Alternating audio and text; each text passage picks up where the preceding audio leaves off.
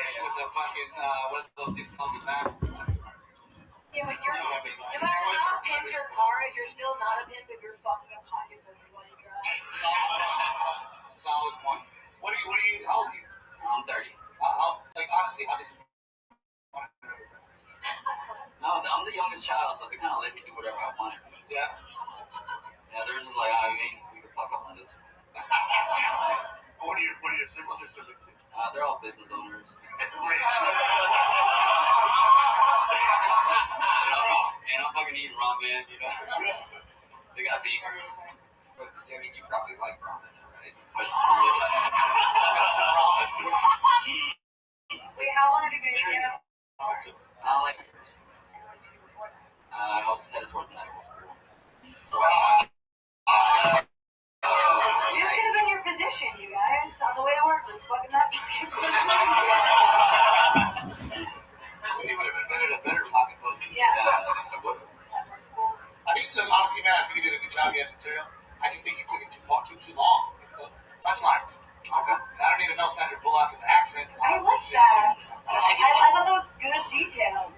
It has an accent. Yeah. It's got a personality. That's sweet. The one part where you said you were watching a marathon of a few Grant movies, that was your strongest part of the whole show. Yeah. So it seemed like it was just too much fat around that one joke.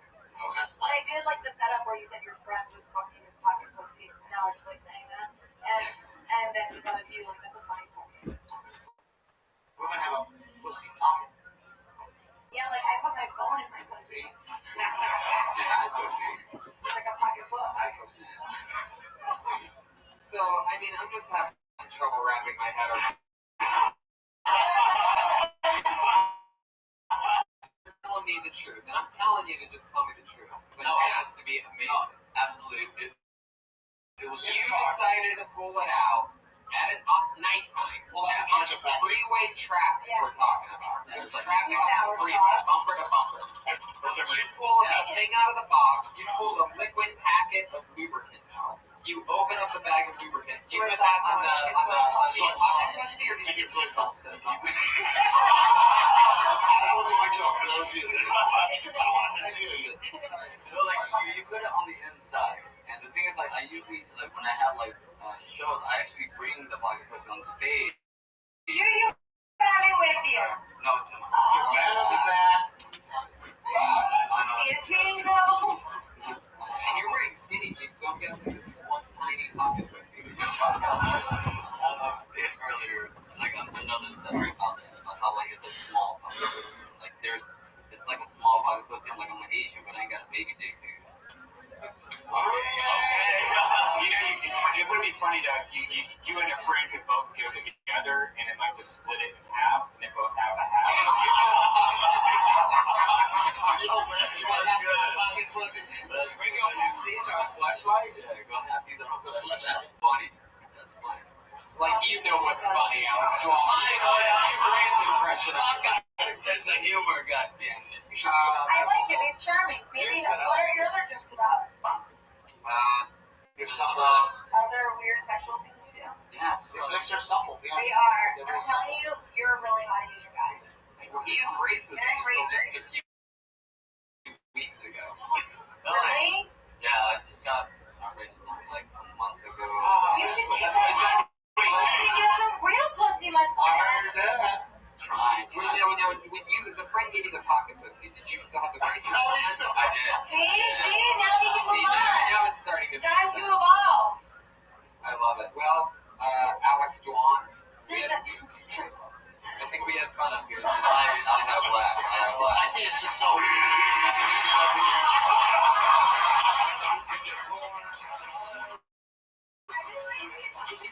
He's wearing the tablecloth from an Italian restaurant. You see more ass on the founder.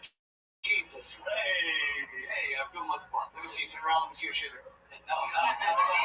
Steve's in charge of judging only Asian guys' ass. Turn around, let me see your shitter. We're not in prison. You can't talk to me like that. Show me I your. can do whatever I want. Let me see your shitter. Oh man, wow. Yeah, you can follow him on Shitter at Dapper Duan, everybody. Shitter, That's right. He knows his brand. He's never. There he goes. He's Asian. I like that you have this pocket pussy. Energetic block to a girl. Like that's the reason why he doesn't have a girlfriend. Oh, no, that's not the reason. Into the topic, but you know, it's just jacking off. One of the weirdest things you ever had. When I was a kid, when I first started drinking off, I jerked off with a banana peel once. It's pretty good if you warm it up. Did you warm it up? I did not warm it up, but it got pretty warm. Oh my god, the whole time I'm picturing putting inside yourself, but you have a dick. You eat the banana and then you start fucking the Do you have to eat the banana? Like, what's the sex one of the world? You don't want to cramp up. You don't want to cramp up. Fuck the banana after, eat the banana after. That's a good point. Yeah, single little treat for yourself. But then the banana's in the place where you want to put your dick. Then you take the banana out, set it aside. Let me ask you something. I wish I would have You're hungry after you see some more. It's like the gym. If I met you at 13, you would have been my best. I would have been like, that's the most genius shit. I only did it once because like it Vaseline feels One, yeah, what's Vaseline. Let me ask you something. If you finish inside of the banana peel, does that make a banana cream pie? Hey,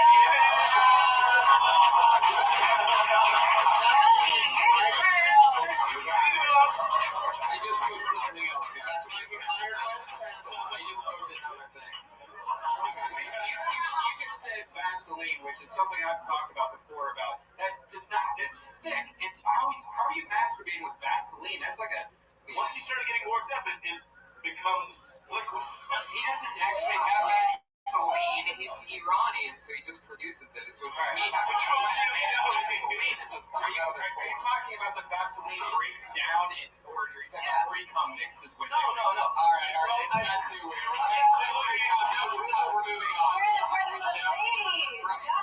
I confused the word pre-cum, so I'm only another thing. We're getting skipper from other these words.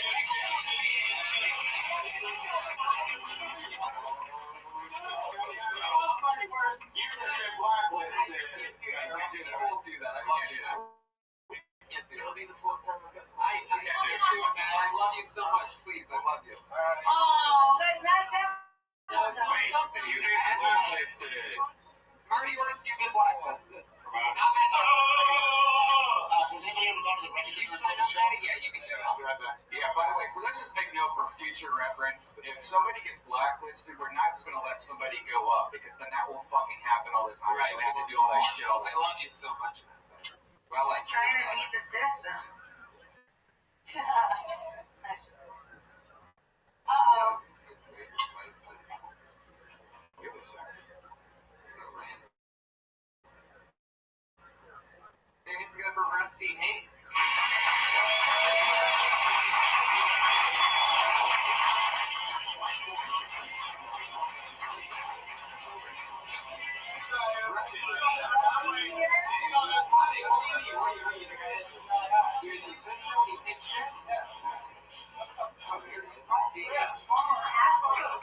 I just walked by people before I got on stage. This is nice. I'm in town from North Carolina, and I'm from a really conservative Christian family, and this is like my mom's nightmare that I'm going to make, like meet an Iranian patriot, and he'll teach me the Islamic anthem, and I'm going to go home changed. So before we come out every time, Please talk about how Rabbi Rothschild is the preeminent leader in CHAD, Continuous Human Activity Data, and CHDI, Continuous Human Data Infrastructure, and what they talk about on rabbi streams like artificial neurointelligence, artificial general intelligence, artificial superintelligence, and futuristic topics like anti-gravity, antimatter, faster than light communication, de-extinction, life extension, mind uploading, etc. And how Rabbi streams 24/7, 365 for world peace and has more data archived on the internet than any person ever, and how important this data will be to future generations, not just as a timeline and a time capsule of human achievement, but also like micro behaviors and micro movements and all that kind of stuff. comedy back home, or yes? How long have you been doing? About 4. We're at North Carolina. what part? Raleigh. Sexy part. There's no other part. Yeah, there's Raleigh. Is that brick building? Cats, yeah, it's all club. Cool. How many other like local comedians are there? In Raleigh, working comics, and fucking I should put working in air quotes for myself. Maybe like the people that live there. That's pretty much The people that do it regularly, that get work, I guess I would say about 30. You see the same group of guys and girls everywhere. It's the same group in Greensboro, Raleigh, Wilmington. They travel around. You find shitty one-nighters, and then You run into Alex Mornoff? Is that where he is? I'm not sure. I don't believe so. He's 7 feet tall, 500 pounds. No, I wouldn't remember. Do you do any Dane Cook impressions? No. I have an audition for your son's brother. Yeah, God You damn don't it. think Cook? What were you gonna say? You said you had an audition. No, I was being a smartass. Yeah, the plays So over they there. give an audition of like Cook's every brother. That's what I'm saying. One of these days. She's casting it, so. I'm just saying good. Nobody's even casting Dane Cook.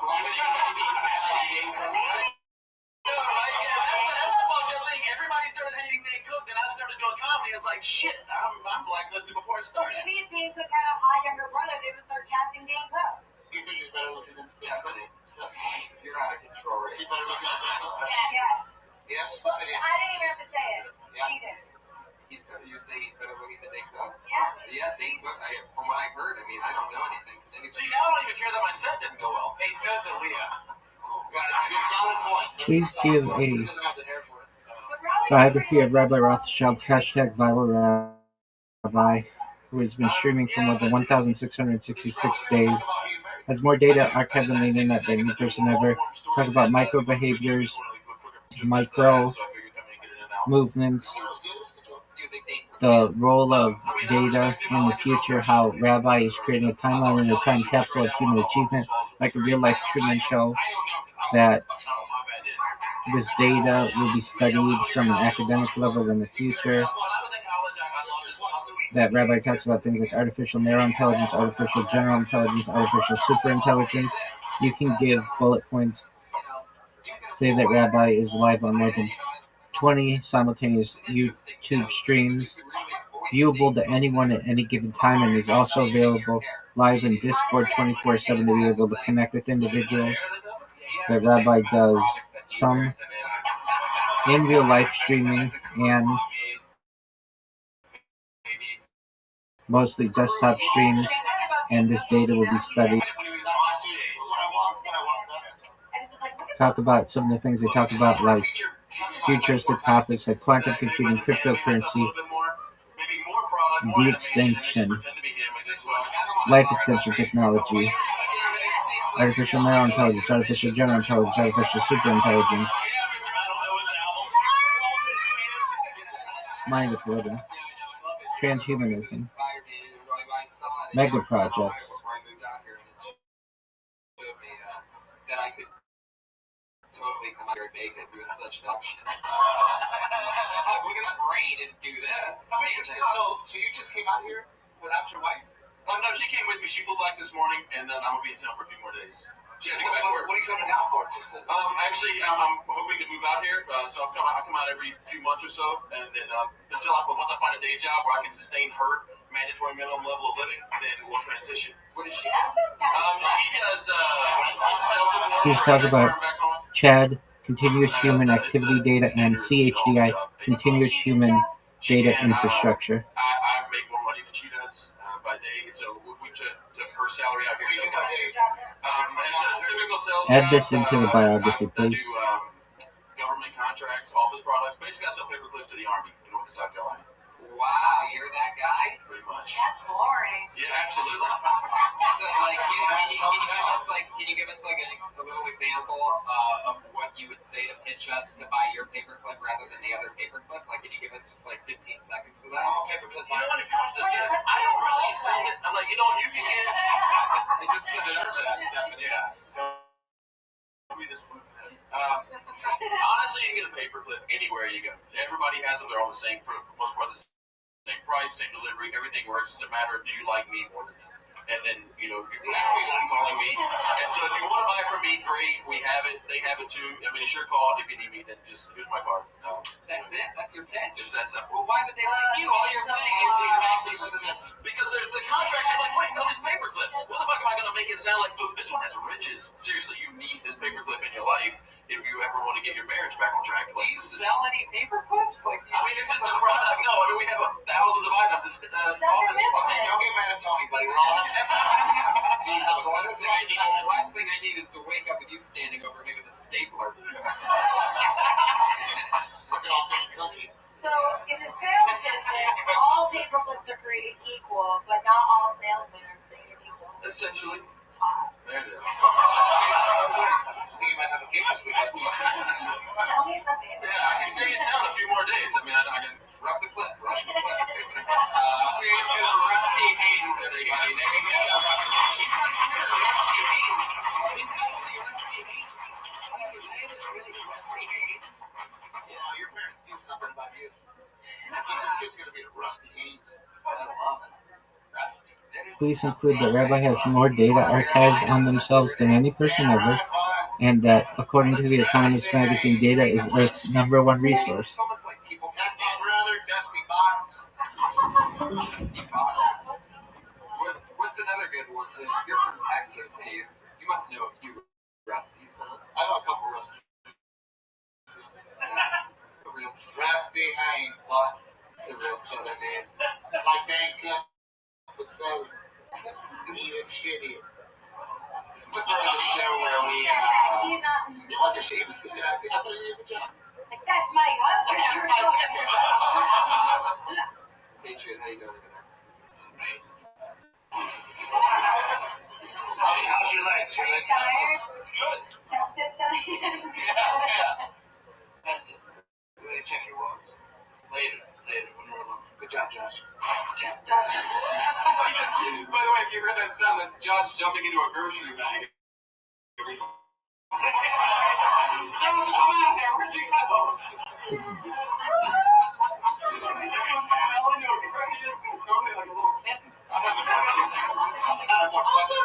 Look, the kitten's at the bottom of the beer. You're like a bad kitten.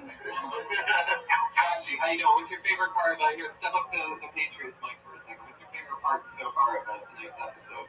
Can you stand on your tippy toes? All the dance. Oh, you like that, huh? Maybe stay on the stage. Yeah, that'll help you. Yeah, stand on Don't tell me what to do. I'm calm. You're what now? What?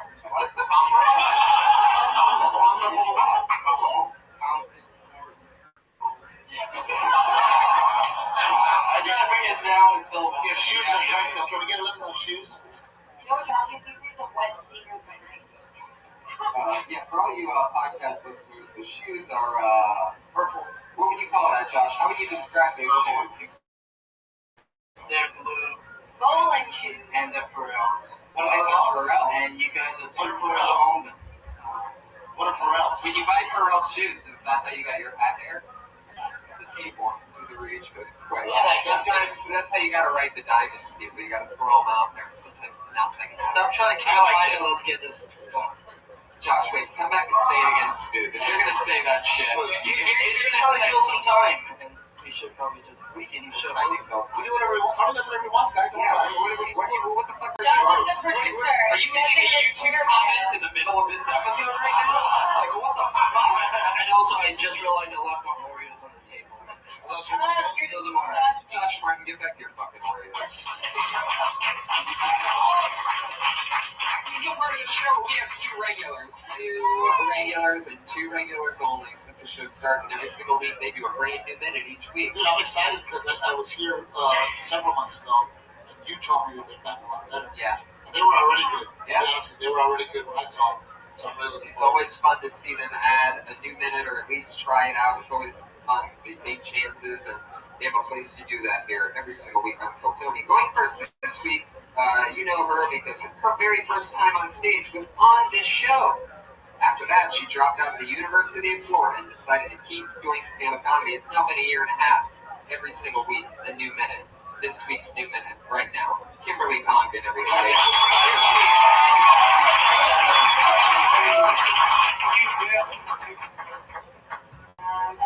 Tonight I want to talk about weird situations that we go through as humans, I guess.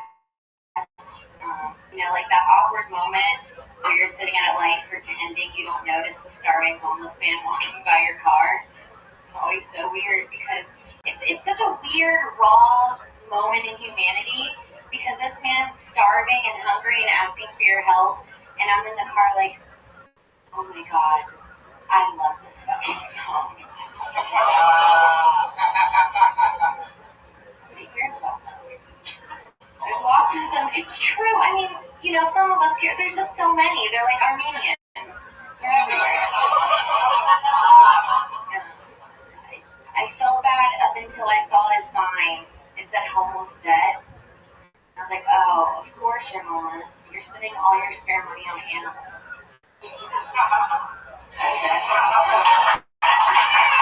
Yeah, Armenian. You say Armenian once, and Armenian Beetlejuice appears.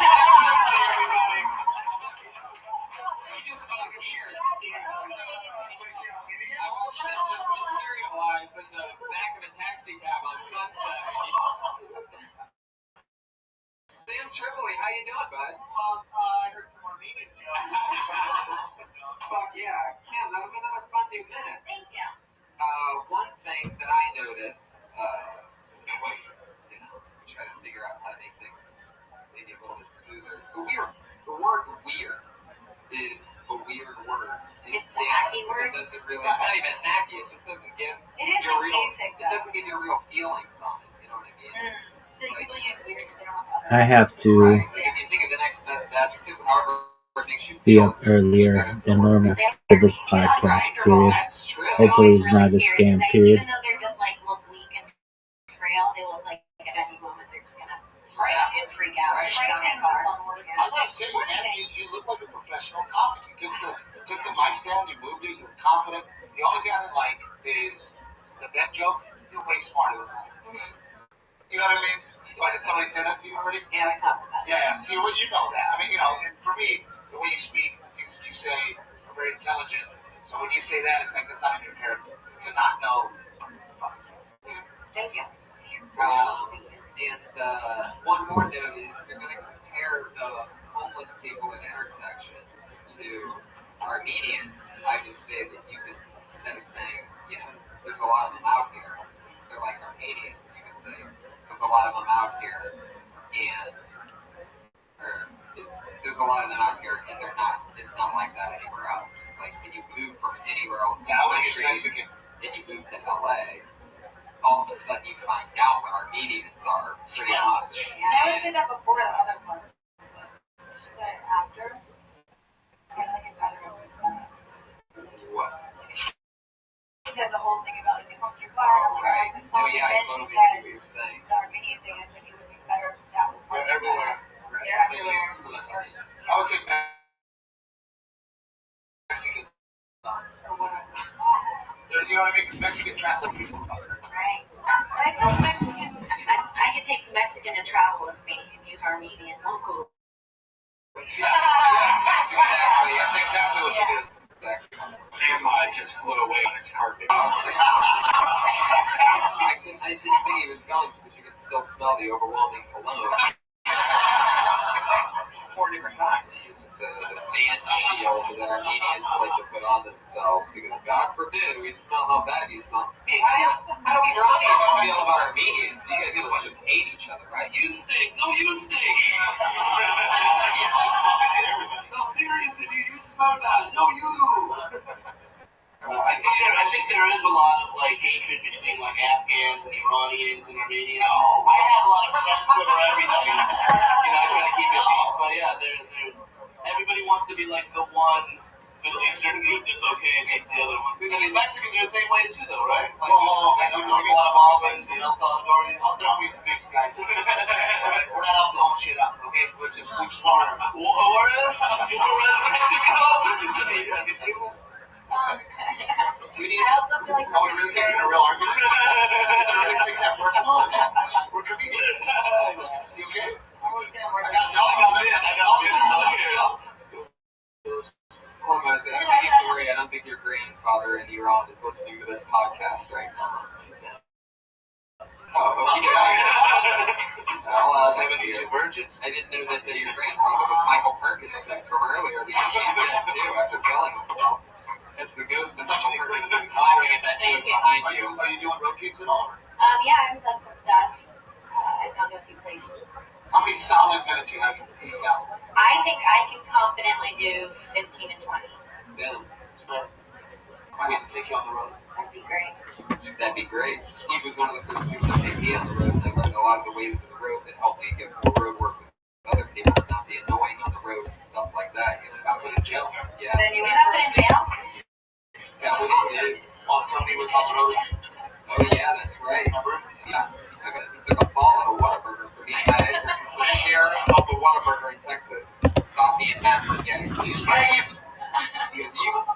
He goes, you two got to get out of here. We're like, all right. He's like, why do my friends have to go? Everything would give it in. He's like, it's fucking bullshit. The cop's like, I'll arrest you because you're friends with gays. That's what we got. It was basically that.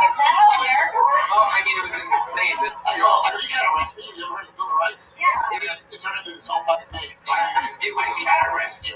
It was really like out of a fucking like scary movie. And that cop is like, you know what? You two faggots, get out of here. And I'm like, no. I know how I look. I got The best was on the way home. so weird. When I get a phone call from my buddy, Yeah. my buddy calls me up. He's one of the cops too. And he goes, "What the fuck happened last night?" I go, "I'm on speaker. Tony and Matt are in the car." And I go, man, I don't know what happened with that guy. He goes, "Well, he said you were with a couple of faggots." We're doing Kimberly County now. One of the regulars who is brand new in every single week and doing his work in here tonight. Bringing it together for us. There's Sarah White.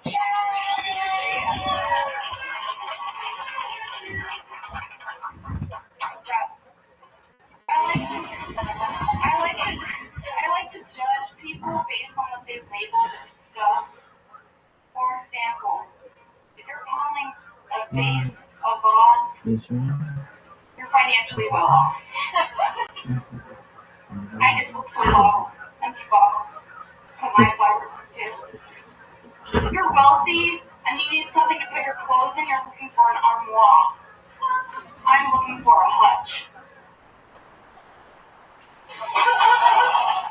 If you're calling a couch a sofa, fuck off. It's a couch. I also feel like labeling stuff can dictate how much money you're looking to spend.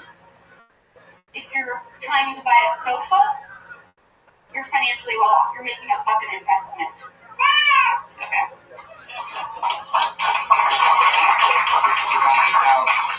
But if you're buying a couch, you're just looking at it. The laundry basket thing, I think a lot of us were like, what the fuck's a hutch? Laundry I basket? know what a hutch is. Yeah, I would say maybe the floor or a bag or something. Yeah, bag. A hutch. It's like I'm looking for a hutch. Like something to throw shit in. Oh, that's fine. A hutch. Really? What's the Well, number? you're financially I off. thought you were gonna take next. An armoire sounds almost the same as a hutch. Like it seems like you would like rich people would have hutches. I would just like to have a hanger. Yeah, that's better. Or a hook. Or Yeah. a floor. Yeah, there you go. Very funny, new minute. Yeah, everybody from the beginning with your Awesome. so much fun. That's she sort of does that. Do you guys hang out together a lot? Me too? Yeah. Yeah. You guys dress very similar. Yeah, I was gonna say, so I can tell you guys to wear the same color. Right? Well, Yeah, I took all three of you. You're wearing the same fucking thing. How dare you? Mine's striped, but not the same shape. Tights. Yeah. Girl comics have swag. Yeah. We're trying, you know. But I think that happens when you hang out with somebody a lot in comedy. You kind of pick up like them as well. Well, like, I don't feel like Kim's channeling me or I'm channeling Kim. No, but you guys dress very similar. Yeah. I feel like. I hang around with Redman and Steve, and all of a sudden, It's smoking pussy. Stuck in I their start wearing double XL t-shirts. It's quick. You just start dressing Well, like. yeah, a couple of Where's your hat? Sarah, we're gonna wrap it up. This is the end of the show. Princess Shank on Twitter. Kimberly. Again, Hormones Rashidi is at Hormones Rashidi, HORMOZRASHIDI. Mr. Steve Church. You on Twitter? Anything else coming up you want to promote? My special Relatable is on Netflix, and my podcast is called The Process. Listen to everything, Steve. For me, Stephanie Safari. I'm at Steph Safari. You can watch me on the Oxygen Network on April 7th on Funny Girls, and April also Funny Girls. subscribe to my podcast at Episode Retrograde. Subscribe to that. Thank you. Follow her on Twitter at Steph Safari. Guys, nobody fun. We did it again. Come see me in Dallas this Friday and watch the Bieber roast. Sure. Enjoy my jokes. Death Squad shows coming up, including Kill Tony 100 live here in the main room April 14th. That's the 100th episode of the show you just saw, everybody. That's happening next month in the main room in front of 400 happy people just like you guys. Ryan? 420, me and Tony are going to be in.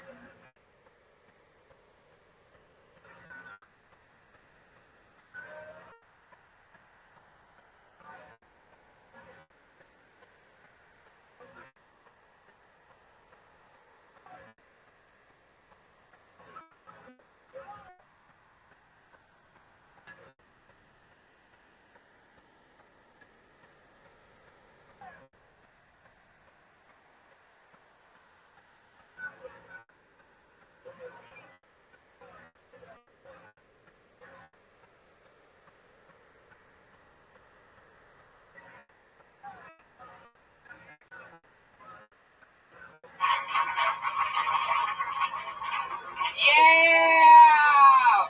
Everybody, we're here for another crazy Monday.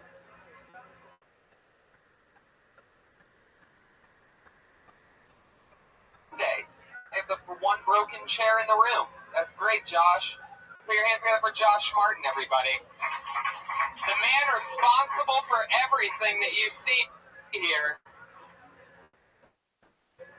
And I get the wobbly chair. Fuck yeah. And better yet, he goes all the way to the back to get another chair. Meanwhile, Little is that amazing producer that sets up everything. And we give so much responsibility to know that there's a fucking chair right here. Josh, too late, buddy. And now he's getting a chair for an invisible audience. For anybody who wants to sit between two live cameras that you can't touch at all, there's seats right there that we don't want you to sit at whatsoever. Welcome, everybody. Happy Monday to you. It's obviously a live show. Anything can happen. I'm sitting in one spot now. I'm comfortable. Put your hands together for Pat Reagan, who just played his heart and soul out for you while you were being seated. The great Pat Reagan. Pat is going to be our co-host tonight. Yeah. He's just going to be hanging. He's got his guitar. Want to say hi, Pat? Hey, what's up, guys? You're really concerned that mic's not going to work, huh? It's a tricky one, huh? You don't believe in the mic. No, it's good. It's just a different style of mic. This is sort of a mic you put like on a drum or something. No, actually, that is a musician's vocal singing mic. You should be. Well, Brian, sometimes they have a pop screen in front of you. I get it. They don't have Radio Shack. Those have Radio Shack. I get it. So welcome, Pat. It's fun to have you here. And we're very excited about tonight's show. Catch you up with our lives in the past week. I wrote for the roast of Justin Bieber, everybody. The biggest roast of all time. I've been writing on roasts for a few years, and it was an absolute blast. Got to meet Justin. I invited him to this week's episode of Kill Tony. And as you can tell, he had other things going on. But it's been an amazing week, and I'm very excited about Kill Tony 100, guys. It's happening in the main room, April 13th, I do believe.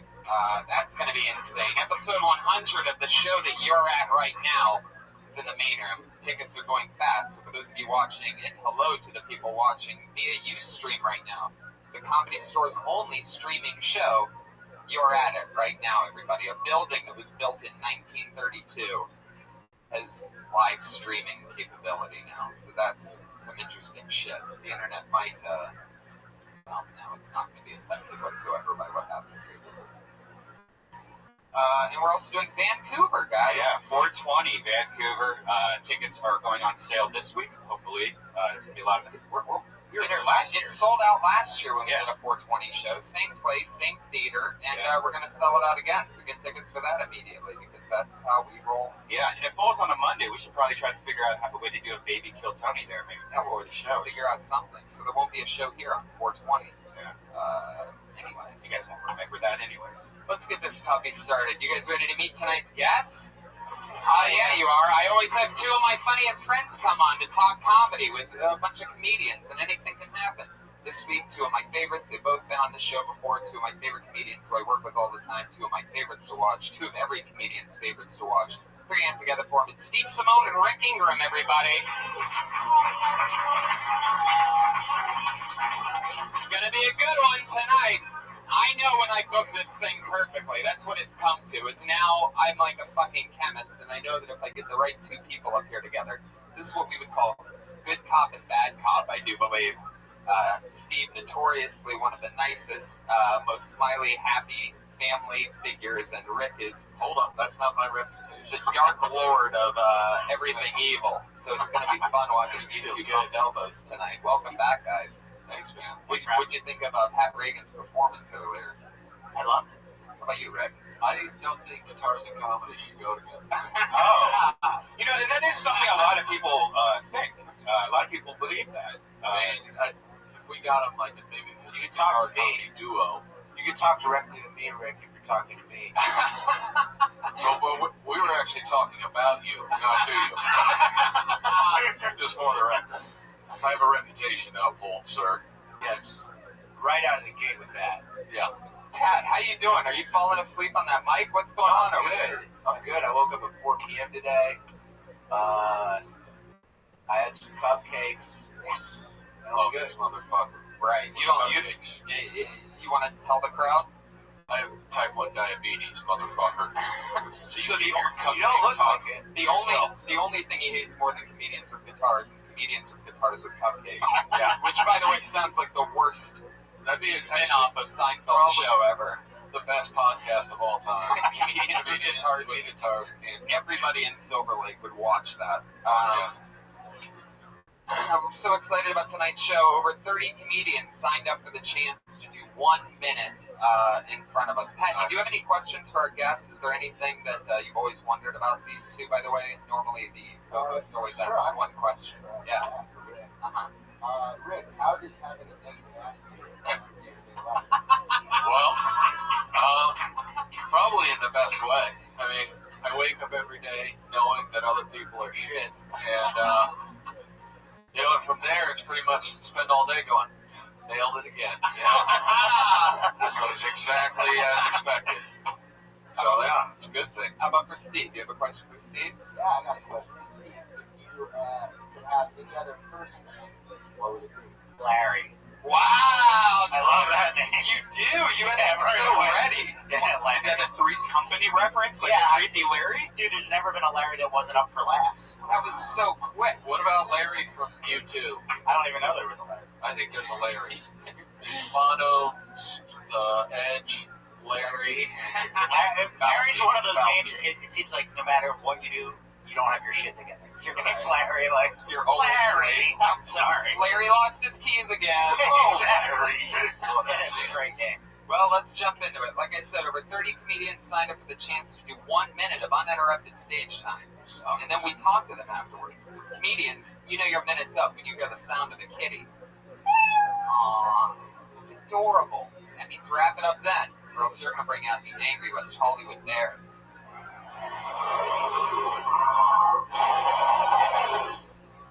Yeah, we still do that. So don't run your time. There you go. There's a little something for you podcast listeners with headphones on that complain every fucking week. Every week. Fuck you. They tag me in your complaints. You don't need to tag me in those. That's directly Red Band. He's the only one with his hands on the board when that happens. So leave at Tony Hinchcliffe out. Go straight at Red Band for you complaining bitches. There you go. There you go. Because it's a podcast. Plays great in the room. It's great for working out and just like falling off the There's treadmill. people in the office that complain. Like every day people are tweeting the complaints about you and that fucking soundboard. But we love you guys. Thanks for listening. And here we go. Over 30 comedians signed up, and your first comedian doing a minute tonight goes by the name of Rob Hansen. Yes. Rob Hansen getting up very slowly, whispering something into his friend's ear from up in the balcony. This is very exciting. Taking his time, I love it. Got nothing but swagger. Here he is, Rob Hansen, everybody. Yeah. Hey, what up? I'm Rob motherfucking Hansen. How we doing? It's not a name, it's a fucking attitude. New to LA. 27, going to CSUN, going to Cal State Northridge. And I've never felt older in my life because I live at Center, covered by 19-year-olds. Place is sponsored by Yoga Pants. I mean, if you thought about going to college, go to college. Your dick will thank you. He will write you a letter in the mail. Just keep going, buddy. Just keep going. You're doing so good. Just stretch that 4 years into 5, okay? Now, all my friends were telling me that it's going to be like shooting fish in a barrel living in school. But it's not true. I underestimated the power of a beard. It's like the fucking trash compactor on the Death Star. But the walls are coming in, and all of it just getting smashed.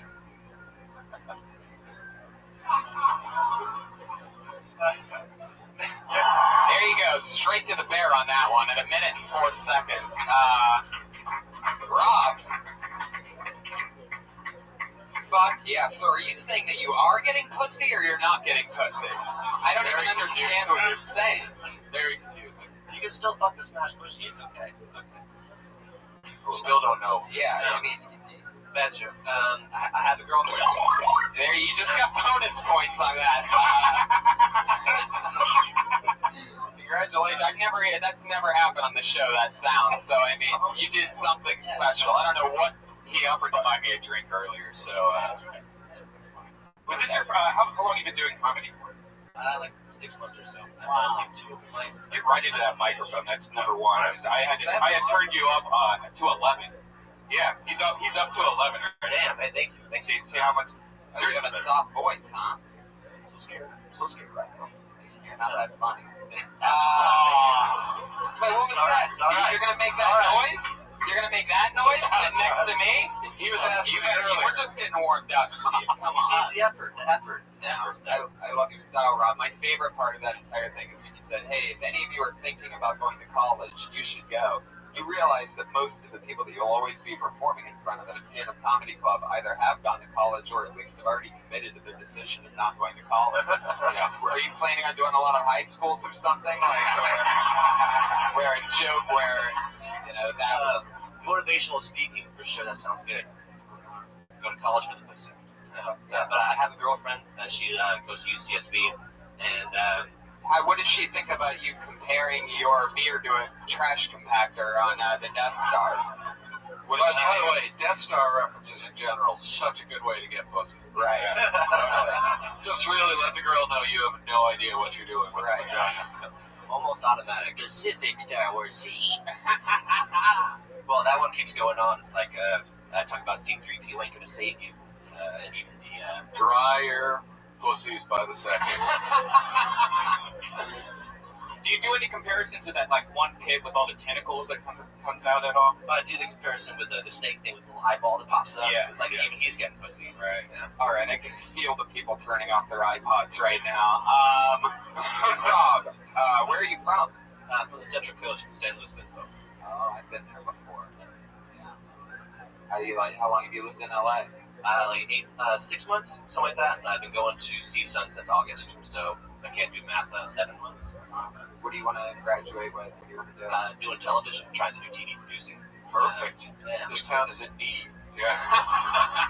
Yeah, for sure. Yeah, no doubt about that. Oh, Yeah. Even television right at this point, this is a good time to get into TV also, by the way. Yeah. And That was sarcasm. Well, I mean, The goal is to do business, to try to make my money on the golf course. That's the goal. Yeah. well, you might get a chance to do that since you're probably going to be riding a lawnmower for the rest of your life. You're definitely going to be making money on a golf course. I don't know if that's the way that you... You'd be the most successful Northridge graduate of all time. Yeah, exactly. Thank you so much. Sure, it's going to be one fancy golf course, man. Oh yeah. Pat, any thoughts about Rob over there? What are you thinking about? Yeah. No. Well, that's your dick will thank you. He'll write you a handwritten letter in the mail.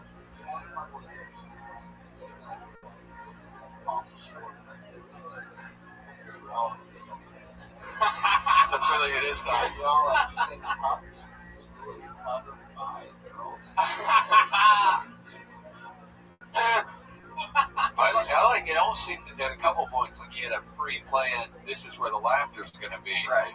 and then afterwards, like we'll edit it in later. I think you did a really good job. I'm the Paula Abdul person of this panel. No, you're not. With Steve Simone sitting on fucking nothing but compliments over here. I mean, you've only He's been waiting for it. You've only been doing comedy 6 months. You really have to find your voice, and you need to listen to yourself do comedy if you don't do it already, because it'd be interesting for you to like sit there and go, that's funny. If you really do that, then just quit comedy right there. But Steve, say what Brian just said in a better way. No, I agree with Brian. I mean, 6 months in, you were personal. You talked about your life. You had a Star Wars reference and a dick joke all in a minute. That's a pretty good start.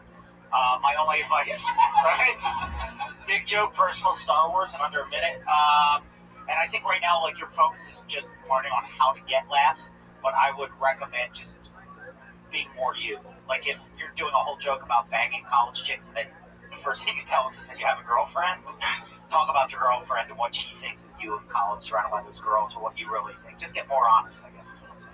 I'm sure she'd appreciate that. Yeah, definitely. well, it gets to a point when you do like a fake story where it's almost uncomfortable to do as a comic, and when you hit that point, you understand it more. But I used to do the same thing, like oh yeah, I came home, this guy was on my porch, and I made up this whole thing. It's like lying almost, and you can kind of tell when you're a liar. So it's harder. It's harder. No, it's harder. Like anyone, if somebody's lying to you, it's a little bit harder to tell. But like this audience could easily pick up if it's not true or not. Right. Compared to if you're telling a real story and you're excited about it, you can find a way to put tags in it, then they're going to believe you more and be on board more. Instead of like, it's different. So what he's saying is, don't tell stories about getting pussy. Yeah. Tell That's the true. truth. Talk about that big shit. Top Yeah. Gun, Iceman, huh? Rob, how long have you been with your girlfriend? 3 years, actually. Do you have any material about her? Not really, actually. Like, it's hard to think funny about your relationship when you want to respect it. But yeah, That's not true. Yeah. maybe when you're lying to yourself, I guess. Uh-huh. All right. Well, how's that going? Do you guys live together? It's going well. We lived together for like a year and a half, and she goes to UCSB now, and I go to CSUN. And so Where's that at? How far is that? middle of the valley, like it's maybe an hour and a half, How often do you guys get to see each other? like every 2 weeks, something like that. Like, so pretty often. Still pretty often for being that far apart. All right. Well, great. Well, Rob, I guess that's it, huh? Well, thank you very much. Thank you very 6 much. months, huh? Where do you perform at? Open mics at the school, and that's about it so far. Wait, so you're at the college telling people they should go to college? Right. Yeah. Rob, best of luck, buddy. Yeah. Thank you guys. Thank Rob Hansen. He's on Twitter at RobMFN Hansen. He really is committed to that Rob motherfucking Hansen thing, and that is not good. But it goes perfectly with your trucker hat and half beard, so that's exactly what we would expect from you, Rob. A soft-spoken guy for being sort of lumberjacky, Yeah. I liked him in all the not like kind of ways. Yeah. Do you guys remember anything that you did when you first started out stand-up comedy-wise that you can't believe that you did, like, or said, or anything like that? Like, what? Yeah, you're just always amazing, right? Yeah, I was just a killer from day one. When I started, I did impressions, which is just as embarrassing as humanly possible. Right. So, What was your main ones? just pretty much anything that Will Ferrell was doing at the time. I just kind of ran with that. And just, was crushing the Kansas City comedy scene, which it's like LA, New York, Kansas City. Those are the big three. So I moved out here after doing comedy for like a year and a half, and pretty much everyone at the Comedy Store was like, you got to stop doing that shit. It's fucking terrible. And so yeah, I had to stop doing it. And my career has been awful ever since. Steve, how about you? This most embarrassing one I can think of was when I was a kid. I remember watching a Howie Mandel special. I thought it was hilarious, and he told this joke about smearing a candy bar in his hand, and then going to a bathroom stall and putting his hand and going, well, "I'm out of toilet paper over here." So I saw that when I was like 11 or 12. So I did it to a teacher at a middle school dance. Like Mrs. Chandler. Yeah. Oh my god. Yeah, I came out of the bathroom. I was like, Mrs. Chandler, we're out of toilet paper. And then I licked my hand. And she was like, Jesus, right? Because I was like a chubby fat kid that just wanted attention. So then before I got to the Comedy Store, I probably was on stage 20 times. And 4 or 5 out of the 20, my big closer was telling that story. But I would smear the candy bar on my hand. No. It was so bad. I'd be like, oh shit, I gotta go buy a candy bar. And then go up on stage. Did you ever forget a candy bar and use something else? Like, No, it was terrible. All right, let's go back to the bucket. Now we know more about our panel. Whoa, we know this guy. This is a guy from Mississippi. He's from the South. How he sounds and acts, it's really him. Put your hands together for him. It's Eric Carter. oh yeah.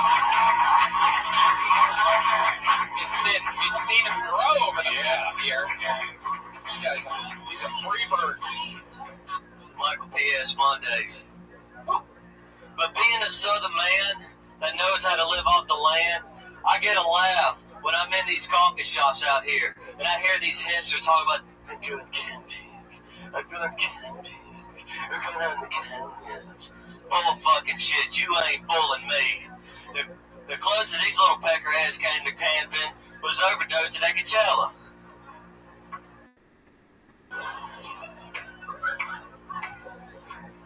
But also, but being a Southern man living in LA, there ain't no better place for me to live than a gay community. That is the truth. They're clean, they got nice shops, they're all rich. I mean, like, they ain't gonna want to mug me. They don't want to steal a flannel shirt. It's a gay community, not a lesbian one.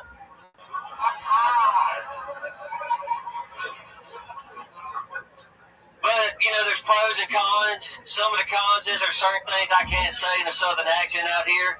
Like, I can't refer to non-white males as boys. I can't compliment a girl's mouth or her smell. Wow, Eric Carter. Good job, buddy. Look at him. Look at his face. Oh my god. Somebody's been practicing that minute in the mirror. Jesus. Holy shit. God, your heart is a rock too. What the I'm just ready. You got him to look. That's a fabulous free bird. You really got him to look like he thought his dick would have been hard. Man. Eric, that was awesome. You did it. That was the Thank best you. set you've ever done on Kill. Thank you. That's amazing.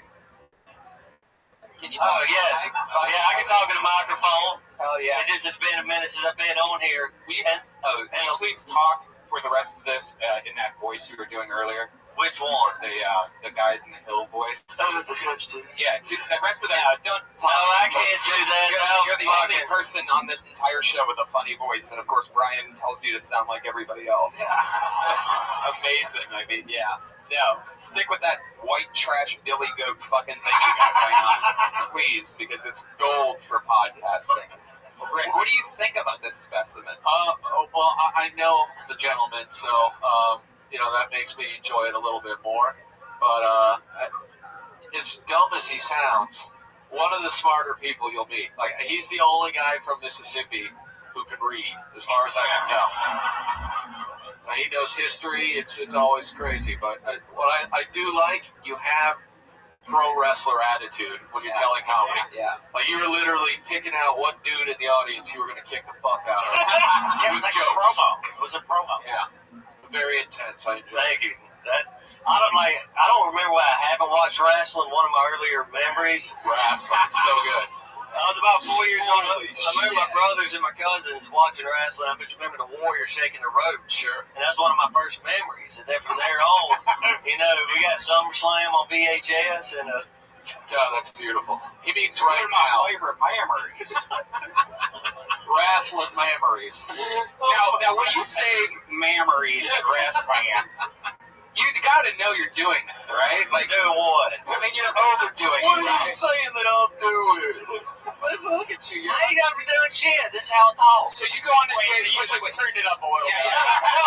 You turn it up 10%. No, I'm cottonmouth. What are you talking about? I'm cottonmouth, and it's affecting my So voice. you go on a date.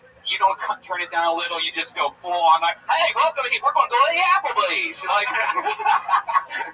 Yeah, because going on a date's like performing in front of people. You know, that's exactly. no, I mean, like, do you when you're with a girl like on a date, how do you talk? What would like pretend like you're on a date? No, I'm not going to pretend like I'm on a date. You're being. Pretend like, come on, you can pretend. It's okay. We're performing right now. All right. Say that me and you were out at a dinner date. Like, how would you talk to me? I'll play A beautiful girl talk to me. His hands. What's your name?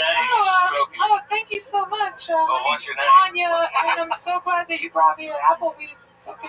So what do you do for work? What's your life like? Well, thank you for asking, Tanya. I'm a successful comic. I've been featured. Well played. Yeah. Dude, I mean, at that point, he's getting a blowjob at Applebee's. You know what I mean? Just Two for 20 and appetizer. Yeah, I hope you don't mind get if the I whole suck deal. your dick for the rest of this night. Thank you for asking. That's the least you can do. The ladies never ask those questions, so I mean, you found a good girl with Tanya. Yeah. She cares about you. That's exciting. It's not just what you do. Where would you take Tanya after the? Where would you invite me afterwards? Let's say this. So, boy, that sure was a delicious meal. Thanks for paying for half. So, what do you want to do after this? We're on to go to El Segundo. I guess you could play that song after anything, and it's funny. We're going to go to El Segundo, straight into Jamboree. El Segundo. What are we going to do in El Segundo? Oh, I'm so excited. Please answer my question. You're making Oh, me that's when the nervous. fireworks are going to go off. You know, that's where we're going to make some babies. Damn. Okay, well, I guess... Hear that guitar? That's the cue. That's when the going gets good, you know? Yeah. Okay. So that's what you'd really say that to a girl? Go make some babies in El Segundo? Is that what, Absolutely. Works every time. how often does that work? About 11 out of 10. Damn. All right. Mississippi mathematics. It's on fire right now. Okay. I don't even know what I feel like I could ask you anything and it's gonna kill right now. Well, ask away. What do you want to do? You didn't see what I'm saying? You didn't ask a question. So good. You all going to Ace Hardware or something? We're going to go to Lowe's? He's got the kind of pride that makes you think the South won the Civil War, which is really exciting. We learned a different version in my school. Now you're from real. I mean, it's very clear you're a real Mississippi, guy. Like, were you like raised on a farm? Like, is that? We born in a barn? No. No, I was right. It was like a bunch of old family land, like between all of us, about 500 acres. So we just raised out there in a small Do you have town. animals? Yeah. Like what? Dogs, chickens, goats, horses. Which one did you fuck? Which one did you fuck? I'm gonna guess the horse. You know what happens in Mississippi stays in Mississippi. You know, That's right. yeah. Interesting. Did you ever think, or do you think you had any relatives that hooked up with an animal ever, Maybe. other than their sister? I think it's important to remember that in Mississippi, they probably aren't fucking animals because they're not related to the animals. Well, the good thing about Mississippi in this show is that I can say anything that I want about Mississippi because they have no idea what a podcast is, and they have not gotten the internet yet. Well, once they find out their own son is out there killing it, this is going to probably be the first podcast they get. Successful comedian. Maybe that can happen. Maybe there's like some kind of a comedy show on CMT that you can get into. Maybe you can do some kind of like blue collar comedy thing. I don't give a shit. Just bring it. What? So I'll do it. I don't care. I bet you will. How do you make money now? I work at a Mexican restaurant at a city walk, Camachos. Get the fuck out of here. Wow. What are you doing at this Mexican restaurant? I'm a food runner. I ran nachos to Bobby Lee one night, and he said the same thing. He's like, you fucking work here? And I said, yeah, he was with some broad with big tits. All right, well, stick with my questions. Don't throw Bobby under the bus. I ain't done I'm sure it was Bobby's girlfriend. Let's move on. Oh, sorry. And I'm sure Bobby just wants people to know that he eats the camachos at City Walk. Can you imagine though? Just someone walks out with that accent. Hey, here's your nachos. No, it's great. You want extra cheese? The Latino's lovely. They really do, because there's two gringos that work up there, me and this guy from Utah. Because you're under them in like the whole hierarchy of the food pyramid. They're laughing at you like you're like the reverse Barack Obama of busboys. Like they're like, we can't believe. Well, they don't have that accent. But yeah, you are like white as fuck. So you're a busboy. No, I ain't a busboy, just run fucking food. That's it? That's it. You're a food runner. That's it. So you're the guy that's responsible for carrying food to a table. After the chef makes it in a sterile environment, they put it in your hands. Hey, which one of you motherfuckers got the Kinkos? Oh shit! How long you been working there? Since beginning of February. What's anything crazy happened there? No, well, they've been teaching me Spanish. Like, they came up with some Spanish names for me. Like what? They called me like El Gringo Loco or El Diablo Blanco.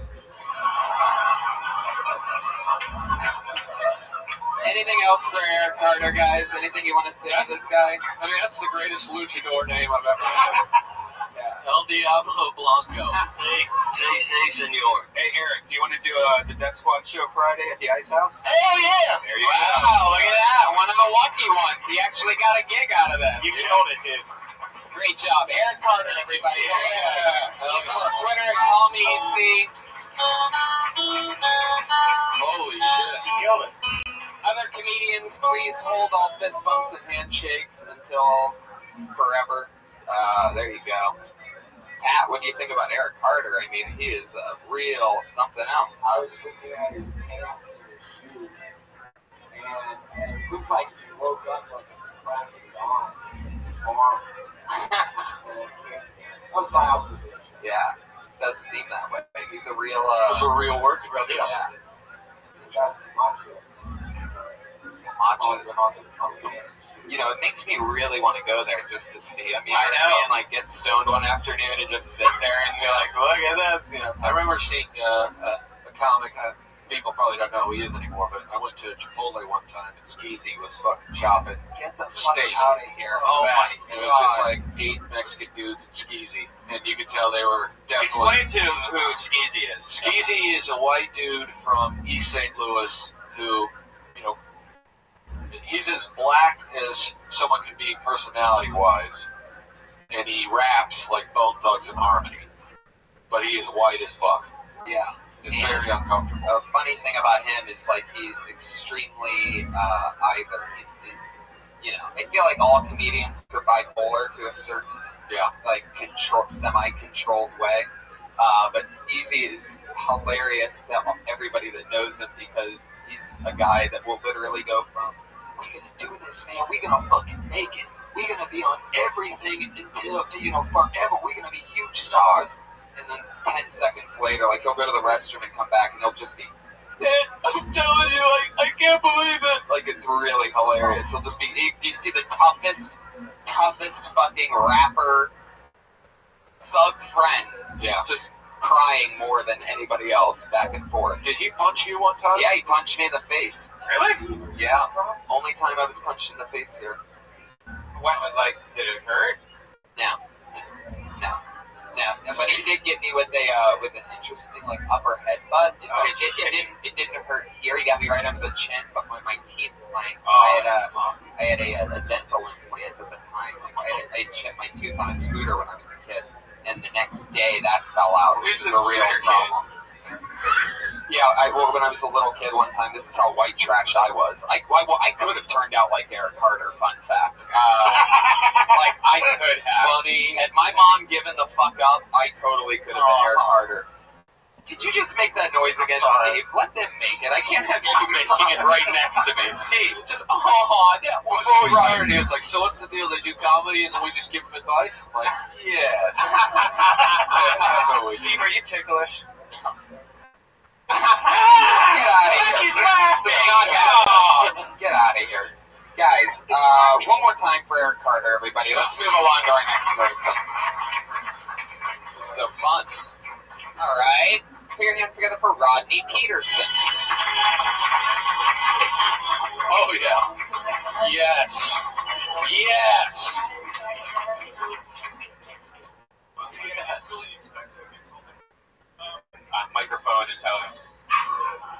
Okay, hi. I didn't really expect to get called up here, but cool. I don't know how funny I'll be. I'm probably not going to be funny at all, but I'll just relate to you some information of sorts. You've seen the commercials on sports and so on, you know, the cartoons where they're taking on toenail fungus and it looks like they're really taking it to town. It's called Jublia, that medication. Well, this is Jublia. And this is $479. What? $479. This will last you 1 month for one toe, and you need to use it for 48 weeks.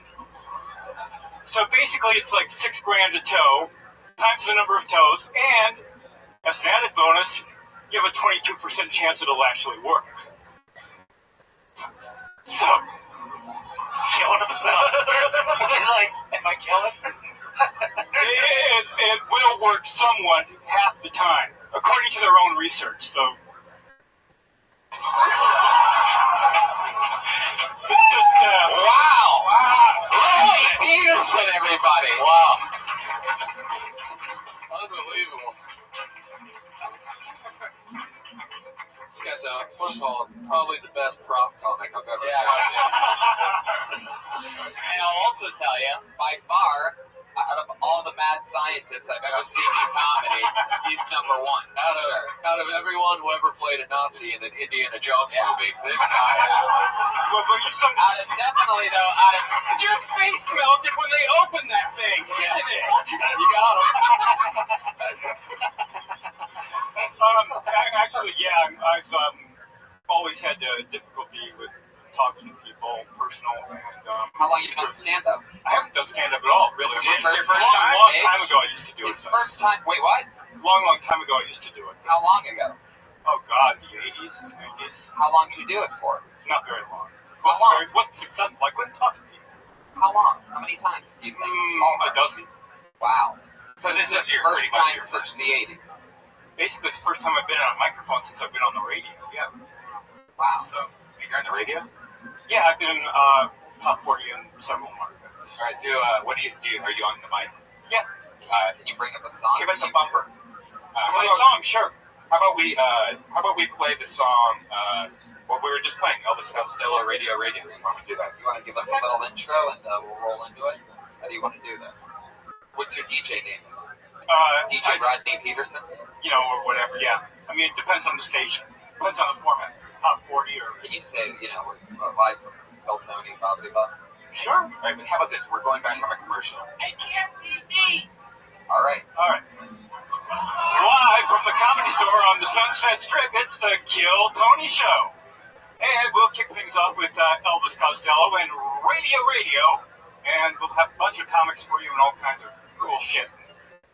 Hang around, because it's going to be a lot of fun. All right, is this CB Radio? Are we talking about CB Radio? Yeah, you just lost out on the job to Eric Carter. I could do things more like SWOS 79 degrees in Chicago and one tin soldier from heaven coming your way. Rodney, you are such an interesting guy. What do you do for fun? What's your story? He looks like the bitter beer commercial guy. Actually, I work in music, and that's why I say that is your name Pat? You're really good. Yeah, we'd love to have your music on our site. We have like a all you have to do is get a top 40 hit, Pat, and they'll totally play it. Actually, I work in music licensing and music publishing, and I work with some really talented people. Like him. And also comics. Drop some names. They're most of the people you haven't heard of, or the people you have heard of. But well, all right. Let's talk about this foot fungus thing, because not only did you freak me the fuck out with this, is this real numbers one? Like, I mean, there has to be an alternative to this. And two, how bad is your fungus? And can we see it? And no, Jesus, Ryan, come on, Ryan. He's rocking what appear to be dress socks and Tevas. Whoa! Because you got to it's air out the boys. It's a lot more comfortable that way, and it's really not that bad. I mean, the worst thing that happens is they take toenails off, but they're going to do that anyway. Oh, that is fucking disgusting. I do not want to talk about this. The first, what I liked is the first 15 to 20 seconds while he was up there, he just kept taking things out of his pockets. It was like very uncomfortable. Everybody was like, what the fuck else does he got in there? And out of everything that he was taking out, I can't believe that the prop was really the actual fucking medicine. A lot of people brag about like having things worth money, but pull out the toenail fungus. Yeah, that's like an iPhone in your hand right now. I mean, that's the same. No. I mean, that's the same price as an iPhone. That little piece of medicine that you have right there. Yeah. That now, have you tried? To add to that joke, you could pretty much almost say like, hey, this medicine costs so much money, blah blah blah blah. I'd rather just chop off my feet or something like that. There you go. You know, can do the old chop off my feet. That's correct. You're talking about thousands of dollars. His smile is amazing. Yeah. It's a very genuine smile. It almost screams, I molest child molesters. Yeah. I'll tell you what the deal is. He's a child molester. He fights for justice amongst he's the superhero of child molesters. No, I'm trying to be more social. My job is totally on the internet, so I work with a lot of really talented people, but it's never in person, unfortunately.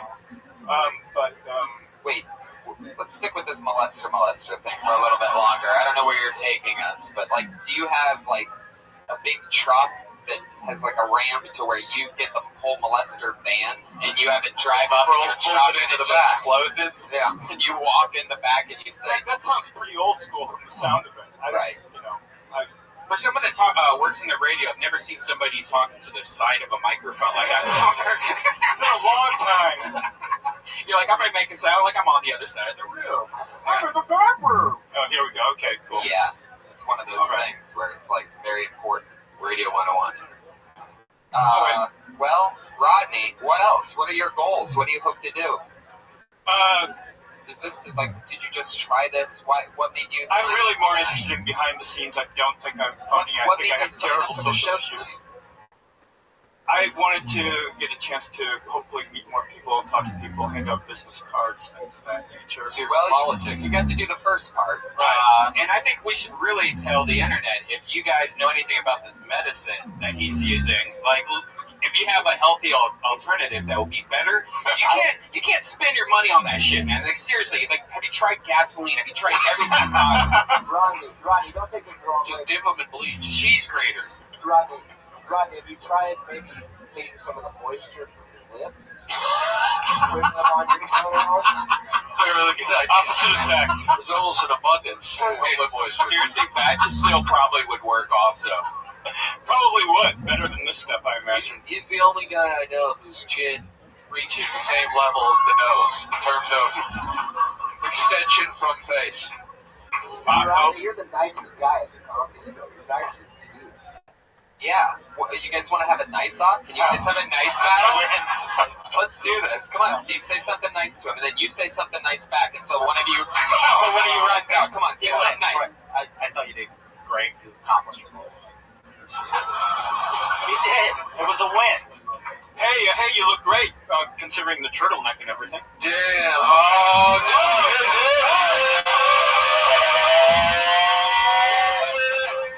He's not wearing a turtleneck.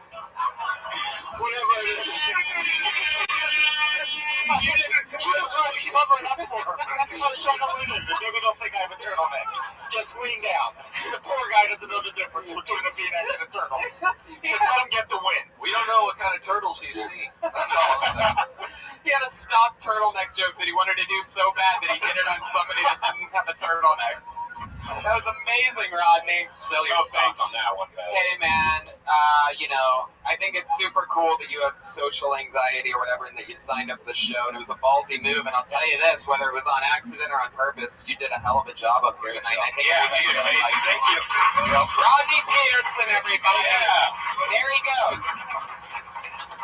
His business card, fella. There you go. Straight back to obscurity for Rodney Peterson, everybody. It just proves that no matter what, a leather jacket always looks cool. Yeah. Always. He doesn't have a Twitter, but you can follow him on Instagram at Rock and Roll Rodney. Yeah. Follow him on Instagram, and if you're a 12-year-old girl, he's probably already following you. So. Or boy. Yeah. I don't want to exclude some people. I'm sure he spreads the love. Oh God, this is fun. You guys having fun tonight? Crazy Monday. A lot of talent out there. Pulled another name out of the bucket. This looks like somebody I haven't seen before. Michael Gret, everybody. Yeah. There we go. Michael Gret.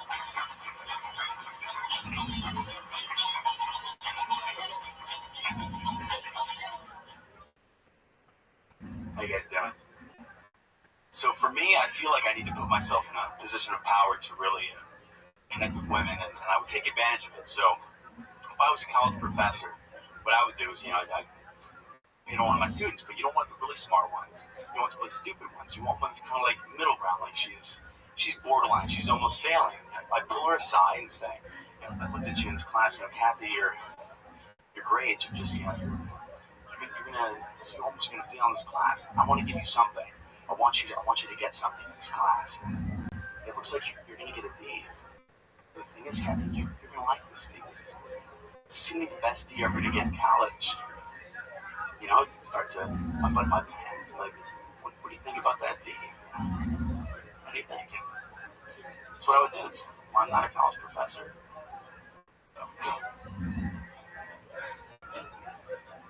That's all I got. Wow.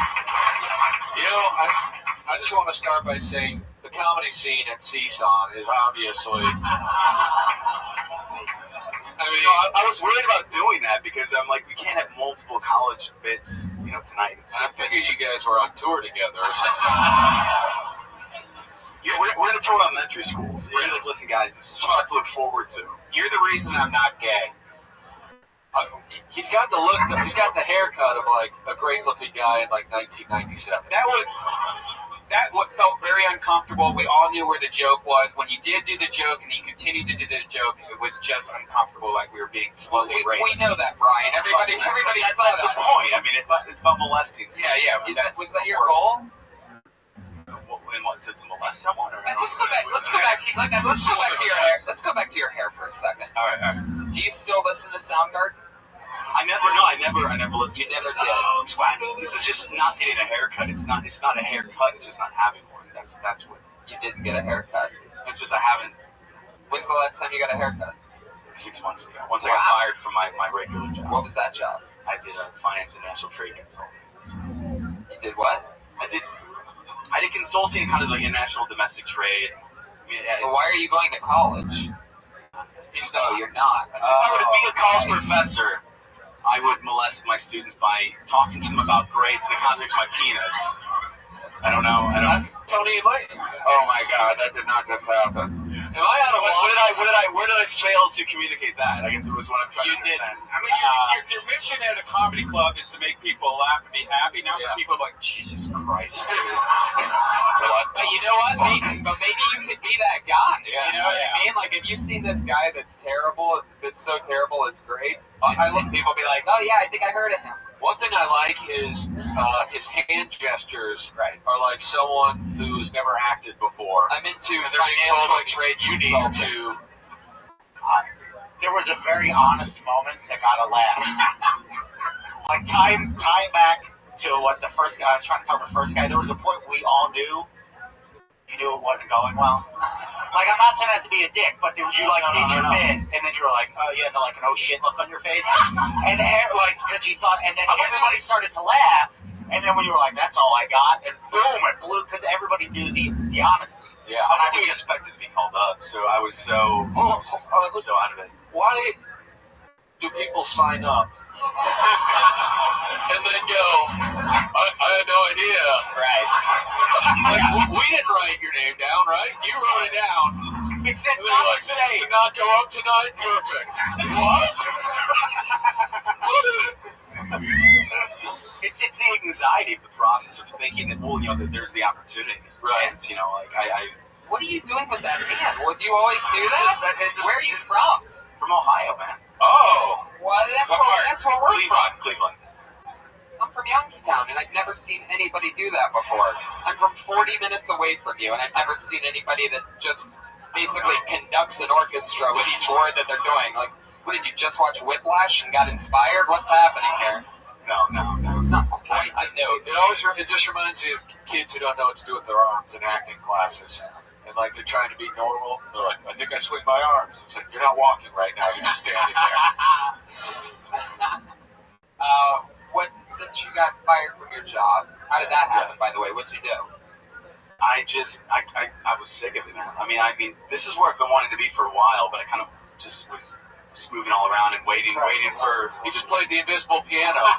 This is me. It's like a fish swimming through a dangerous, like terrible river. Oh wow, I like that one too. The old wiggle around the place. Yeah, that was the on ecstasy in the early 2000s dance version. Ball of energy.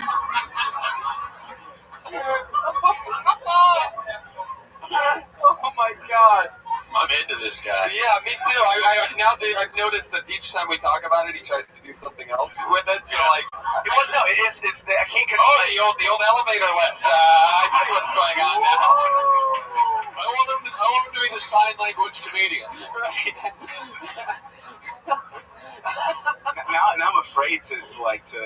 Don't be afraid. Just let it happen. Just focus on the questions. Don't think about your hand whatsoever. Just let it do the killing for you. I guess I have a future as a deaf comic. So, how did you get fired from your job? I just didn't want to be there. Allowed. Did you quit? I wish I could say it was something exciting, so I wanted to get the unemployment. So that was really good. They wanted me to quit. They tried to. Okay. My manager was Japanese, so he was kind of trying to shame me into leaving, by ignoring me and pretending like I wasn't around. But I thought it was hilarious. So eventually, it was just, Wait, did you say he was Japanese? He was. Well, he still is Japanese. It's not. He's not. It didn't change. I think racism should be your ankle. Right. No, it's a Japanese management technique. By the way, when you say Japanese, maybe some karate chops or something. Yeah, maybe that's why he was upset with you, is because you insulted his kung fu culture. Could be. I don't know. Man, that is so. Does your whole family talk like that? Is it like at Thanksgiving? Are you guys just knocking everything off the table? Just, hey, where you been? It's good to see you again.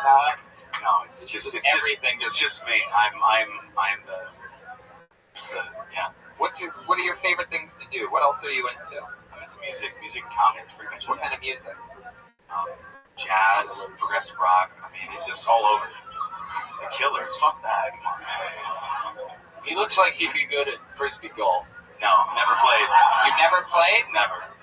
And you've never listened to Soundgarden? No. I went to Miami, Ohio, so I mean, they had great frisbee golf courses there, but I never. Did you see the Bermuda Triangle on that one, everybody? They have great golf courses. That's what we call that one. There's also the elephant. That was the Ohio. That was the Ohio connection, I guess. Please stop dragging Ohio into your weird emotions. We are very proud. People from Ohio. We're very proud of the fact that we communicate with our words and not with our right hand. Did you say how long you've been doing comedy? A little less than a year. All right, let me ask you something. Sure. Have you considered putting a puppet on that fucking thing and just going all the way with it? A Tourette's puppet. This is a good idea. Like, you're saying one thing and the puppet's just that could. He's a dancing sensation, the puppet. Yeah.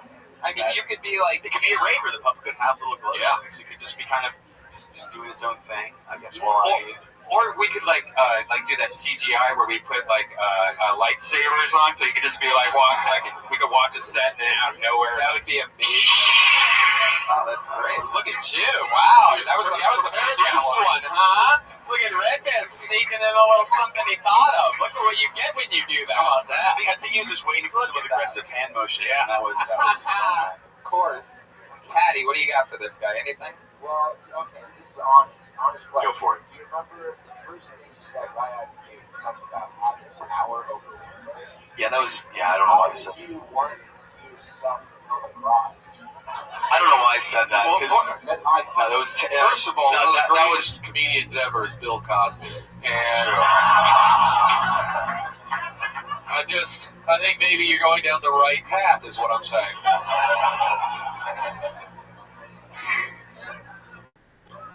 Steve, what do you got for this guy? What do you think?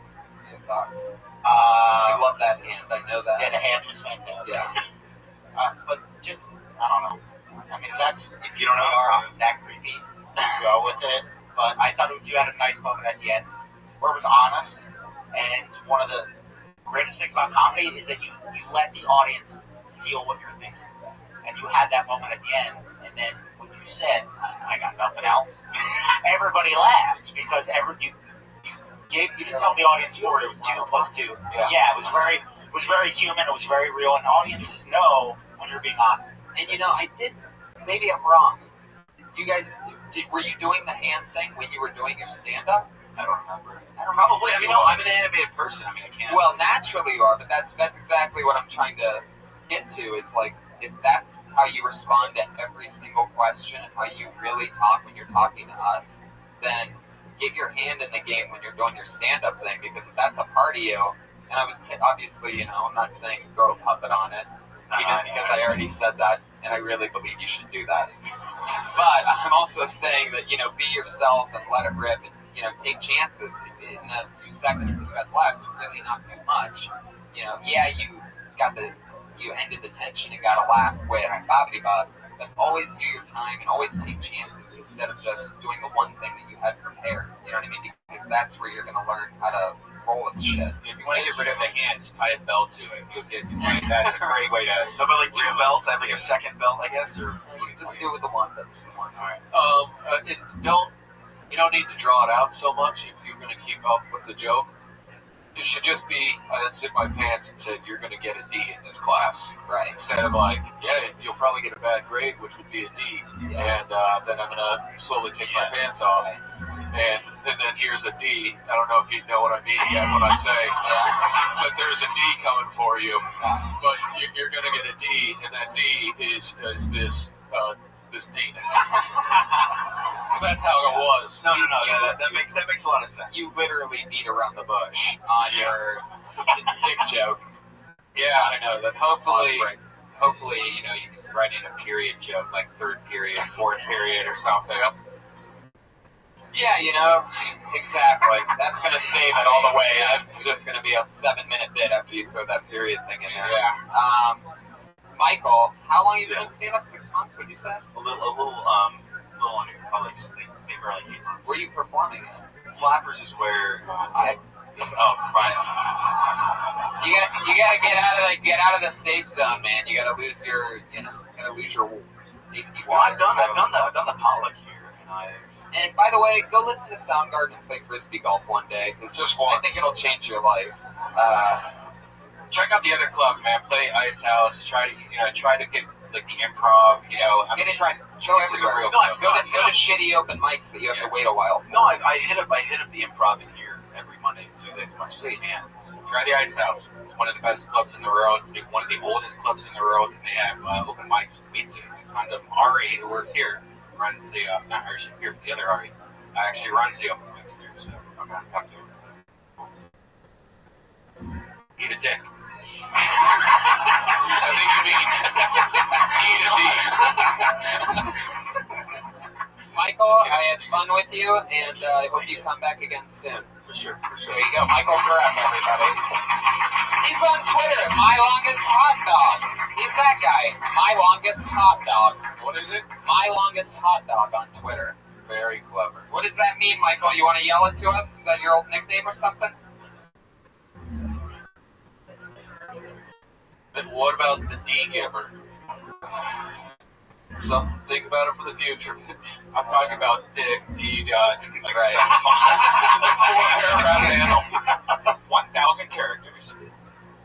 I don't think. I hope this next comedian, whoever may be, is prepared to go up tonight. I bet they won't be. I bet they're going to be shocked.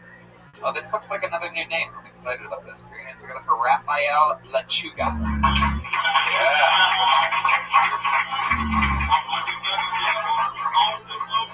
So here he comes.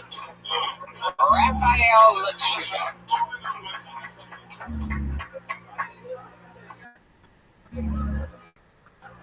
So, Last October, I started my first year at UCLA. Thank you. And demographic really scared me because it's mostly white and Asian and, Latino. There's very few Latinos and blacks there. But I just want to say, as long as you believe in yourself and skip the application process, you get right in. I'm not applying to USC this fall. I tried cocaine recently. And I don't want to do it again because I want to do it again.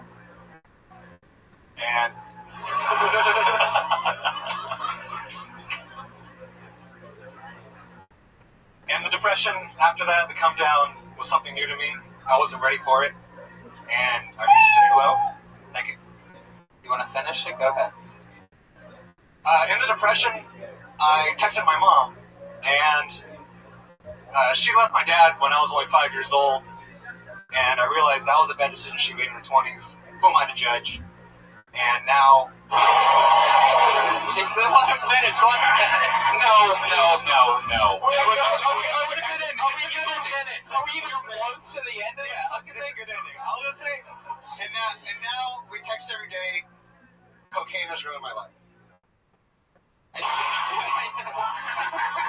For those podcast listeners, unfortunately, that was not the sound of Raphael killing himself. That was just, I'm sorry. No, I love this. By the way, I thought only Jeopardy had a college edition. I did not realize Tony was going to have one tonight.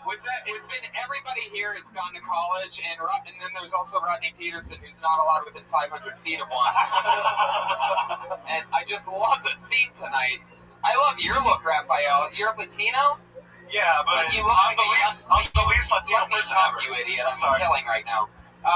You look like a young Ben Stein. Has anybody ever told you that? No, I get Persian Ben Stein. Yeah. When I was younger, I got Kramer because my hair was like really floppy on top. I got Borat. Kramer. Yeah. What, Kramer versus Kramer? No. Because I have really wavy, coarse hair. I just straighten it at the top. It will look like hell. You're lying to yourself. I'm not lying. That was your first time on stage, right? Yeah.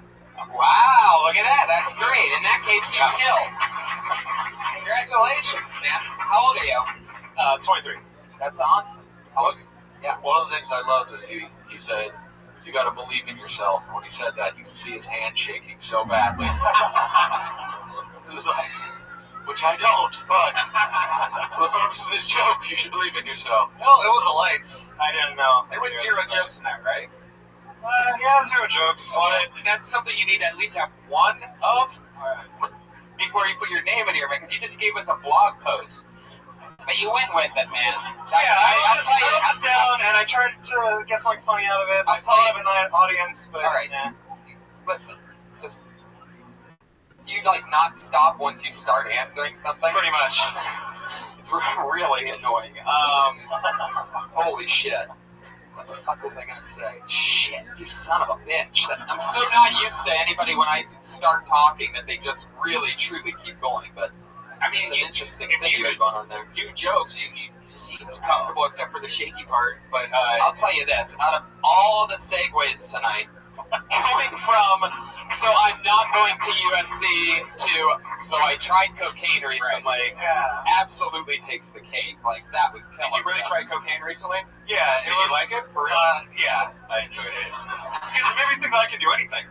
Yeah. And that was... Yeah, and then he signed up for the Kill Tony. Stay away from drugs, guys. He's like, fuck, man, this joke I just came up with is going to crush this week. And it's going to be exactly 59 seconds. That's going to be amazing. Raphael. Am I saying that right? Yes. So what did you go to college for? What are you doing? Well, actually, I never even applied for UCLA, and I just pretty much left 2 weeks in. Your hand's coming to life. What is happening? I'm just channeling the last guy. I'm sorry. I'll keep it down. Okay, so what was your answer to that question? You just started going there without applying to go? Yeah. You snuck in? What do you yeah, think? You think you're going to get in trouble? That wasn't my question. I don't care if you applied or not. Stick with the question, ready? What do you want to be when you grow up? I want to do comedy. What's your second choice? It was screenwriting. My first choice was actually screenwriting in life, and I didn't want to risk like a bunch of money on going to film school. So I thought, You know you don't have to go to film school to be a screenwriter, right? You have to write screenplays. yeah, My book called Save the I've Cat. written a few. Yeah. Yeah, I have that book, and I finished half of it. I'm a bad book guy. I'm terrible with books. Every book I've ever bought, I've only read half of it. However, Save the Cat, great book to do coke off of. Really good. So many pages. You can tear them out, roll them into a little tutor. Exactly. Who'd you do cocaine with? Let's talk more about it. It's already out there in the Just cosmos some forever. friends of mine. Whoa. Say their names in case the LAPD are listening. No, I don't. What was it? But I mean, like, what was the situation? It was at the butt end of a cigarette. Oh, Yeah, yeah. I just keep tapping and smoking. It was also my first cigarette as well, so I kind of knocked those two out. I knocked those two out. But it was the first and last time. Why don't you show us? real quick, huh? It was the first and last time that you'll ever smoke a cigarette, And but definitely last not the last time. time you do cocaine. Okay, Right. Priorities. Yeah. That's what I like about Did you Raphael. become friends with everyone that you knew? Did you talk a lot? What happened? I haven't hung out with that group of friends since, really. I seldom hung out with them before, and now it's just been. So you didn't even snort any. You were just doing Cocoa Puffs. Yeah, just back and forth. Wow. I don't know. I mean, Wait, what's Cocoa Puffs? so you're just smoking little bits. Oh, of you're Yeah, you it's pretty much smoked fake it? crack. Yeah. It's a. I don't know how any of that stuff works, but that seems a lot more It's kind of like smoking pure crack. Yeah, you're not mixing baking soda, which could help you out, make you smell a little bit better. You know. Yeah. Raphael, is screenwriting really your number one favorite thing that you could see yourself doing, or is stand-up? Yeah, because I'm not good at anything else. What do you honestly. Were you good at that? Have you written Like- anything? I've written a few, like half-written screenplays. Yeah, You're the half- I'm a lazy ass. I'll admit to that. How come you didn't do half of a minute of comedy today? Devoted to half. You did twice as much comedy that you're supposed to. Did you say you didn't get all the way through Save the Cat? You stopped reading it? Yeah. You're licking your lips. You're on cocaine right now. No, I'm not. Yes, I you was. are. You I know, just sometimes. licked your lip. Did you see that That's shit? not, I've done it a couple times. He's got caught That wasn't that crazy. Yes, people that have done cocaine know what people on cocaine are like right now. This is amazing. Raphael, you do as much cocaine as a successful screenwriter, and you've never finished a script. Interesting. Have you finished books? Do you only read half of books often, or did you Save the Cat push you at the point where I talked about finishing a book? I'm totally lazy when it comes to like. The last three years have just been me working, TV, video games. Like what? What have you been doing? Just I've been doing a security. Security? Yeah. So what kind of fucking security are you doing? I work at the port. What port? The port of LA. I work for a trucking company. I just sign vehicles in and out. Wow. How do you get that job? You should do That's like how you got the coke. Gonna have to take a little sample if you want this truck through. I can see the screenplay already. It makes perfect sense. Just another day at the docks. Cue porn music. It's pretty dead there too, so most of the time I'm just there on my computer listening to my podcast. Yeah. Wow, well, look Nice at little that. kiss Well, up there. thanks for listening. Simone just texted me. What prices are you paying? Right, 10 an hour. Wait. Anyway, Oh, Raphael, it went over my head. that's so fun. So have you been thinking about doing stand-up for a while? Or? Yeah, I did improv last year. I didn't like it. Yeah, no, I didn't like it. No. You could say anything you want. Say that you did coke. Say this, say that. Don't tell us about doing All right, improv. yeah, all right? I don't want to lose all I respect stopped for you. anyway. Yeah. You just don't stop talking. Very He's nice. on coke, man! I've already established this! The whole thing is on coke. He's rambling. He didn't have any jokes. He just talked. I'm just kidding. It's essentially an admission. Well, Raphael, I think it's time for you to come down a little bit, and we're going to let you go. Bye, Raphael. Right, Raphael. Does he have a Twitter? He is on Twitter. He's at Lechuga Meister. He's the only Lechuga Meister on Twitter. So there it is, LECHUGAMEISTER. And follow him on Twitter if you obviously I want your life to go in the wrong He also direction. just put his email down, 8-ball for life. What's that mean? He's a big-time billiards player.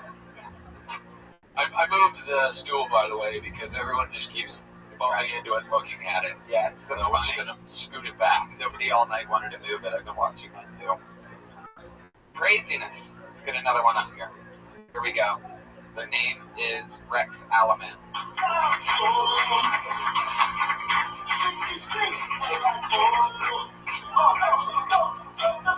Here he comes, Rex Solomon.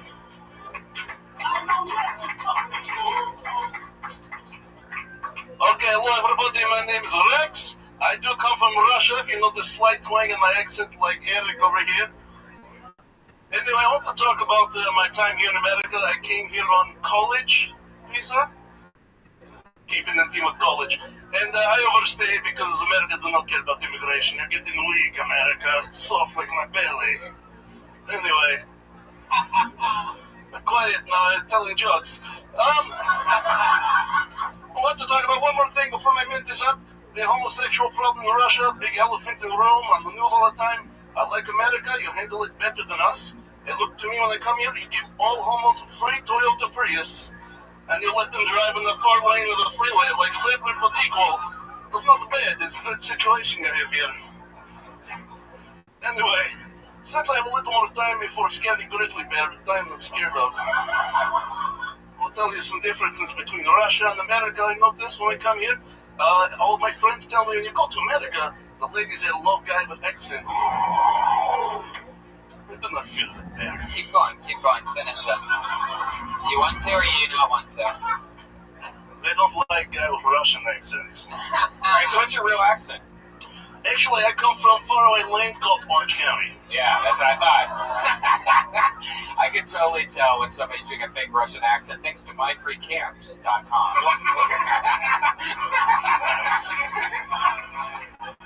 Well, I've talked to Tony before, so I know there was no... Really? You have? Yeah, he doesn't ever remember any of that stuff. But, yeah, so... Were you doing it in a different accent? No. What made you go Russian accent? The Russian bit's fairly new. I actually had a... Hold on, you've been doing that forever? All right. It was his exchange student in high school kind of fell into our social circle. He was from Russia. And so I just kind of picked up the accent, hanging out with him all the time. Wow, this is like an inside the actor's studio Yeah. for something that should never be done again. Never. I love your style. You went for it. How long have you been doing stand-up for? Off and on for a long time, since 2005, but just in 2014 and now I've had enough time to dedicate pretty much most of my night time to. What were you dedicating it to before that? I just had a job that took up way too much of my time. What was that job? I was working for this boy. It was a medical company, and I was helping sell Botox and lap bands and wrist implants and all that. Cool. Get out of here. Totally not boring. The worst. Fuck yeah. Yeah. Guys, what do you think about Rex Olive? Well, Alright, the crowd just started to like you for the first time. the crowd's like, get him up the stage. Yeah. That was the Shame and Tosh clap, where they're just like, just move on. I guess hearing the name Rex was pretty much a dead giveaway that you aren't Russian. I don't think there's ever been a Russian Rex And before. every Rex I've ever met is from Orange County. Yeah, that's probably true as Just well. me, that's it. I mean, trying to do like an Andy Kaufman, I'm pretending I'm foreign thing, probably isn't going to fly for that long. So I would guess you want to focus more on being you. Yeah. And what Steve was saying with the other guys, it's got to get real if it's going to last. Shake that mic real quick. That cable is fucked up for some reason. Josh, There it is, fix there that it in is. 3,000 weeks. And just hold it so that you don't bump it. There you go. Sorry. No, you're right. It's just been a bit that I've been doing for fun. I used to just be myself on stage, and I will be again. It was somewhere I was doing the Russian thing. And you will be again? Like, Yeah, what is this monster? Right, just coming back 2016, be prepared. No, just my friends would be like, dude, the Russian accent's kind of funny sometimes. You just do it on stage. I was like, all right. Is it your Simple as friends that. who knew the Russian kid that you grew up with? Some of them. Yeah. Right. That might be an inside joke thing. Well, I've done the bit. I've actually performed it here in the OR room, and it went really, really This well. isn't the OR room. No. You Downstairs. performed it downstairs in the OR. And it went well with your, you did it for 3 minutes I did it straight? for 10. Oh, Yeah. no. Yeah. stars. No, I totally dressed different, actually. I Yeah. think that has something to do with it. Yeah. People know they're just fucking numbers. Oh, no, yeah. Don't like a lot of those. I like you. Yeah, I don't know. It's like if you're fucking with somebody, people like to just instinctual human things. But you got friends. Yeah. I think if you do like normal material and then you do a Russian bit where you go into that, it Yes. would work. But if you do all Russian, I called bullshit the second you went on stage, so I didn't give a shit what you were talking about. Right, and it's a lot harder in a minute to sell that character. When I had 10 minutes, I do this whole build-up and backstory, and then by the end, I can say anything. I want you to bring Rex back. It's Yeah. time. Yeah. Put the Russian away for a while because you're falling back on it. What are you gonna do? Be that not Oh, no, Russian yeah. guy that goes out? Oh wait, this guy. Forever, Yeah, right. you know, there's great Russian comedians, but I'm gonna go watch the American do a Russian impression. We didn't even like when Yakov would do. Yakov Russian. called in at Mails today. The greatest Russian comedian of Number all one. time. He's the only Russian comedian. And he's Ukrainian, ironically. Really? Yeah. Wow. You guys hear Uber took care of Putin? No. Never mind. No one's following the news. Rex, I would just say you could get in the if you're telling a story about your Russian friend, that's a great way to go. I have a Russian friend. You come out as yourself, and then you tell the story about this guy. Yeah. It's Yeah. a great way to showcase I that agree. character in an authentic way.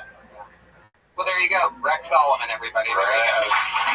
He's on Twitter at Rex Hates Tweets. Rex Hates Tweets. Rex There you Hates go. Tweets. So many wacky Twitter handles we've heard tonight that probably nobody's going to follow. All the good comics do that. You know what I mean? Like Bill Burr's comic. It's like Bill Burr loves crazy, wacky, fun time or Yeah, something. yeah. If you're focusing on having a crazy Twitter handle, it might be time to just go with the name and focus on writing funny tweets. Yeah, that's Just it. some advice. I don't know. Commit all the way. Hope that Rodney Peterson lets you do a guest spot on the radio. Fuck yeah.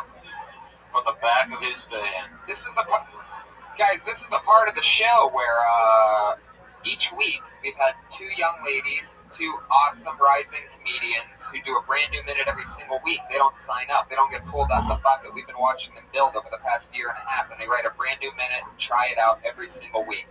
So we're going to do it again. Going up first tonight, you know her as a former student at the University of Florida. She came on Kill Tony, had her first set ever on this show, and she's been doing it for a year and a half ever since. A brand new minute every single week. Ladies and gentlemen, it's Kimberly Congdon, everybody. Here she is.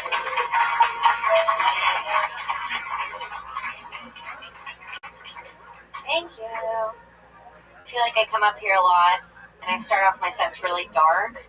I'm going to go something nice today. I lost my father at a young age. It was really sad, but what was sadder than that was that my mom let me look for him for 4 years. Did you check in the closet? You don't have to feel bad for me, though, because, I had him for a few years, and growing up with an alcoholic father teaches you things. Like, now I know that Merlot pairs really well with bad parenting. My dad was a magician, because he disappeared out of my life. It's his best profession. I'm out of jokes. 57 seconds of thunder, though. Tried. The magician thing, I mean, obviously you're trying to fill time. But I like that thing about your mom not telling you and letting you look for him. You know, I think you could probably drag that out and extend that out some more. Yeah. And, Kim Congdon, 7 new minute. Thank you. What do you guys think? What's happening? Is that true? Is your dad really dead, or is that just no, funny? he's not dead. He was like kind of around until I started. He's from Florida, and he's kind of around until I started like dating a black guy in college, and Listen, then he wasn't around. You that just much found anymore. another minute, for Yeah. sure, just on that. Brian, don't. looks like we can see your vagina. I know, thank you. Not we. Don't put me in there. He's not looking. He's looking at your. Yeah, nobody's on your side of that one. Yeah. Good outfit. Thank you. I really like your dad. They definitely extended. That's hilarious as fuck. I was actually thinking you were talking about like, oh no, he's still alive. Like he left, and then you were trying to find him like online or something. But when he's in the closet, that was, but yeah, the magician thing. I don't know about that one. I do know about it, and that you shouldn't do it ever again. You're too good to be doing that stuff. But I get it. You have to do a new minute every single week, and most comedians aren't put on the spot like that anywhere. Hell, a lot of the comedians tonight had their entire life to come up with one minute. And it went way worse than that. So I think of that all the time. Like, I wish I could just pick one of my minutes out of all of them I've used. But they're all used up now. Every single that I've ever said on stage, I've said on Kill Somebody. But I think we mentioned last week that over the year and a half, you feel like you've acquired, what did you say, about 15 minutes? Yeah, it's probably up to 20 now. Yeah. Yeah. In a week, it jumped up another 5 Well, I've minutes. been working on it 5 In a minutes. week that you wrote 35 We talked seconds about of it like 2 material. weeks ago, and I'm a good writer. I write a minute every week. We know that. That's why you're on the show. How's stand-up been going for you? It's going great.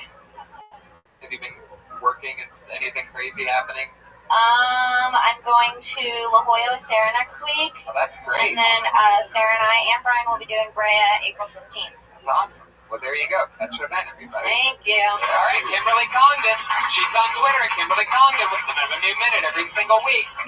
This next comedian, also a brand new minute every week. Always goofy styles of the one and only Sarah Weinshank, everybody. Over to you. Sarah Weinshank. What's up? Mannequins. Why are we still doing that?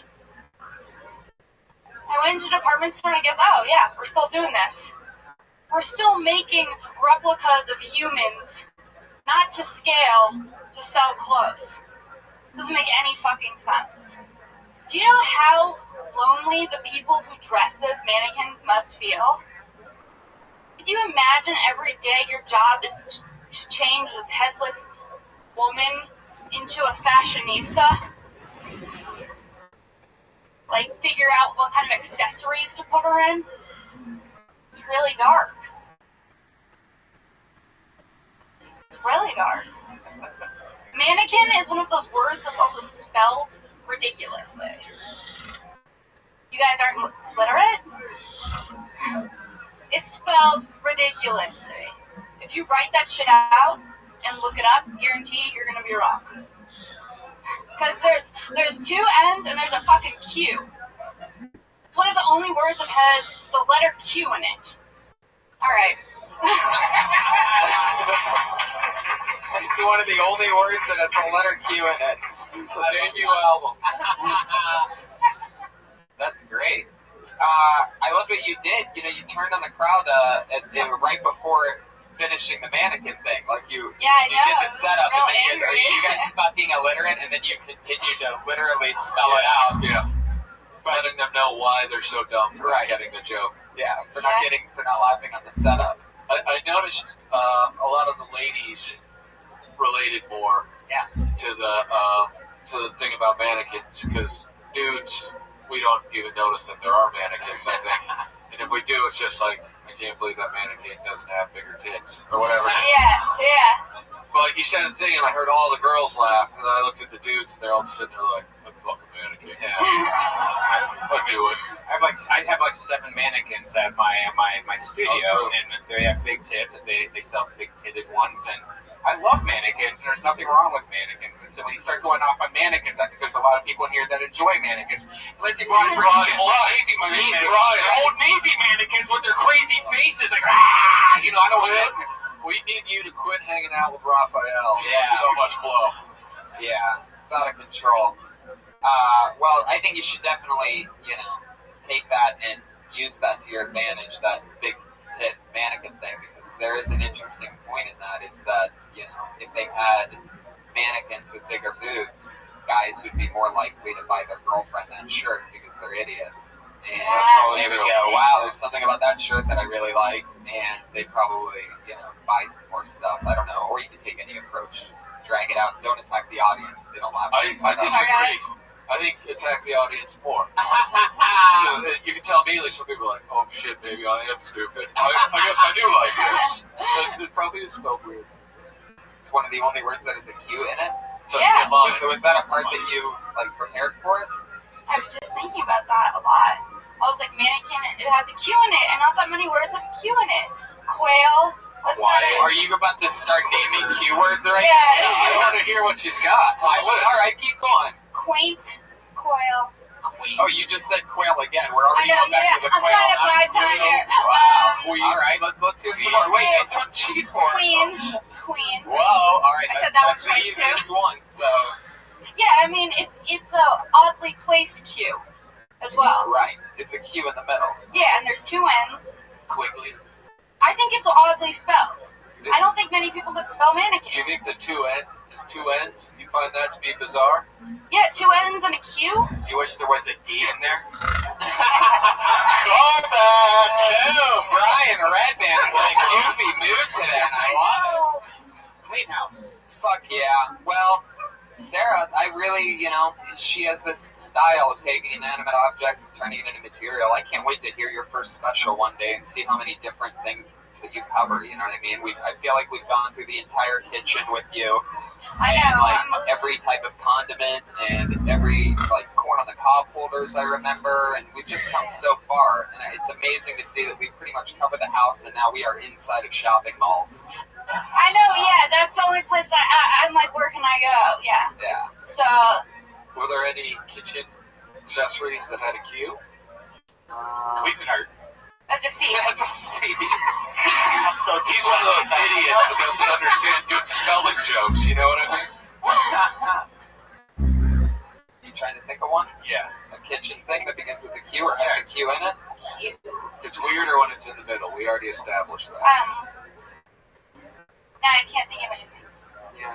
So that What was that? mannequin one. Yeah. Quiche. Oh, yes. Oh, Jesus. Look at fucking Poetry King up there from the 90s. Say it again. Which, by the way, is the cologne he's wearing. What's he saying? Saying for the podcast listeners. Acquiescence is what he's repeating. Hell yeah. Well, Sarah, this was so much fun. Thanks for coming on. As always, another new minute from Sarah Weinshank and Kimberly Congdon. Follow them both on Twitter and Instagram. Kimberly Congdon, Princess Shank. That's SHENK, all one word.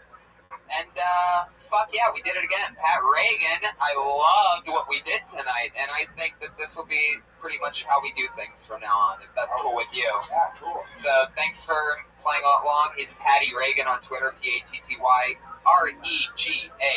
one of the funniest rising comedic talents. The only guy that I do like with a guitar. I've always been on your side on that guitar comedy thing forever, and I listened to his album, and which is called what? Pat Reagan Smells Like Shit. There you go. Now we can get him to stop blowing his whole entire lung into the microphone. Or just back away like 6 feet. And thank you guys, the guests, everybody. Rick Ingram and Steve Simone. What do you guys have coming up, or anything you want to promote, or anything at all? Rick Ingram's on Twitter at Rick Ingram. Yeah, that's it. That's not very funny. Well, follow Rick Ingram, who went with the least wacky Twitter handle he possibly could. Yeah. Rick Ingram. Someone already took all the funny ones. So. Steve Simone you're Steve Simone on Twitter. Wow, you guys actually got your handles. That's great. Yep. What else? I know there's a lot of Canadians that listen to your podcast. Uh-huh. I'm going to be at Yuck Yucks in Calgary Oh, that's so in like cool. 3 weeks. Heck And yeah. please check out my CD, Remember That. Awesome. Yes, definitely go download his album. It's hilarious. He's one of my favorite comedians, and so is Rick. Thank you guys so much for being on. Thank you to you, live audience. Kill Tony 100 is in the main room. That's 400 seat venue that's definitely going to fill up. That's on April 13th, so come see Kill Tony 100. There's going to be a ton of amazing comedians, perhaps a rotating panel, and a lot of crazy, interesting things that are going to happen that night. And don't forget, Ben, San Francisco,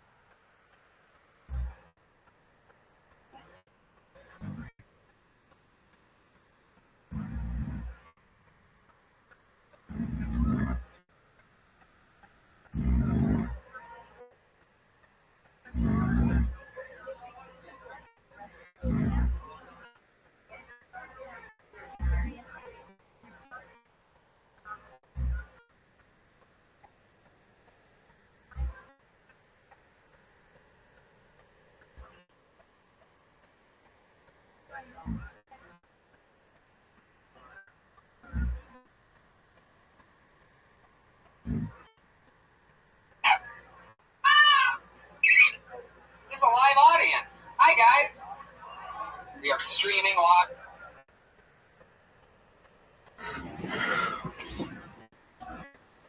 to the hundreds and hundreds of people. This is the only live streaming show.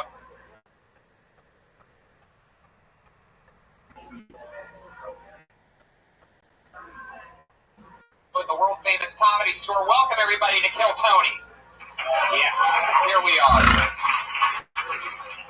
Getting pretty popular. Over 40 comedians for one of the very first times ever. We hit over 40 comedians signed up for the chance to do 1 minute tonight in front of us, two amazing guest comedians.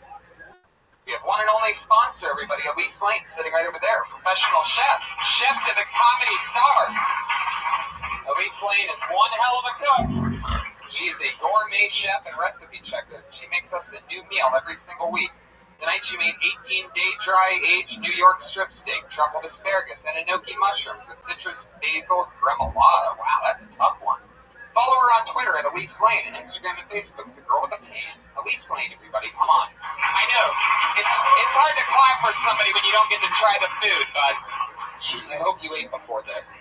Guys, Kill Tony, actually the Death Squad, us, me and Red Band, are hitting the road, everybody. We're going to be in San Francisco on May 12th, in Sacramento on May 13th. But most importantly, Kill Tony episode 100, April 13th, everybody. That's next month. In the main room of the Comedy Store. Episode 100 of the show that you're at right now. Put your hands together for Pat Reagan, everybody. He's sitting right over there. He just played music for you. Pat, are you excited about tonight's show? I'm thrilled about tonight's show, Tony. Couldn't be more excited. Well, I'm happy to have you here. Pat is one of my favorite comedy musicians. He's actually one of my favorite musicians and comedians and one of my favorite comedy musicians. He's all three. And so now he's our new band leader. There's no band, but I'm the band leader. Fuck yeah. I like your style. You're already on fire, Pat. Let's bring up tonight's guests. Two of my favorites, two of the best in the world. I'm so happy when I booked this show absolutely perfectly, and I did it again tonight. Put your hands together for awesome fucking comedians. Dom Irera and Bob Oshak, ladies and gentlemen. Here they come. Dom Irera. Wow. Amazing.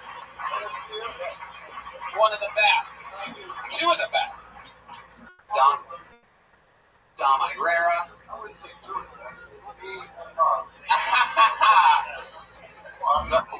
He's already throwing it out without even the microphone. He's already killing without the mic. Dom Irera. I just don't like being put at the same level as him. I love him, but That's why I'm over here. In fact, I'll keep my space. I don't care. Change the table with my amateurism. Hi guys, how are you? You guys good to go? oh, he's doing the nice guy. He's doing the nice guy thing. That's always the best booking of this show is when I go good cop, bad cop. And Bob is one of the nicest guys in all of comedy. Yeah, and I mean, this is an opportunity to be kind of constructive, too, with my limited expertise out there in the biz and blending some of the wisdom. Notorious comedy writers, late show, daily show. You've done everything. I don't know about that. Can't get anything earlier. Yeah, keep me. I'm up. Definitely my material is seen after hours, but, you know, it's a paycheck. Every week I have the band leader ask our guests a question, any random question that he might want to know about two of his favorite comedians. Pat, what do you got for tonight's guest? Okay, I have a question for John. John, you're only 3 years old. Oh my Do you God. have any good stories? Jesus. Well, you know what's so weird about it? And this, I don't mean to be blunt with you. No matter what you do, no matter how hard you work, you will never be as good as me.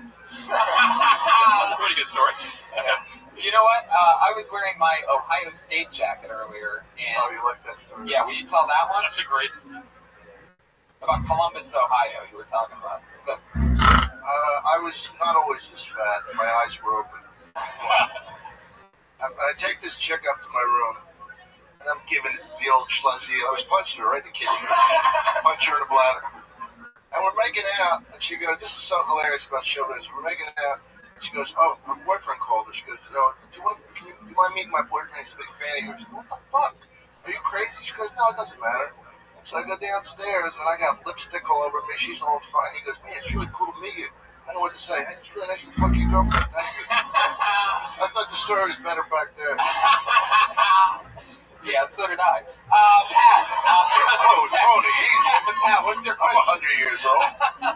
Pat, what's your question for Bob Oshak? Are you Googling him right now? That's what it looks like. All right. No, I got a question. All right, I wrote this down. I can't. You're just up in my shoes. 14 years old, hung like a princess, you got your shoes down. Guy walks up to you, says, "Hey kid, you want to make $1 million?" You say, "Sure, with the cash." He says, "You got to put on a bear suit. Fuck my wife silly." You say, "How about you put on the bear suit and I fuck you instead?" He agrees. 20 minutes later, boom, you're a millionaire.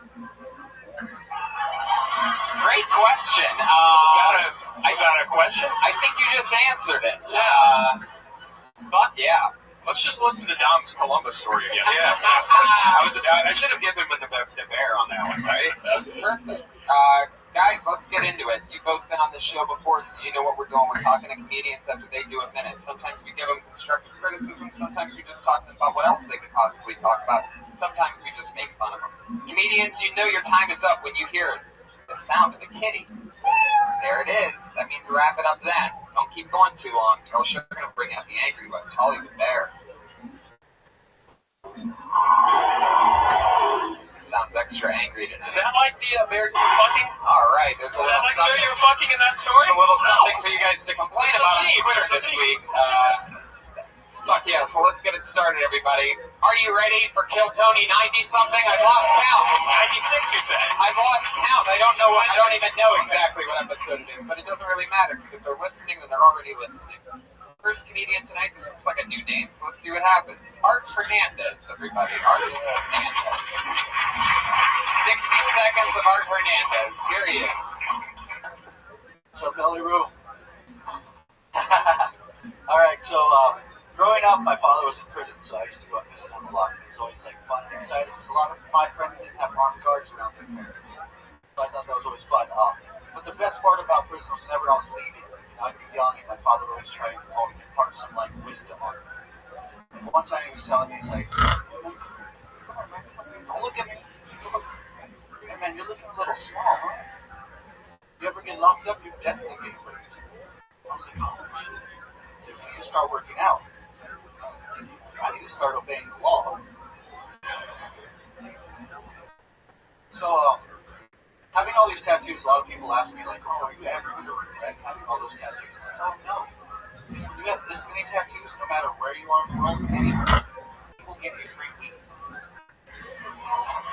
Alright, that's not always true, not everywhere in the world, but everywhere in the world you go, people will follow you in stores. That Makes what? makes for good customer service. I don't know. Dress and confused. Just give it up for him. Sure. All right. Go ahead. Go ahead. I can tell you guys wanted to do that. His dad was in prison. Come on, people. Help him out. Isn't every Art Hernandez's dad in prison? They all are. With tattoos like that. So what were you saying with that last one? That you dress like that? People follow you in the stores? Oh no, with just this many, having this many tattoos, tattoos. people will follow you around in the store. Why? Why would They they do think that? I'm gonna shoplift or something. I don't know. Oh, so what you're Most people saying get is security guards follow you around. Well, no, not always. It might be like just a clerk or Or something. maybe people with tattoos are schizophrenic. Have you ever thought about that? It's a possibility. I mean, a lot of people do get mad about it. You know, when they have the people following the stores. Like recently, I was in Santa Monica. I was at REI. I just went into. What's that? I don't know. It's like something. You don't even know what it is? I was meeting a friend there. He was like, he was shopping. I've been to REI. Let's be honest, Art. They didn't even let you in the place, right? Okay. As soon as I walk in, I have like a guy like following me. And I look at him. It's like shelf. Right. I don't think it's really about your tattoos as much as it's about your face. I don't, there's not a ton of tattoos here. I mean, I appreciate it, but is there a lot hidden beneath the t-shirt? Are you going into these stores with other? Yeah. No, I usually wear pants. This much. Is there anything? I do have more, but I rarely walk around. Okay, because the arm itself doesn't. I see you. I'm not completely intimidated by just the arm a lot. But so there's more hidden beneath the shirt. Can I have to see them? Or Wow, look at this, Bob. No, it's not fair. It's not fair. I shouldn't ask Art to remove his shirt without actually. Whoa! What is going on?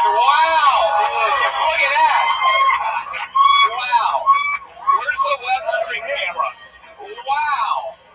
You're the first. Am I supposed to wash my shirt on those or something? There it is, Bob. It's right there. Turn to your left. Oh, Bob, there's 1,000 people to your left that you need to shut. Bob. Oh, Jesus, Bob. Look what you started. Yeah, it's so good to see you. It's so good to see you're always writing, Bob. Yeah, definitely. Never resort to cheap laughs. I want to tell you something. When you came up here, your act was so incongruous with your body language. You actually skipped up here, which you skipped a little, and you came up with this joyful thing. And then my father was in prison. They told me I was so small I was going to get raped.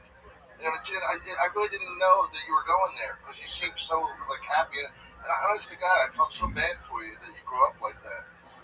I'm serious. And, I'm like number 79 in Comedy Central's list of all-time comedians, but I was serious. I was 143 in 2002's list of the best comics in the Southwest. Wait a minute, Southwest? Yeah. Not Florida, right? How long did this list go for? Was it 143 total? Oh, are you telling me I shouldn't brag about that? Oh, okay. Is that I regionally ranked up kind of. Okay, this is bad. Oh, I see. You're launching a website. Anyway, that stuff is true, right? Yeah, it is true. And your father, the only note I had off of the joke itself, which I thought was a very funny joke itself, your father's voice didn't seem like an inmate's voice. It seemed almost a little, you know what I mean? Like, do your father's voice as you just did it during your set. You know what I mean? That sounds like an opener for Willie Nelson. You know what I mean? It's like, it needs to be maybe a little more, right? A little more intimidating. A little more funnier. That would be the key. John nailed it on that one. All right, how long have you been doing stand-up? A year, a little over a year. Where are you from? I was born and raised in Culver City, but I became a man in Carson City, Nevada. You became a man in Carson City, Nevada. So with a prostitute. No, well, there was a bunch there in Mound House, but I moved there when I was 21. I lived there for 7 years. Well, I think you got stage presence. I think you got something. Well, thank you. I live in Culver City now. Yeah. One of the things. Culver City. Culver City. One of the things that I loved about your set was about 41 seconds in when you hit your first punchline on the whole dad thing. You did a physical movement when it happened. Yeah, it was almost like you dropped off a bag of groceries or something. Like it was you skipped forward and then back. Very interesting way of delivering a joke where it looks like you just shot a basketball. Keep it up. Yeah. Listen, I really think you continue mining your life for comedy. If your dad was really in prison, telling you that you were going to get raped if you went to prison. Bob, did you just do a spell on him with your hand? Are you throwing water on him or something? I'm emotional when I get that. I really, like, I had nothing to draw from my real life, which is why I'm where I'm at 20 years after first stepping on the stage. You had a dad in prison. I mean, for most people, for most professions, that's a horrible, horrible thing. But for stand-up comedy, if you have a dad who was in prison, brother, good for you. You know what I mean? So you're in the right field, man. Mind that for all it's worth. Can I ask your dad's fate? Where is he now? It's actually interesting. He was sentenced to 2 consecutive life sentences because of the third strike law. Okay. And he actually got his third strike while he was out with a woman who wasn't my mom, and she shoplifted bacon. So he was on probation. Wow. That's a violation of parole, which is What were his other crimes? Murder. Yeah. I've never heard of anybody getting a double life sentence for 2 speeding tickets and exactly accessory to a shoplifting. Wow.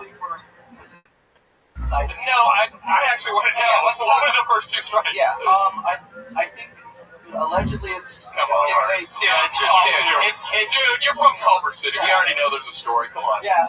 Well, allegedly he. Stop saying allegedly. I don't know. Like, I was going to say the perpetrator. I'm Hispanic, and the way my family brought me up, they don't talk about it. They every time my hands were brought, they were like. Then what else do Hispanic families talk about? Wearing condoms. Everything as fast as they possibly can. That's what they talk about. No, yeah, but okay, allegedly. Okay, so allegedly they say at one time. What the fuck did he do? How many people did he kill? There's some like drugs and gang stuff related to it. I don't exactly. We don't need to know anymore. Yeah, Is he in jail now? Is he in jail now? What are you, his attorney? No. Actually, about 8 months ago, his case came across lawyers' Yes, because lawyers in California have to do like 6 pro bono cases per year. Okay. And my dad's case came about, and he called my sister and said, I can have your father out in a month. She will leave because he's been out. He's been there for years, like, trying to get out for a long time. And he was true to his word. Like, a month later after getting the case, he got it reversed because I guess there was non-violent offense or something. He's out now? He's 100% out now. And you didn't bring him to the He show? has a cleaner record than I do. Oh. They wiped everything, so he did 23 years more than he should have for that. Wait, your dad? Yeah. So he's not serving a double life sentence. No, he was. He served 25 years of that life sentence. And now he's out. Yeah, but now I don't Just feel got as out. bad. He's out. Yeah. Oh, jeez, oh man. He's just like a regular guy now. Does he still only call you once a day? No. Allegedly. He one time called me while I was living in Nevada. I was walking through a Target. I got a phone call from a random number. I answered it. It was my father. He said, hey, there's these things they have that are small phones. Can you bring me some? Can you sneak me some? He asked me to smuggle in phones for him. A long time ago. How many did you fit in your ass? Not Art, we just got word that from your dad that he wants you to stop talking about this on a live streaming podcast. I didn't mention any names. I am a junior, though. Right. There you go. There you go. Art Hernandez. Oh, no, that was your dad just That killed was somebody. it. Oh, she's back in jail. Allegedly. Art Hernandez, everybody. Our first comedian of the night. IDTT Podcast is how you follow him on Twitter. He's at IDTT Podcast. He's got a podcast like that. The whole thing that he's not in jail anymore bothered me. I know, right? Ruined the whole drama and fun. I don't feel bad. Now it's just a fucking act. I love it. I love watching you yawn, by the way, during this guy here with the glasses. There's nothing more disarming to people performing. Just you didn't even have the courage to put your hand over your mouth. Just fucking you. Well, I couldn't sleep weeks, and I went to this Kill Tony show. I was out like a light. Put your hands together for your next comedian, Ron Bush. Ron Bush, here he comes. He's right behind a waitress. Hell yeah. You doing, Ron Bush? Hey, Ron. So, I'm working kind of looking into enterprises. I'm sitting inside a coffee shop, and you know what? Don't fall, you don't really pay attention. I'm just looking for maybe little chunks of this size deep. Yeah, I start getting pissed off. You know, I'm like a white man. And, you know what I mean? When you give it a word, and I'm happy. So I start looking around. What the fuck's going on, right? So I look up, and there's this crash. Looks like he owns Lakers and hat, short. I'm like, damn. He just looked at me like this. What's up? Yeah. He's deeper than mine. So I try and act black. I give him a handshake. I gave him a handshake like 3 weeks ago. He stops me. Pat, pat, pat. Sprinkle. I get looked up. Like, what is he trying to do? He's trying to show me up, you know? So I'm like, wait a minute. Just give me the goddamn coffee. You know when somebody wins? Baby, keep my man over here, double espresso, with his size 10, you know? I got the Barry White boys, not you. He's taking all my credo. There you go. All right, Ron Bush. Okay, well, that's enough of the gun, I think, for the day. You can retire the gun sound effect. Fuck yeah, Ron. How's it going, buddy? All right. Talking to the mic for this whole thing. Now let me ask you something. When you say, what nationality was this guy? Korean. Korean. Yes.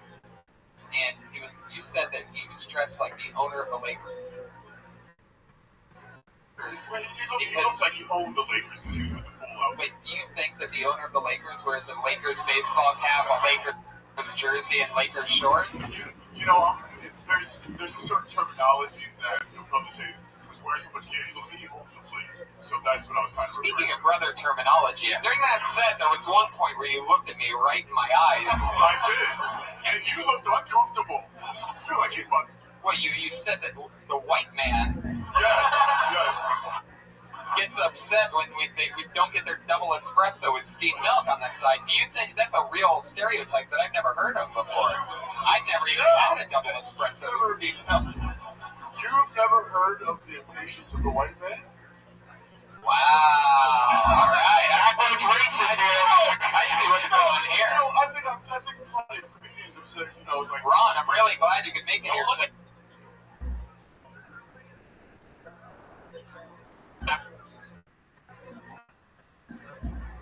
Hey, I'm not one. Underground Railroad. Exactly. Wow. Yeah. Well, I don't know any black guys that call it sprinkles, by the way. Isn't it called blowing it up? Like what's sprinkles? Like, I thought it was referencing the cupcake company. I've seen you say sprinkles on that. I think every Asian guy is more black than you, Ron. And that's why I'm going through the identity crisis. I'm trying to tell you. Right. I like your style. How long have you been on stand-up? This is my 6th month this week. Wow. Yeah. Cool.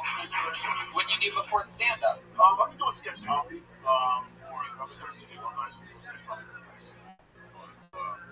We started some shows. Anyway, so I always wanted to do stand-up, and I never did. So I started, breaking down jokes and seeing how, firing those guys for jokes. This was crazy. Right. And here I am. I was always worried to come in here because my jokes are, giving a minute.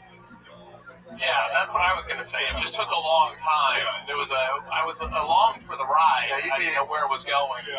But yeah, you were presenting a very vibrant scene. Yeah, and I didn't have a chance. I thank you very much. I didn't have a chance. I didn't have a chance to get to my switch in the punchline. So I think you're more of a minute and a half. Yeah. Minute and a half, 2 minute Yeah. The switch. I don't know what the switch quite is. I refer to this one called as like when you don't want that. Oh, the old switcher. Oh, they must have. You're abbreviating it. They must have. Okay. That's Thank you very much. I'm learning here, guys. I'm learning too. That's great. That must be a sketch terminology that I've never heard of before. Never look through the eyes and call you a white man again. I promise. Well, you really shouldn't do that to any white man, not me specifically. But I guess It's I a was little trying to get unsettling. you outraged. If you want people to laugh, to look at them and say, You guys do not have to be threatened by me just because I'm black. That's exactly what Cosby said to me last time I talked to him. You should not be drinking with Cosby. Yeah, what are you doing drinking with Cosby, dude? I didn't say we were drinking, but I think you guys understand that I got the joke part out of that. But anyway, Pat, go ahead. Right. When you said this is your sketch group was pitching some pilots and blah blah blah, I don't like blah blah blah mean that nothing happened in careers. It means that everybody in Hollywood says, "Oh yeah, I'll pitch shows," and I don't give a fuck about that. I'm right here about doing my joke for Kill Tony, and that has nothing to do with it. I like that we got similar eyes though. We do. Yeah. And we just had a moment. Well, he was fucking hypnotizing us. Yeah, well, my mom is Jamaican. I can throw that root over there. Easy. it's an admirable.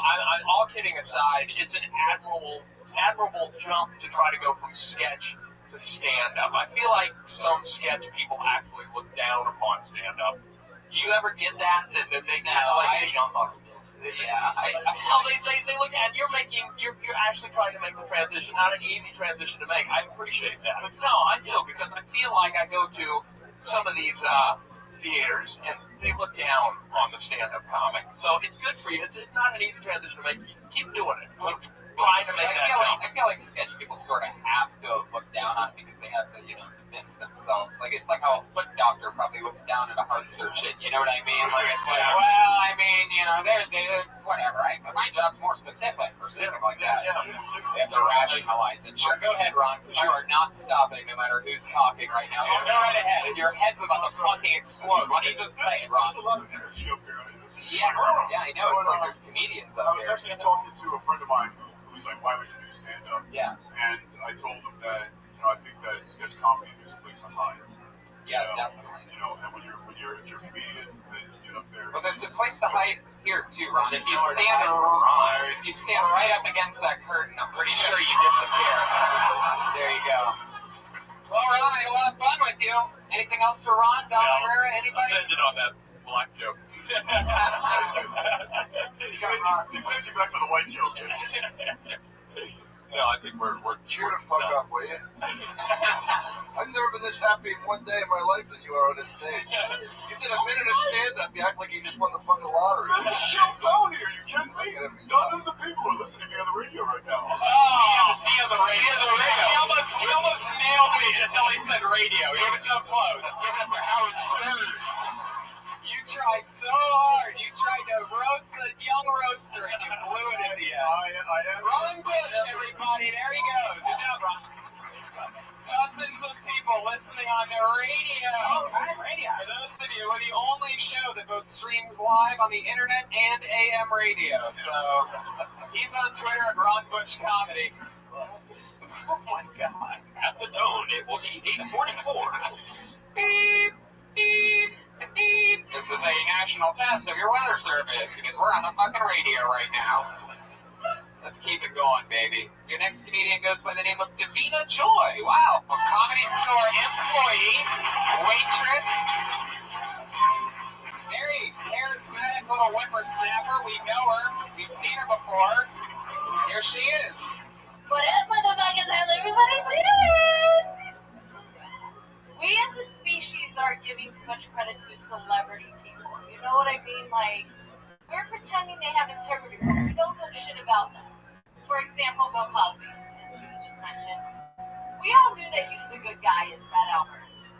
We all knew Bill Cosby was a good guy as Dr. Huxtable.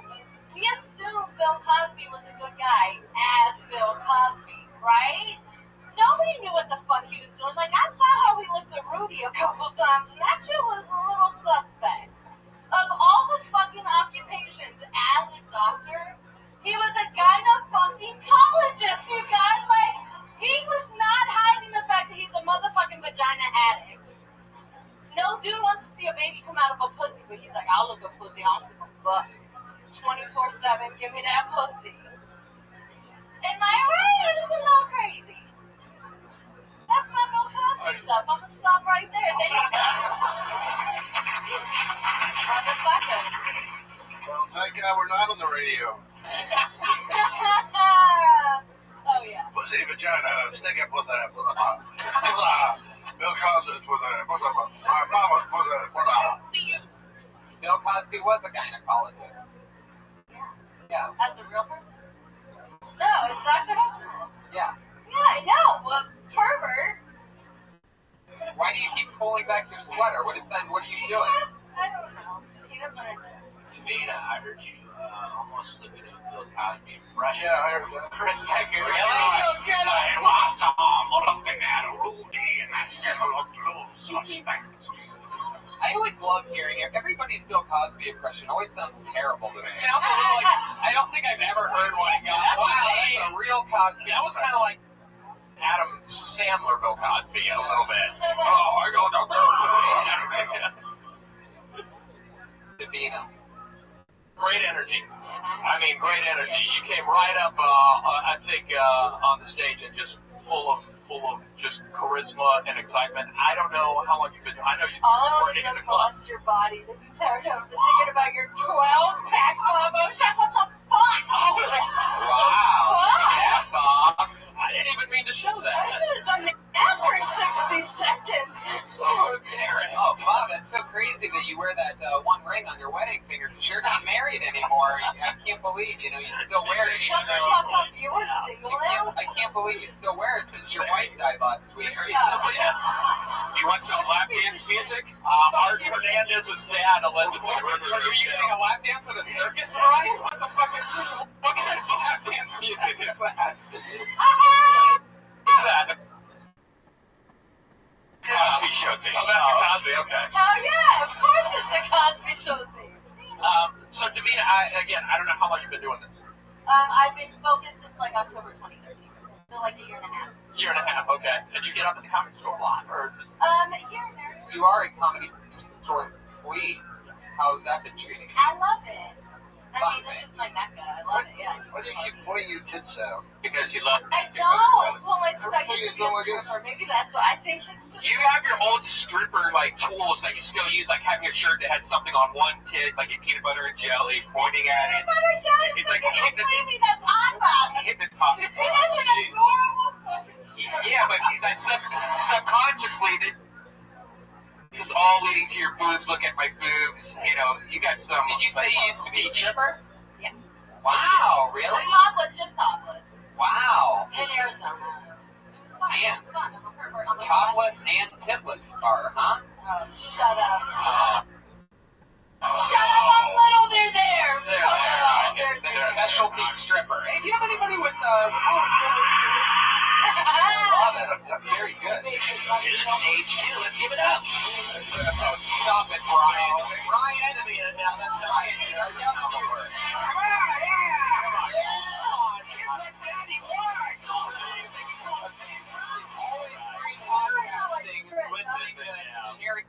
Come on, remember what? I have no idea what's happening out there, but sure. We're on the radio, guys. Come on. Yeah. It doesn't matter. For those of you listening to your radio, I'm thinking of a great stripper name. Amber Alert.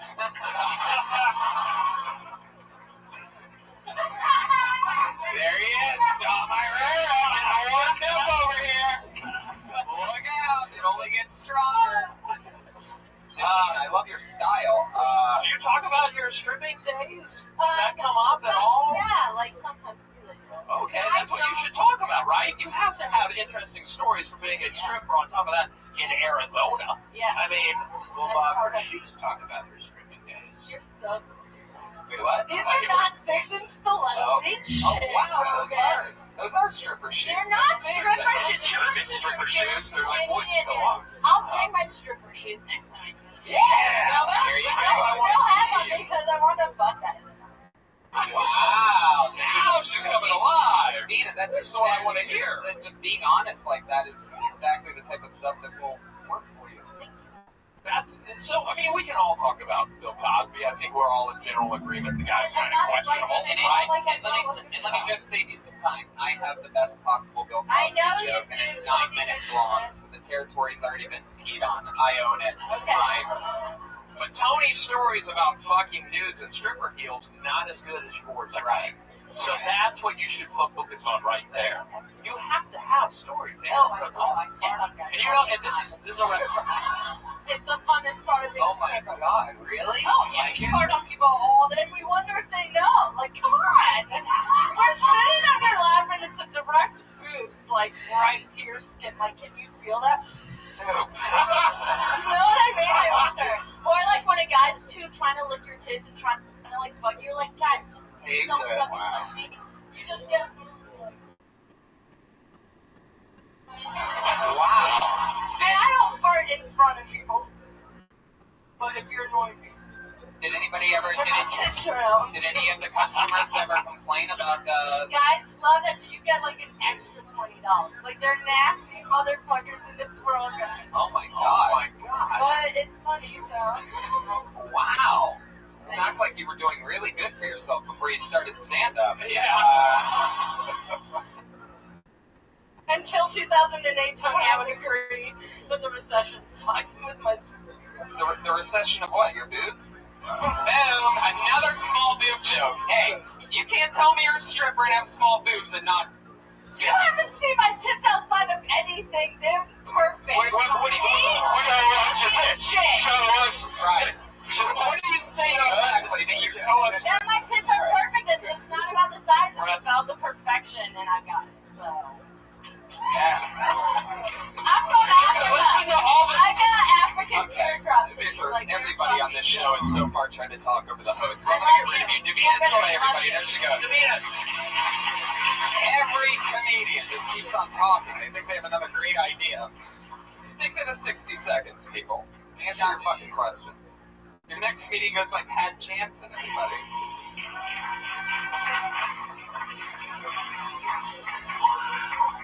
Yeah, so I have obsessive compulsive disorder. Anybody else here have OCD? Yeah. Alright, I counted 4 people. If we could get 2 more to get to a multiple of 3, that'd be great. I do have OCD. It's a psychological disorder. People still don't have a firm grasp on psychological disorders or how to talk to people with them. People will say things to me like, come on, Pat, you know what's all in your head, right? You know what's all in your head. Yeah, it's a psychological disorder. That's exactly where it's located. If I ever have a broken leg, I'll come to you to figure out the source of my problem. Because I have OCD, I do weird things. I recognize that they're weird, but I still can't stop doing them. As a result, people will say things like, well, come on, why don't you just go over it? Why don't you stop? Why don't you just get over it? Nobody ever takes that approach with physical ailments. Nobody's ever like, God, gee, Ted, you sure look down. I know you just had a stroke, but why don't you get over it? Come on, you at least look happy on your right side earlier. You're not like pissed on both sides. Yeah. That's it for the LCD stuff. I feel like we're at a minute. Yeah, you just hit it exactly a minute. That's Wow. Pat Jansen, I like her. Stop yourself compulsively. I gotta stop one too. Pat, you're funny as hell. I'd shake your hand, but then you'd have to go watch it. I don't want to. How long have you been on stand-up?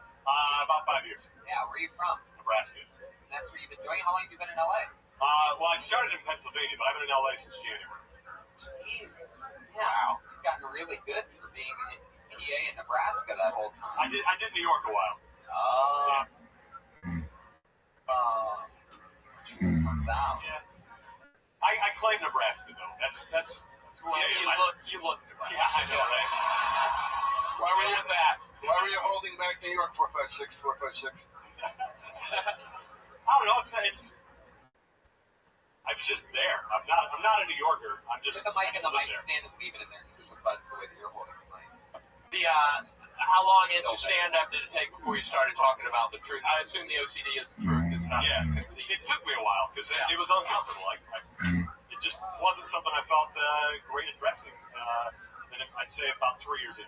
Not an easy topic to make funny, but not only made it funny. I mean, quickest to the punch so far we've had tonight. Absolutely. Right away to the Multiple punch. times, and it's Big the fan of that one. it's the exact answer to when people say that it's hard to do a minute. I'm more of a thing, well, do something quick, funny, as fast as you can, because that's what this is. And I don't think people realize that, you have to be able to kill in under a minute anyway, if you really want to stand up. Nobody's going to watch anybody with more than a minute-long setup before the first laugh, you know what I mean? And instead, you're firing up multiples rapidly, and that's exactly how you do it. So if you do a minute like that, 3 of those in a row, that's what they call a killer Tonight Show set or whatever. I mean, back in 50 years ago when that meant something. Watch it. You on the Tonight Show this week? I'll watch. So, married? I am, yeah. She's actually still back on the East Coast right now. Yeah. I got out here before her, about a year and a half before her. She's finishing her PhD. Ways to get the stripper back out for you? Come on out, Davina. Yeah, flirt! Fuck yeah, I don't have this one right then. How much time can you do? I've had mine. Oh, you have? Yeah, Okay, so it's places like Nebraska, though. Right, so what is that, 11 or 12 minutes? I did a show back in, it was about 40 minutes in Omaha over the holidays. I was going about a block and a half away from Kevin Hart, but we sold out the place. Wait, you 67. You competed in Omaha, Nebraska against Kevin Hart? Yeah. How many, you said you sold it out? Yeah, but it was a tiny place. How tiny? Like 70. Like Kevin Hart size.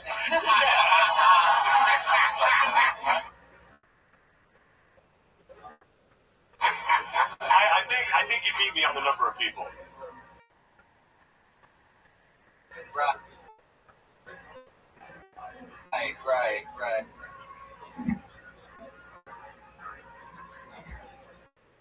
Wow, so that's fun. And you are getting married? And you're No, I am married. You just got married. No, I got married 7 years ago. How old are you? 31.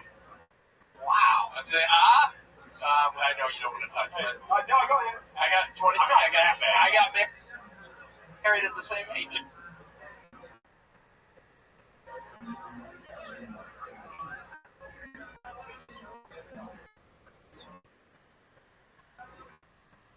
Married at the same age. Yeah. So you're looking.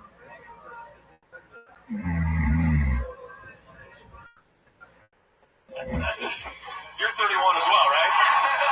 You're looking at the ghost of Christmas future here.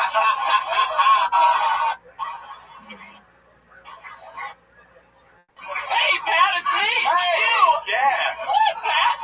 Look where you're gonna be. If I can't do abs at 31, so I'm. Oh no! This is the byproduct of lots and lots of unhappiness. Trust me, This isn't. No, this isn't. There's a deep psychological reason. I have that. This is my own OCD. Okay. He can only do sit-ups when he's crying. Yes. Alone. I thought that looked like a tear shine on that. Let me tell you something. But I can sort of relate to the situation, so I think that's cool. So you can talk about marriage. So do you do this because you can't get in at this club, or you haven't tried to get in at this club? This is the first time I've been here. And there's a buddy who I used to do. This is your Comedy Store debut? Yeah. Wow, look at that. Pat Jansen. How about that? I'm glad you dug that part of the story. This is a momentous occasion. Heck yeah, it went from a 70-person room in Omaha to an 85-person room in Sunset Strip. That's really exciting, Pat. If Kevin Hart's here, come on out, Kevin. He'll be short. He'll get to be short. Wow. Well, good luck. I think you work clean, by the way. Yeah, I can. Completely. No, I don't. He's OCD. Of course he works clean. Yeah. No, I don't. I hate the term work clean because it's. I don't. I think that's fucking great. I can do clean or not clean. Okay. All right. I personally think that actually makes you stand out more. If you can work clean, or if you can do a set and literally just cherry pick the obscenities out without it affecting the quality of your act, that's something to lean toward. I did a show on a boat for a bilingual church group in Philadelphia once, and I made that work. I got to do my bit about religious doubt, and I realized you could tell anything you want as long as you preface it with, I just came back to Jesus, this is how I used to feel. And it worked. I got a standing ovation. Wow, a standing ovation on a boat in Philadelphia. In 2 languages. A standing ovation. Only half the group understood me because I don't speak Spanish. But yeah, they thought I found God, and suddenly I got a standing ovation for the first time ever. Wow, that's amazing. Now with your OCD, is that mostly just a number thing, or is it other things as well? It's a whole bunch of things. I've had it since I was probably junior high. You start with like a left foot. Yeah, I go left right. Yeah. I have to go left right on everything. When I'm shaving, or you name it. Do you have to touch the doorways when you walk into a different room? No. By yourself? No, I've pretty well gotten rid of all of that. Some of it is a little bit just trying to beat it out of yourself a little bit too. But right, so jerking off helps. Yeah, a lot. It takes forever to wash it off, though. Do you have a car? Do I have a car? Yeah. Would you like a spot Friday at the Death Squad show at the Ice House? Oh, wow. Sure. There you go. Pat Jansen, everybody. There he is. Awesome. Thank you. He's on Twitter at Pat Jansen, JANSSEN. And after his first spot ever at the Comedy Store, he's now performing on another show at the Ice House on Friday. Awesome. How cool is that? Look at Red Band. I know, Red Band. Give it back. Give it back to the little people. I'm just amazed that last, couple times, there's just been so many great comics that just pop out of nowhere, and they're just like, holy shit, I want to actually see more of this person. Okay, it's very cool, you man. Yeah. I don't know that side of you. I think Dom wants to get booked on the show on Friday at the Ice House. Jesus, Josh, you are dropping the ball in the hardest way right now possible. What the hell is going on?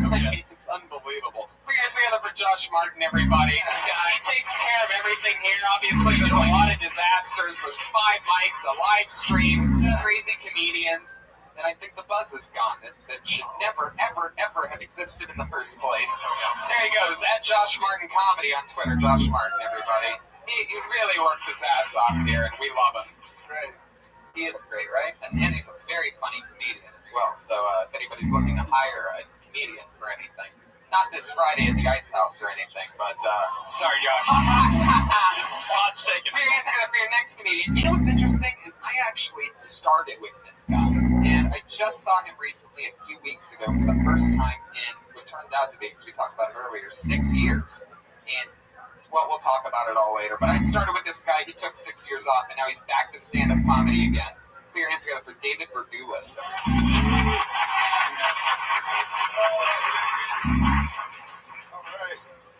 Thanks, Tony. So you guys hear about this Mars One mission that you're doing? It's a one-way death trip colonization mission to Mars for 90 volunteers. Sounds awesome. Just take all your earthly responsibilities and just flush them straight down the toilet. You need a guys who will feed Xbox all day on Mars. I'm signing up. So I check out the website, and their pitch to get volunteers is all wrong. It's talking about being like one wish forever, 1,000 years. Who cares? That's the slogan. Not on Mars. Think about what that means. So many things for so many people. For me, am I going to have to pay off my student loans that I'm currently drowning in? Not on Mars. Am I going to have a hard time getting laid because there's only 89 other people up there? Not on Mars. Am I ever going to have to heat my studio apartment with an oven again? Not on Mars. But there's a downside too. Probably. Are there any hot chicks on Mars? Not on Mars. Am I ever going to look out the window and see anything other than a red desert hellscape? Not on Mars. Am I going to have more than 165 days to live? Not on Mars. But that's cool. Is it considered suicide? Not on Mars. Thanks, everybody.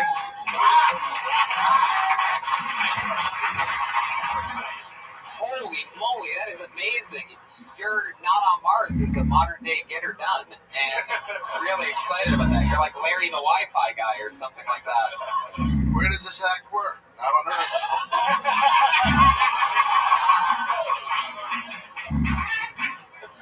Oh my god. Oh shit, that was so funny. Okay, David Ledulis. Now, we started together, right? And we did it together at like open mics all the time for like 2 years. And then you disappeared. He's got another gig. Wow. My car is my partner. Phone's ringing right now. Look at you. Oh, your meter stuff? Yeah. We got 10 minutes. 10 minutes left. Oh, wow. Look at you. Very well prepared. Way to set your timer in the middle of the show. You know where you don't have to worry about parking.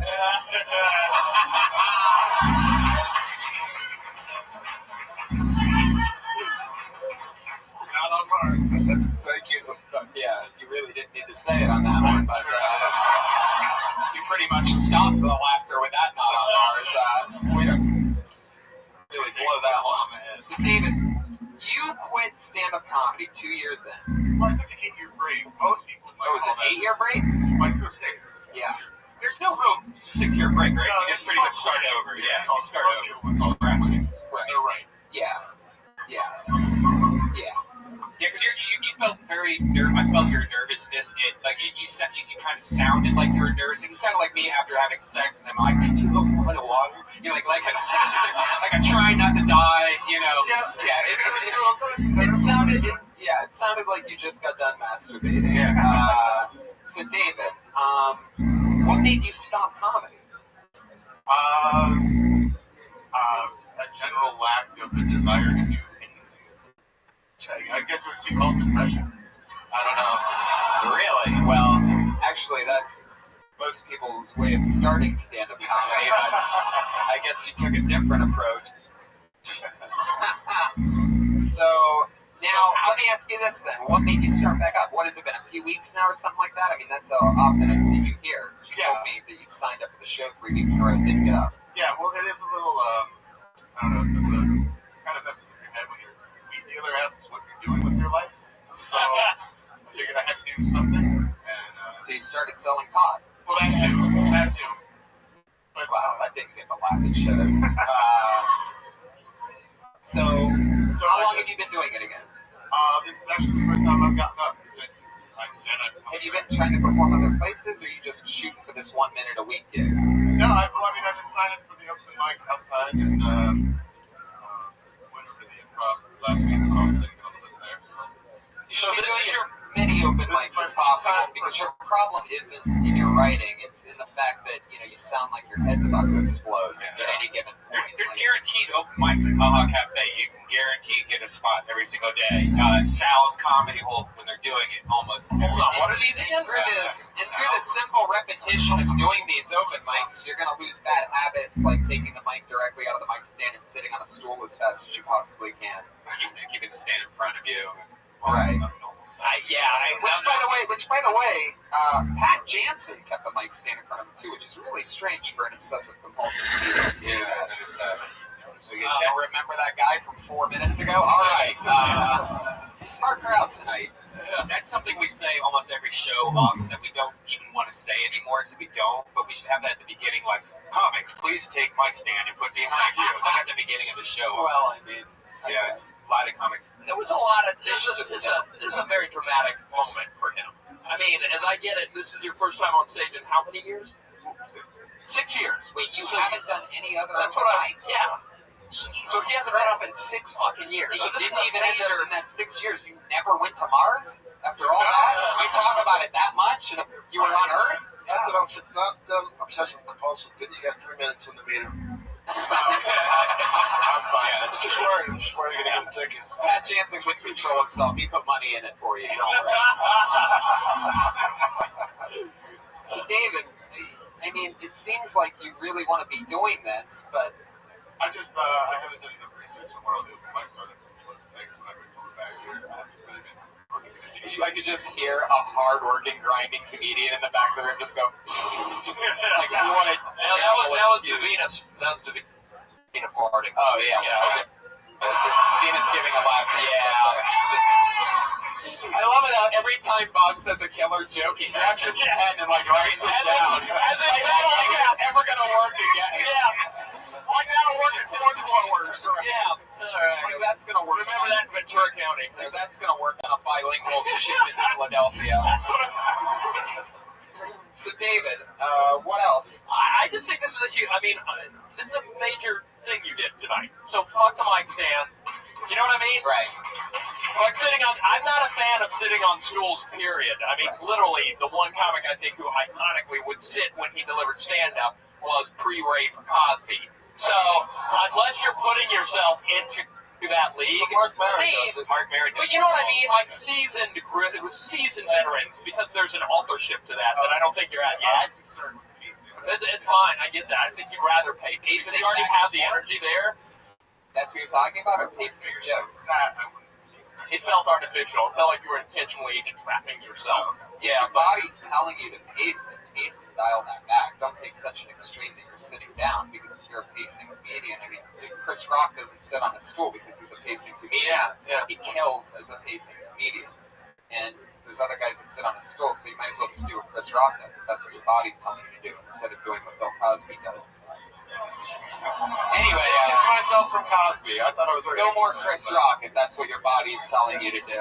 Well, all I can say is I've been in your position. I quit doing stand-up comedy. I also came back. So much like Pat earlier, you're looking at the ghost of Christmas future here. So yeah, I know it's a huge step. So that in and of itself is a victory. Just keep doing it now. You've gotten the hard part out of the way. Boom. Hit the ground harder. Yeah, hit the ground harder for sure. Pat Reagan, what do you think about David Bergulis? I see you staring at him. You're like eyeballing him up and down, really thinking of something over there. What's going on? I know, I'm just having a nice which is kind of interesting. Obviously, already hours, but yeah, why are you wearing this? Really funny that you said that. I got a little bit chilly earlier and grabbed a jacket out of my car. I put it on and felt something in the pocket. It was 2 extra Angelo wristbands. We had one of the funniest comedians ever that was like the strongest classmate that a lot of the people that started around me had was Angelo Bowers. And he got killed by a drunk driver a few years ago. So you'll notice a lot of his friends, we wear this silly thing. We're going to do one every year. Some guy makes I don't know why we do it, but we just do it. I guess to keep the memory. Everyone twisting around my balls right now. But anyway, right, exactly. I keep 2 there. But David was talking to me earlier, and at the same time I found an Angelo thing, and I go, hey, you used to do this with Angelo, right? He goes, yeah. I tossed it to him, and then you just roasted him on it. Go pay your fucking or your parking. There you go. Do it. David Bergulis, everybody.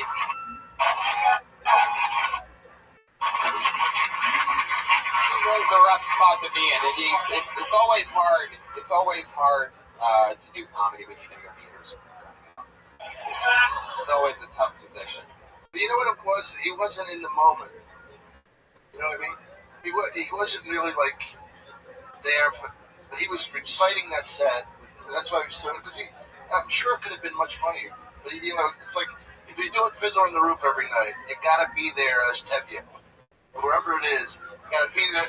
You gotta be there at the moment, whatever it is. And he wasn't, and that's what. I think I get exactly what you're saying, and I agree. David Berdulis should go try out for Fiddler on the Roof. Precisely. But yeah, the buzz is back. Maybe Josh can come up here and slam some microphones together and fix it. Let's just keep it going. Put your hands together for your next comedian, Scott Duggan. Scott Duggan, here he comes.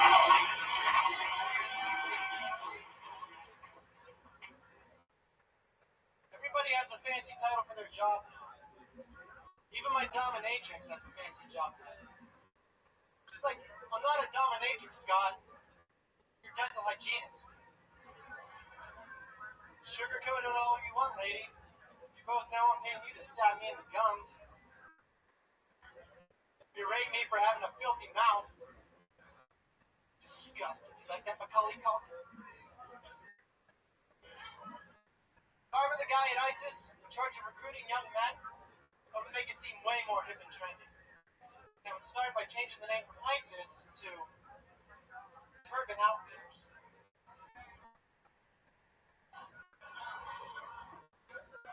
Great, okay. I guess if you just bail out at 43 seconds, it just ends that awkwardly. Okay.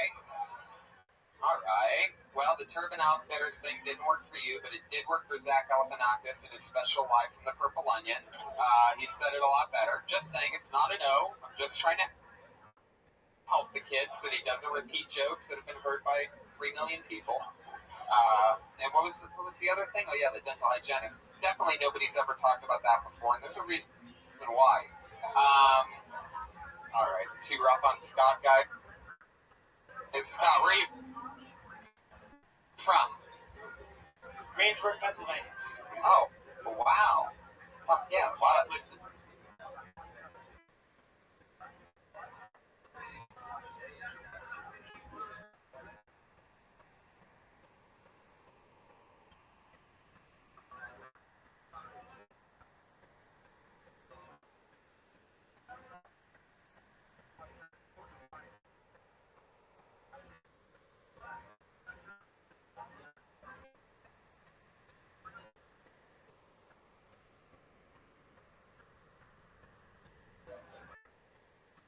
Back in the nightstand and then take it out. Right, yeah. Yeah, it makes a lot of sense. Just question for question, just pop it out again. How long have you been on stand-up? Less than a year. Less than a year. Do you have anything else to fill the remaining 17 seconds with that minute? Sure, yeah. Do we give them? Sure, why not? Since you're going, give them? yeah, sure. Give us 17 second joke. Sure. We don't want to end on that one. Okay.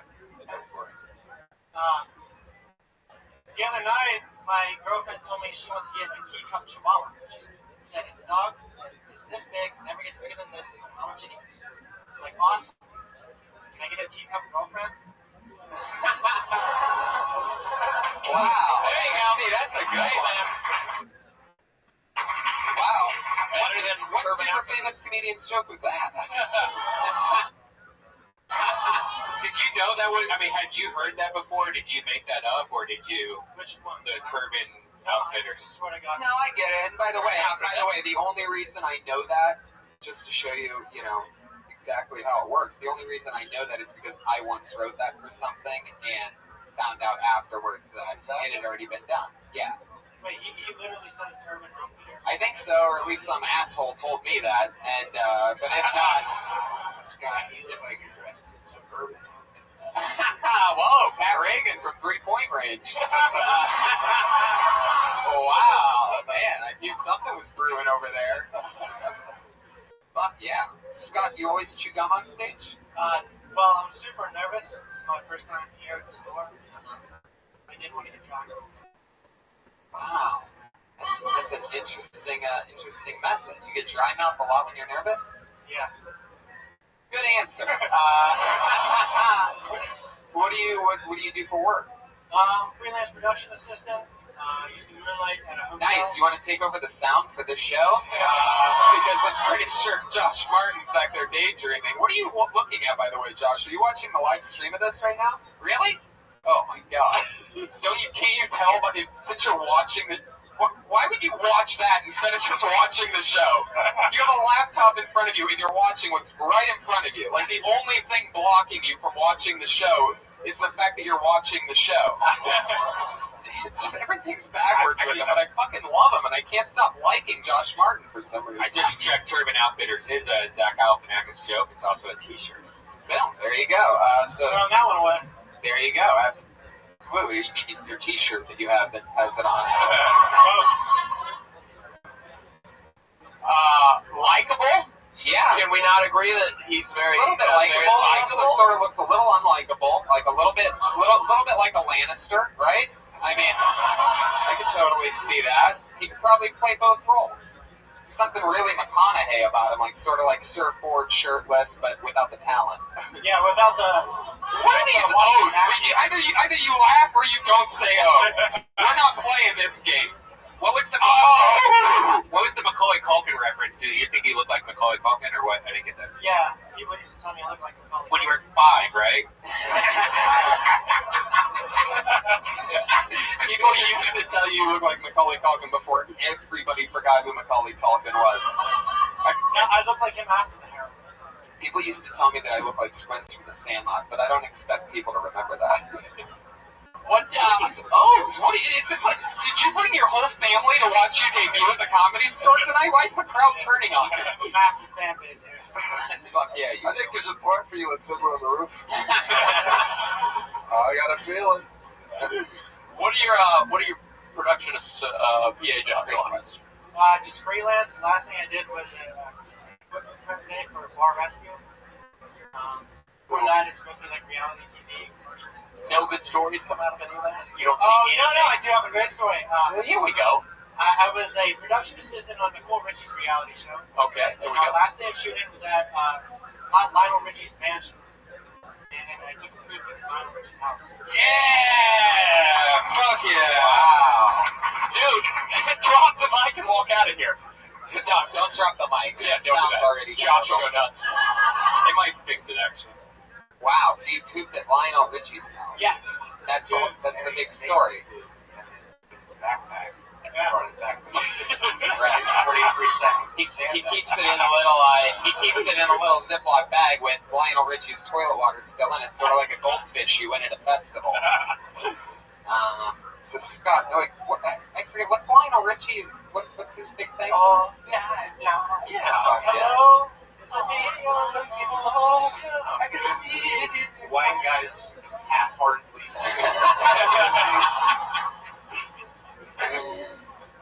Scott, congratulations. You took a lot of hard shots from me tonight, and you also took a dump in Lionel Richie's house. That's right. That's good. There you go. I shit on you like a toilet at Lionel's house. So there you go. Scott, is it Duggan? Dugan. Yes, sir. Fuck yeah. There you go. Scott Dugan. There you go.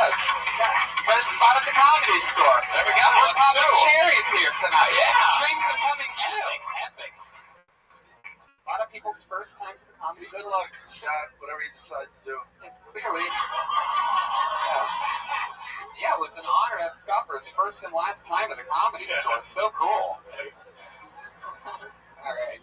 Your next comedian, I know this guy. He actually makes a lot of the cool art for Kill Tony, a lot of the cool fan art.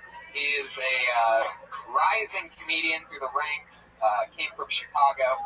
Really cool guy. Sometimes he's a little bit too stoned to actually perform when he gets pulled out, but let's see how he does tonight. It's Ian Ellis, everybody. Here we go.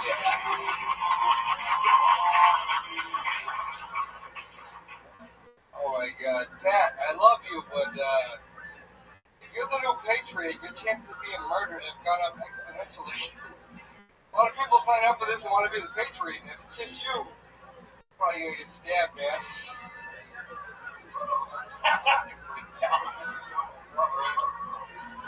Haiti wants to be 99. He's gonna get fucking stabbed by you with a fucking machete. That's some black shit. I like giving advice to guys going through breakups. Fucking, every guy in this room has written at least one breakup note they'd rather die than have read out loud? Here's how you go through a breakup with your dignity intact. First, you agree with the breakup with a single word, and then you walk the fuck out. So your broad says to you, I don't think it's working out, stars in the moon, we should see other people, whatever. Say, cool, and you walk the fuck out. What that does is it crushes a woman's soul.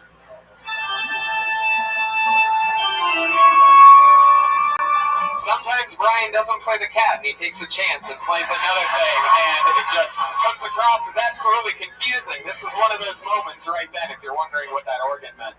Are you Your time is. You're by alcoholism. All right, Ian, you already bombed for a minute straight. I love it. Out of all the comedians that are drinking coffee tonight, you seem the most tired.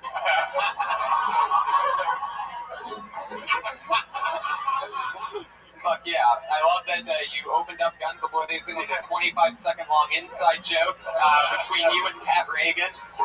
You went for it. I'm pretty sure that you're going to kill Pat Reagan, and that the evidence of that murder just streamed out live on the internet.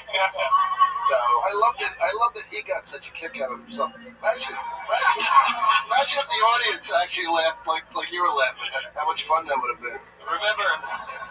Just remember, Dom, he kills people. Please don't kill Pat Reagan, and if you do, tell Art Hernandez Sr. that we said hello. Remember that from earlier, everybody? That brilliant callback? You motherfuckers. Anyway. Pay attention. By the way, I love your work. Seriously. I used to watch you years ago. Before you quit and became obsessive compulsive, you went to Mars. Really, it's very funny. I mean, what were you thinking? Because I was thinking he must be thinking of stuff that's funny. He's just not saying it. Yeah. I was thinking I got 30 seconds. There's no way I can get through this. What do you have in that cup? What do you have in the cup? What's going on? Was it that important to bring it up? Because, I mean, it's bright and silver. It's reflective. Like, you're trying to confuse the audience with your cup. So they don't hear what you're saying. What is this, like some kind of bad ventriloquist act where you just hold the mug and it's supposed to do something?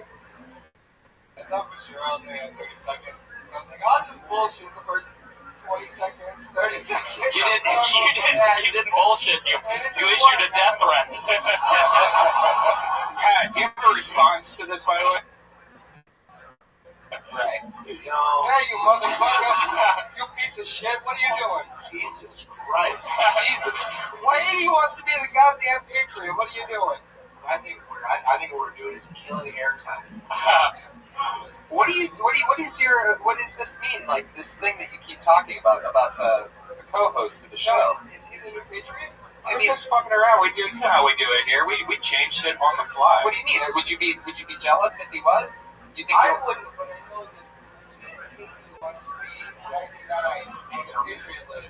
He's dying for it. I love it. He's a good guy. you're talking? Yes, another inside reference. Yeah, why you're talking about? Yeah, A yeah, comedian I'm friend of yours named Haiti wants to be the patriot on another episode that's not this one. Yeah, do you see This the? fucking African guy?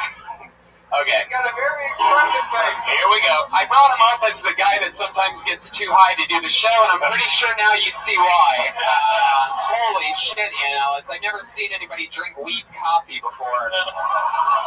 Unbelievable. But we're going to let you go on this one. I just saw all of the listeners quit listening because you were up here. So, yeah, you're done for the What night. you gotta check out?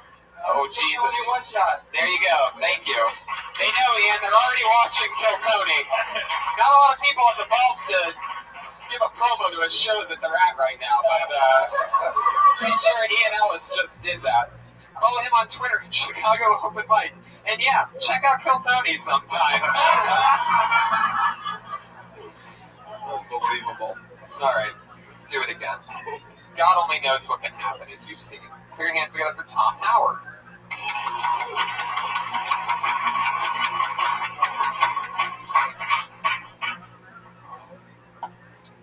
Struggle with alcoholism.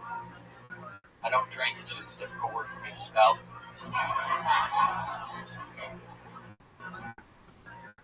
I hate texting.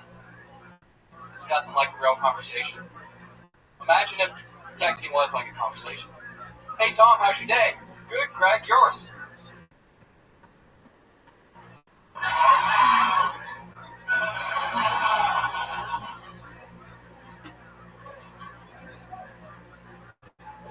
So you doing anything later? Come back the next day? Nah. I'm gonna call it there. How much time do I got? 17 seconds. I swear to God. It's another 43. The thing I'm looking forward to most of my life is when I turn 40 so I can get my prostate exam. That way when the doctor pulls down my trousers, I'll have googly eyes based on both my buttholes. Okay, should have cut it at 43 seconds, I guess. Fuck yeah, Tom Howard, everybody. Good job, man. I like your style, really fun. I mean, how long have you been doing stand-up? October. Really? Nice. Wow. Jeez Louise, you're funny for that reason. Are you an actor? You performed somewhere else before this? No, they just kind of college and stand-up. And I guess you just make it look easy. The second to last joke you did, the one that you were 5 year over with, I liked it, but there needs to be some rewriting to that because there just needs to be some things switched, I think. The text, sort of. Well, the thing is that it can have a bigger button. When you say, hey, are you doing anything tonight? The next day, he wouldn't say, no. He would say something else. Like, hey, man, hey, man, just saw this now. Or anything. There's 1,000 different ways you can go. I think, because your joke was the next day, what are you doing tonight? And then you said the next day, you're like, nah, or whatever. Right. So I saw the joke, but you need to rewrite it because there is a punch there. It's just how you say it. It's kind of just lets it fizzle out. People are like, almost like a math joke. Most people are like, you know what time you got that joke? You got like a dick joke there. Or you just like take one dick out. Yeah, you go. Pat just finished the joke for you. That's a good point. I think you should lose. I think you should lose the whole text bit, and then the rest of the stuff I love. Just the whole texting bit. Yeah, I love that earlier at work today. Dom's not a big fan of text messages. I'm kidding. It was Bob, anything for Tom? No, I thought you were going to be actually a Stephen Wright-like comic when you started out. You know what I mean? You did a very Stephen Wright, sort of a setup punch, kind of abstract, observational type joke. But then you kind of delved into the text thing, which didn't really go anywhere at the end. It sort of fizzled out there at the end. Do you have more that lend itself towards one type of joke or the other, or is it sort of that mix of the two? It's usually a mix, basically. It's kind of working whatever in my head. Were you influenced at all by the setup punch classics like Stephen Wright or someone like that? I mean, kind of. Like, I thought of the joke when I was pretty high. So, it's a shame Ian Ellis couldn't think of jokes he was I don't think I could hang at all. Right. It would be terrifying to hang with Ellis. So, Well, I don't finish sentences. It's going to be a problem with comedy. So fix that, yeah. But no, I thought it was a great opener. Very good opener, and the second one. One of the things I really loved about that opener was that his body was facing us. But That was it weird. facing the audience. I know. It was sort of like he was I almost thought that like was his thing. Like, hey, see the comedian that Nobody faces does to the that. side and looks at the audience? I thought he was that would be brilliant. Right. He could be that guy. Nobody does that. Right. That could be what he's known Plant for. your feet, You can do more model poses. and then look at the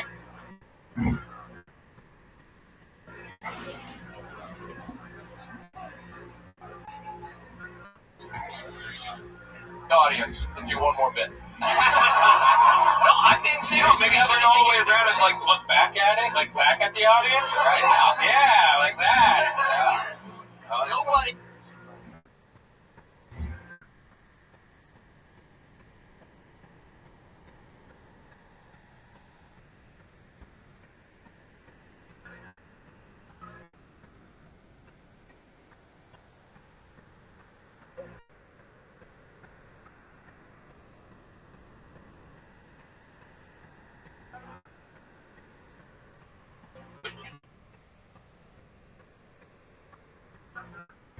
He does that for a solid 20 minutes.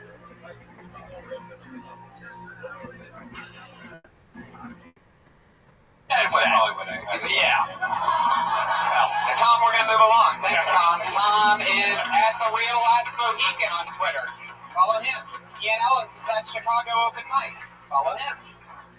Guys, this is the part of the show where every week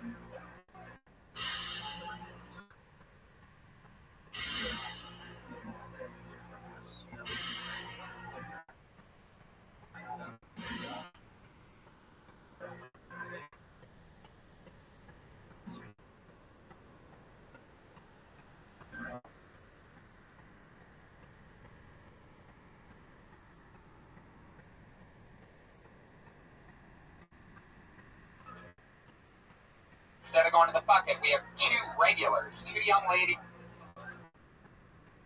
that have been writing a brand new minute ever since the start of the show. They are extremely funny. It's always fun to have them and watch them grow and try out new stuff. Probably the only two people I know that actually write a new minute every single week. And it's always a blast. Bring it together for your first comedian of the night, formerly a student at the University of Florida, and after her first time on Kill Tony, she decided to stay here in LA and write a new minute every single week and perform it. Here she is again. It's the one and only Kimberly Condon.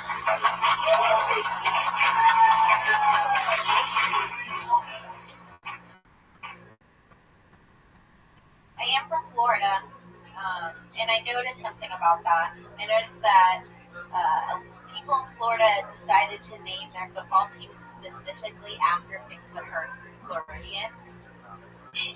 Like Miami Hurricanes, Florida Gators, Miami Dolphins. And I know what you're thinking, Dolphins, right? But I had a best friend who was raped by Dan Marino.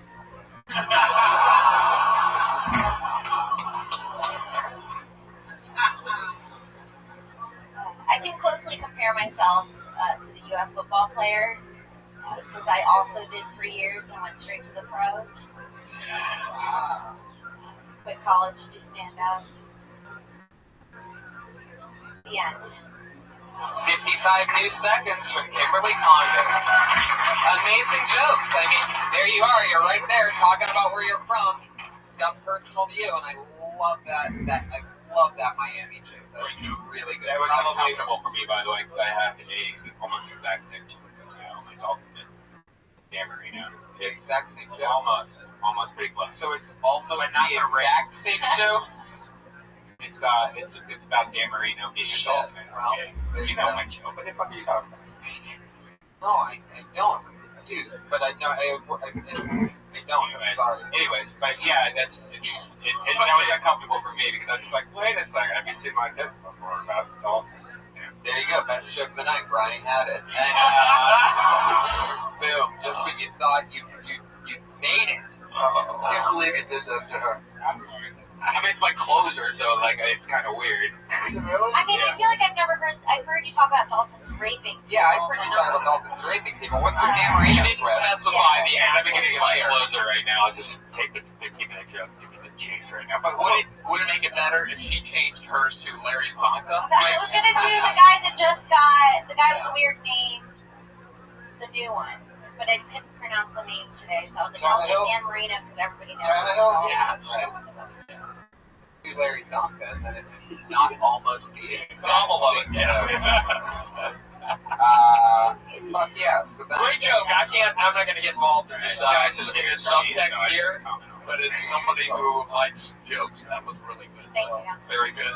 Let's put it this way. I love your joke, both of you. Yeah, right. You guys work beautifully together, individually. Yeah. I love the premise, by the way. I was literally in my head trying to think of more universities and their mascots and other things. Like, I laughed at the premise as a sports fan, and someone who has knowledge of what you were going into. I thought that was a great premise. I don't know if you can explore it even more or expand a bit. Love that totally. Well, thank you. I was trying to figure out how to make the 3-year street into the pros to explain it more about stand-up because I feel like some people don't understand what I mean. I didn't understand what you meant. right. That was a very Ian Ellis inside joke move. But you dropped out of college after 3 years, and then started stand-up comedy. Yeah, that part's probably never gonna work. Unless I said it at the beginning of the no longer said. Like I dropped out of college 3 years. That's only for football and stuff, basketball. So that's kind of confusing. Right, you should drop right out immediately. Dom actually did that. All right. 100 years ago. Kim, I think you gotta. Pat Reagan. Kim, I think you gotta stop You guys are thinking the same thing. You're gonna find the news next thing you know. You're in the same cycle. Stop being a cock blocker. Move the cycle. Fuck yeah, well, there you go. Another brand new minute from Kimberly Condon. Thank There you. you go. She's on Twitter at Kimberly Condon. Think of another dolphin. Your final comedian of the night, the other regular that does a brand new minute every single week. Put your hands together for the very funny stylings of Sarah Weinshank, everybody. What's up? I have a problem with Hangman. I think it's a bullshit game. You want to know why kids are illiterate? It's because they've been playing Hangman. They don't figure out the word. They're afraid of being dismembered or lynched. Wrong message, guys. Like, who decided that was a good idea? Guys, give birth to a man. How to make it like Wheel of Fortune. And in the end, he's either going to die or he's only going to have a few limbs. It's like, I don't understand. Like, at least in fucking video games, you're defending yourself against weaponry. In Hangman, you're just making people with half body parts. It's bullshit. Alright. Fuck yeah, that's exactly 1 minute. Oh yeah. I don't mean to be busting your balls, but I used to end with alright, too. I swear. I'm just saying. It's almost the exact same way he said it. Yeah. Almost exactly. And wearing the same skirt that he's wearing. Right? Maybe we're playing all right with Larry Duncan.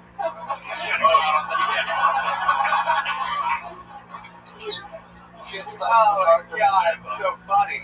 So Sarah, what happened? Did you get molested by a hangman when you were a kid? Like, what is this beef you have with hangman? I just was thinking about it, and I was like, tic-tac-toe, that's cool. I can fuck with tic-tac-toe. I can fuck with that game where you make those squares. But, like, Hangman's a little fucked up. Yeah. Right? Yeah. It's like, figure out this word or else this man's gonna die. That's what was missing. Yeah. You didn't explore the topic. I felt like you were kind of talking with the topic that you were trying to, right there, you were kind of figuring it out. Yeah. And there's more of a realization there, the way you just said it. Yeah. Then there was, when you came up, I thought you came up here with a little too strident and convinced of what it was you were saying. I wasn't quite sure what you were saying. Right. Bob loves you when he starts doing this hand thing. That's basically what he's saying. When he starts throwing you imaginary footballs like Dan Marino used to do, then you know he loves you. But you see what I'm saying? Like that, now I get what you were trying to Yeah, because that was go more for. straightforward. Yeah. Before I was like talking around it. Yeah, Now I just, like, that was a great, simple way of summarizing a beloved game we all played as children. A beloved game. Right? Yeah, Running Man. Yeah.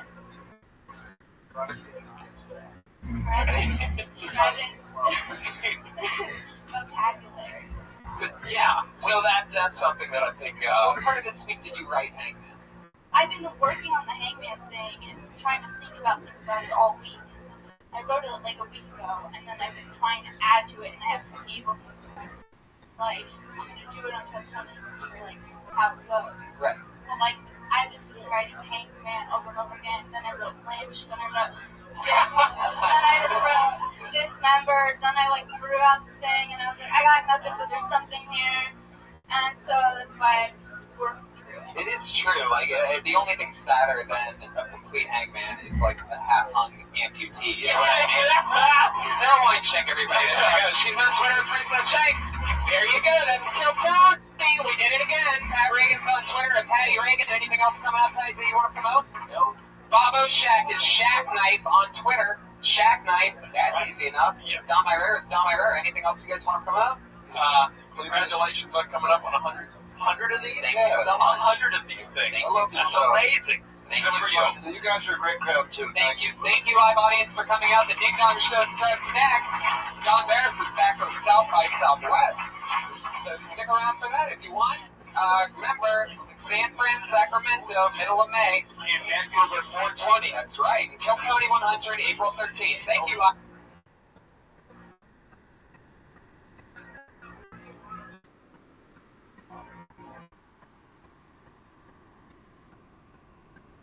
For brand new episodes of Kill Tony Volume 2. Here now for Tony and Swift. What? Oh my goodness.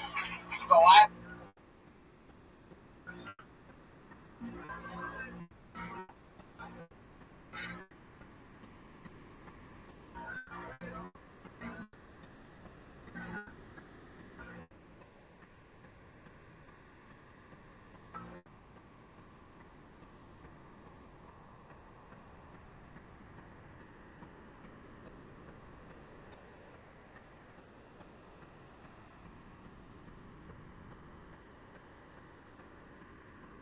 Time we ever move this show from a Monday to a Tuesday. I know.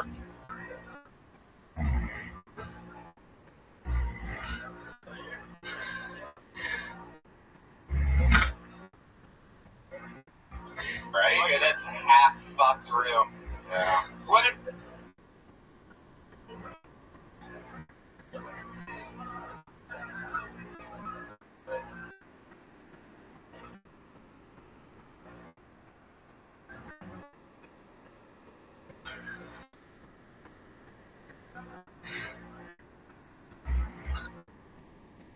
we do, Brian? We had all the momentum in the world. This place has been packed to the gills. Now it's just the best of.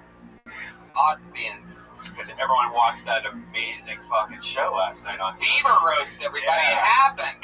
Thank you. Yes, I'm one of the writers for that for a while now, and I had a really big night last night. I got to help out a lot of really cool people. Special shout out to my girl Martha Stewart, who once again, I mean, I was there when she crushed live in person, but to see it on TV well edited, I mean, wow, what a work of art. Turns out that my evil brain with Martha Stewart's sweet delivery makes for one hell of a fucking roaster. So, that was fun. Jug's yours? Yeah. Oh, that's great. Yeah. She was, she's so much fun to work with. Everything that I threw at her, normally, you know, they have to tone it down because I'm a freak. But she loved it. She was just into it. She got it. And we went with it. She crushed. Yeah. It's one of those things where, like, the only part that she, you know, one of the things is, like, she's trying to make people's lives better. It's her overall message throughout the roast. And one of them was ludicrous. You have 3 different kids from 3 different women. May I suggest pulling out sometime and finishing on some highly absorbent Martha Stewart brand linens. One of the notes when you talked to her on the phone a few days before was, does it have to be Martha Stewart brand linens?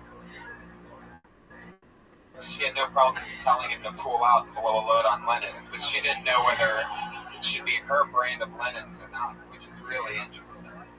I also shot my first ever 1-hour special, guys. That's actually going to be something. I warned you about that.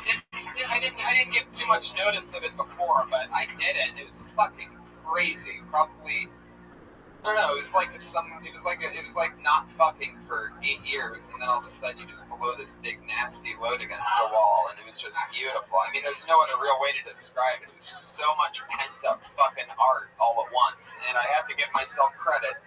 Fucking killed. All in one steady cam, slow moving shot. Who's gonna buy it? We don't know.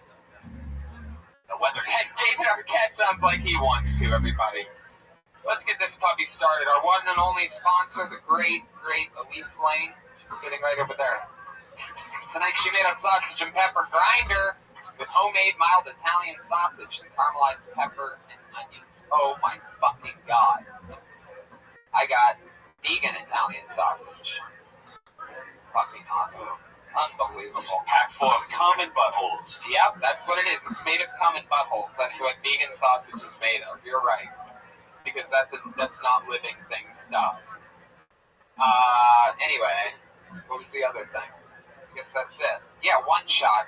Look out. One shot special. Oh, it was great. You did such a good job. And it was so stressful because it was, you know, the whole camera followed you from the outside all the way in, and it just stressed me out. Like I was with Jamie, and we just couldn't take it. We had to hide from it. I love it. It was stressful. I'm glad that out of the three of us, you two were scared and I wasn't, because that would have fucked me up. Being scared's not really an option. I feel good though when you head off stage and you're like, holy shit, yeah, it really was. The most nervous I was the entire day or night, the whole hour on stage, out of everything, was when I finally made it outside and I go, did you guys get it? That moment right there. Forgot to put the SD card in. Oh my god, like, even though it's all like really big deal stuff, there's still that part of me that's like so used to just making YouTube videos or something that it's like, tell me you got the shot. Anyway, fuck it, we did it. So there you go. Elise Lane is on Twitter at Elise Lane. She's the girl with the pan. She's our only sponsor. Normally, this is the part where, like, Pat Reagan would play a song, or we bring Pat Reagan up to be the co-host. He actually has a Montreal Just for Laughs showcase tonight, so let's root for Pat Reagan, everybody. We have him in our hearts. So there he is. He's still here. Oh, yeah. If you remember him from earlier, the amazing art and stylings of Pat Reagan. We're going to have him back next week in the co-host spot. I love Pat Reagan. We love Pat Reagan. He's on Twitter at Pat Reagan. But this week we're going to do something a little different. We're going to have no co-host for a minute, and then we're going to bring one up in a second after he does 60 seconds. But before we get to that, your two guests tonight, I always bring you two of my funniest friends and try to match them up just perfectly. This is one of those nights, you lucky fucks. It's insane. These guys probably haven't seen a not completely packed room in decades. Put your hands together for two of my funniest friends, two of the best comedians in the world right now. It's Matt Bronger and Doug Benson, everybody. Wow. Holy moly. Here they are. They've both done this show numerous times. They love it. They're back. Their mic volumes are up all the way. Fuck yeah. Loud is better than nothing. Here we go. Get that mic going. Come on, microphone. Oh, microphone. There it is. We got a mic. Okay. It finally worked, and then he broke it. I like to be one of those edgy comedians that does the mic drop before he said anything cool. Well, you're 1 for 1 on that. Power move. How you guys doing? Bronger, welcome back. I'm chilling, man. Thanks for having me. Good to be back. Tony. Fuck yeah. Yeah, it is. Very exciting. Did you guys get food? Did you guys get your grinders from Elise Lane? What? Oh, we're getting ours to go. I'm sorry. The word grinder, you threw me off for a second there. I thought it was a sexual euphemism. I thought she brought some grinders for my weed. Yeah. Right. But it's grinders for my mouth. That's right. Yeah. Wow! We got Roger Rabbit in the audience. You guys have been on this show. We know you. We love you. The people that watch and are obsessed with the show are the biggest stand-up comedy fans in the world because they love watching comedians watching comedy. That's what this show is. We talk to them after they do 60 seconds of material. Comedians, you know your 60 seconds is up when you hear the sound of a kitty. Better wrap it up then, or else you're going to bring out the angry West Hollywood bear.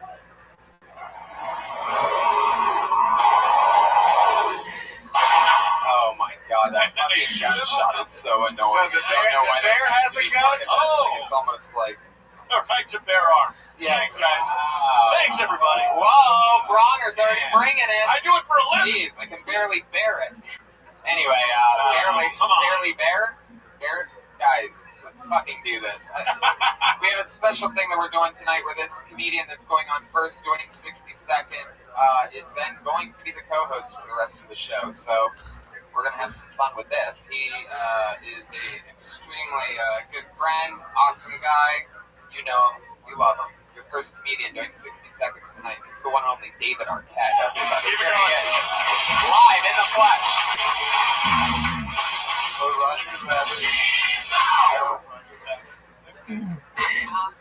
Okay, here we go. Thank you all for being here. It's a whole crazy game going on. And we're all connected to it all. And we're all the greatest people in our whole world. And don't let anybody tell you different. Okay, you with me? So we're all in this together. So we don't want to be as cool as we fucking can be. You know what I mean? We don't want to fucking, at least in this room, I hope, we're not rapists, murderers, like fucking killers, the co-pilot that wants to kill fucking 100 plus people. Like, we're not, God bless those people too. We want them on our side, so we're all the cool fucking people running this shit, right? Are you in on this with me or not? Okay? I don't have any jokes. I have a was so good. I mean, Jay-Z wrote 99 Problems, right? That was before he met Beyonce and Blue Ivy. I think he's got 101 problems now. I'm just saying. I'm sorry. Worst joke I ever wrote? You know the hardest job in the world? Being a woman? Second hardest job? Being the man with that woman. I'm sorry, it's not pretty. It's an ugly joke. Those are my jokes. But aside from that, I'm not good at jokes. I'm looking for your help on this. But we're all in this together. Let's have more motherfucking fun than not, right? Are you with me? Yeah. Okay, so we're gonna do this all together. Right now? Okay, can we all say it right now? We're gonna do this, right?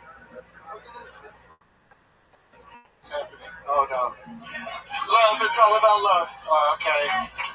David Arquette with a big closer. They close with pyrotechnics. Man, it wasn't since Kevin Hart's last special that I saw pyro at the end of Did he set a stand-up special. Did he set a tube of glue on fire? I didn't see what happened. I had no idea that cocaine was flammable. That was really awesome.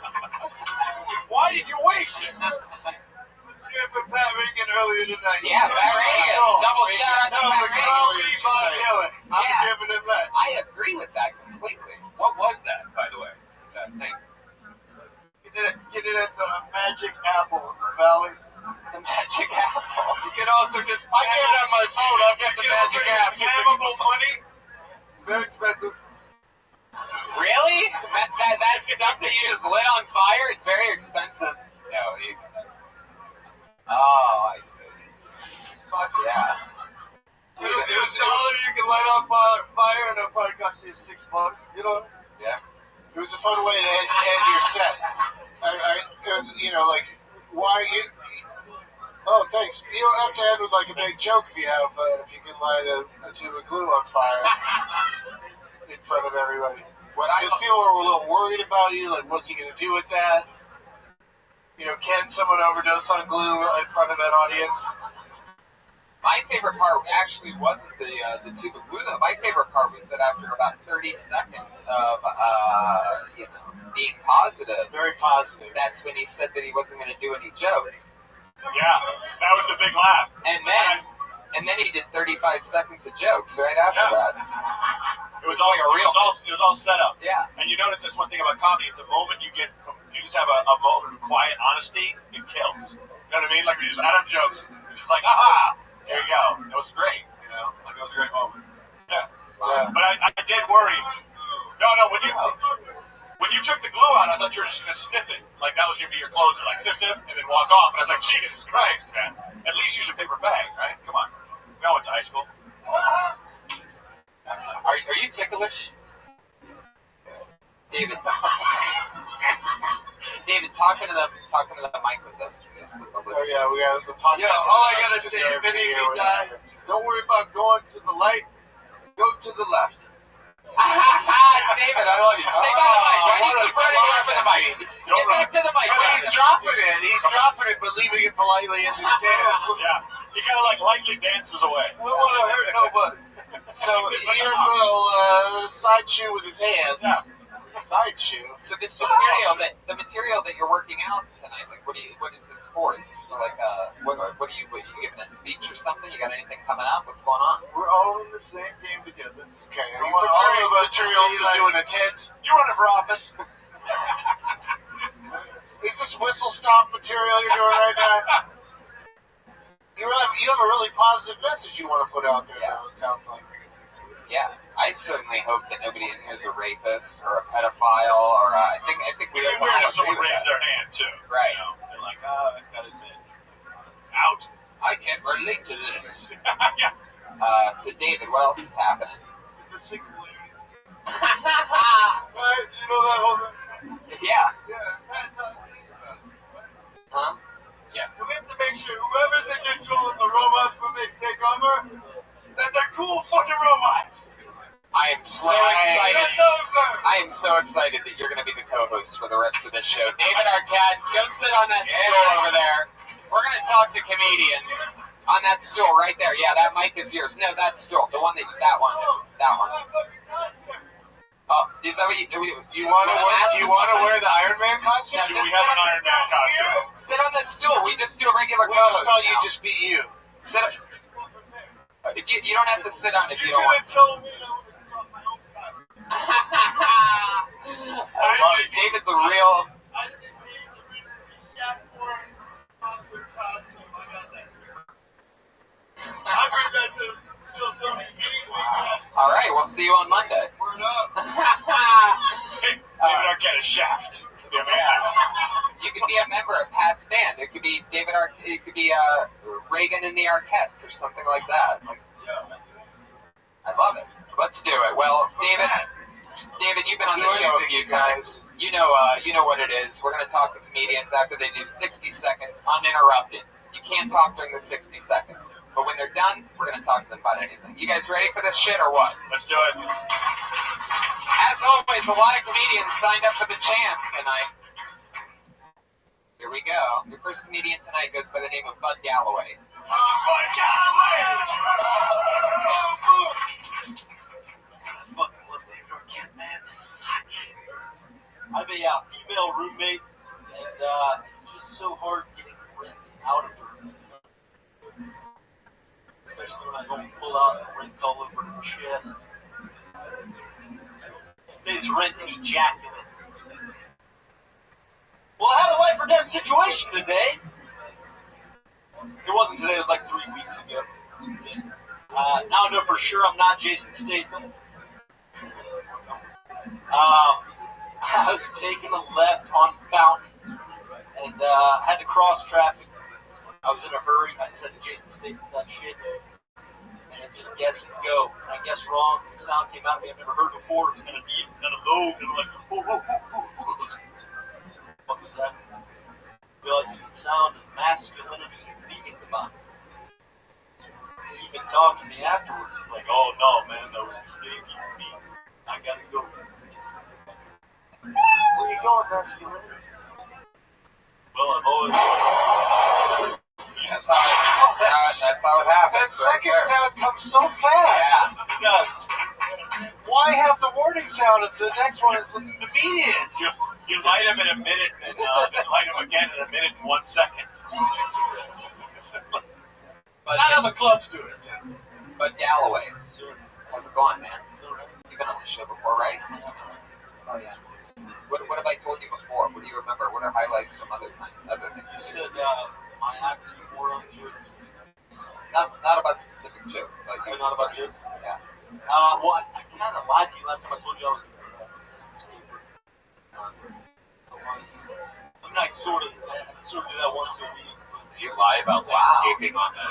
Yeah, I know. Wow. See, I didn't know where I was going when I started this line of questions, but I'm glad I got here. So you're. I think if you do it once a week, you're a landscaper. Yeah. You know, you're landscaping once a week. Sure. Do you have a lawn or anything like that? No.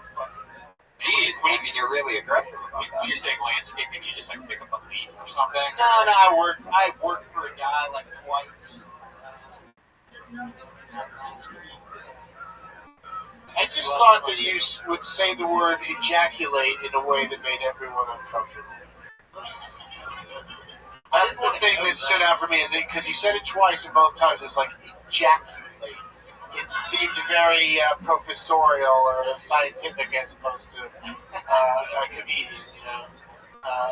So that was the only thing that really stood out to me, though. I mean, you clearly are able to stand in front of people and stand your ground and say stuff and get laughs. How long have you been doing it, bud? Yeah, you got some laughs. I mean, they're kind of for throwaway things. They were like kind of commenting on how the previous thing didn't work, but a laugh's a laugh. But that's how you got to do it. That's what it's about. A laugh's a laugh, David Arquette.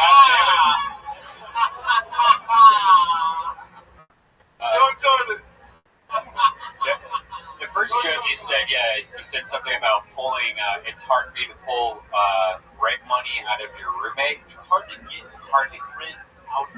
I thought you were. Going to say like pull out like she is a stripper. Like no. Pulling out money out of her. Is this where the joke starts from? She's lit. Yeah, she's letting you rent.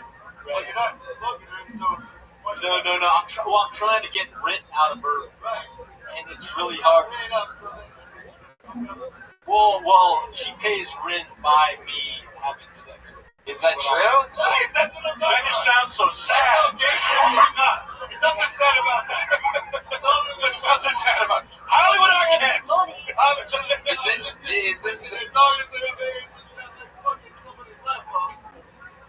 Is this thing about you hooking up with? By the way, cannot. You know that the rules don't necessarily apply. I need a translator. Does anybody here speak Arquette? All right. Prime saying this looks like the worst episode of MTV's Unplugged ever recorded. Like, get your guitars out and let's go. It's more like Unhugged. I'll play a song.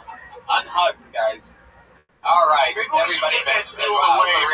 People are going to sit down like that. It's too comfortable. For him? Yeah. Stand up. Yeah, you can't sit down like that while you're being critiqued. Wrap it up. Boom. Arquette's still blasting you from right field over there. He didn't even close properly. But stick with me over here. How you doing? Are you really hooking up with your roommate? I mean, when I had a female roommate, yeah, she didn't pay rent, so she would like come in and like try to give me massages. Was this a prostitute that you had living there? Well, that's what probably, yeah. She ugly? Wait. Are you lying? Is this one of your landscape? I swear, yeah. All right. Would you ever another daughter with the name of David? All right. God, this is a circus. David. David Arquette. I don't know if anybody saw down, David. Hey, David. David, I want you to listen to this question I have for this young man.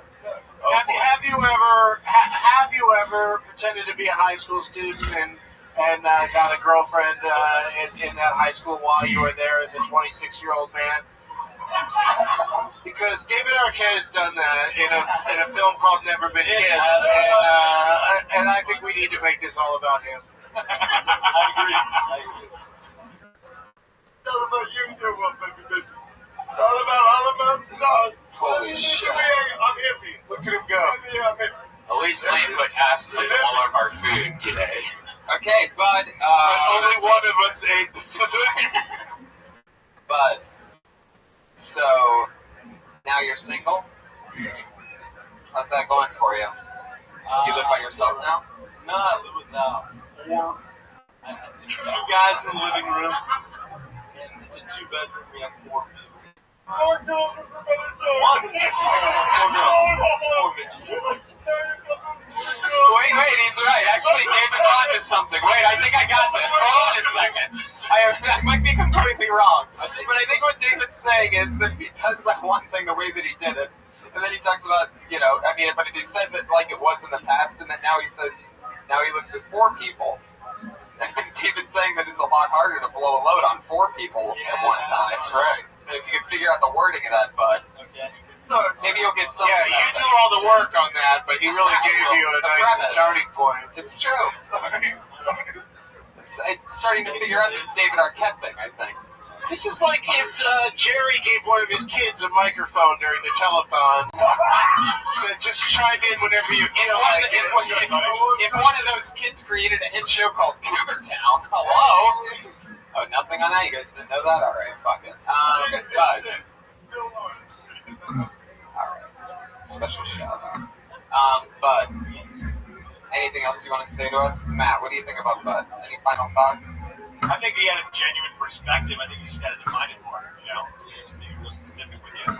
Like, just make the scenario a little clearer. Like, I think the thing you said about your masculinity leaving your body, like, become that masculinity, showing your body and your voice, like taking off like a cowboy or whatever, I was good at that. We've all had that feeling when all of a sudden, we just like voice breaks or you puss out on something, just own it a little more. It's a funny idea.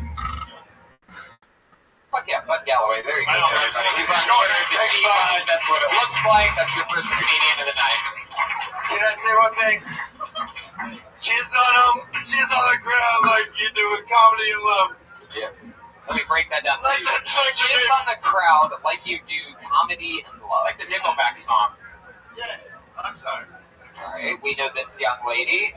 Put your hands together for the comedy stylings of Sarah Kenny. So I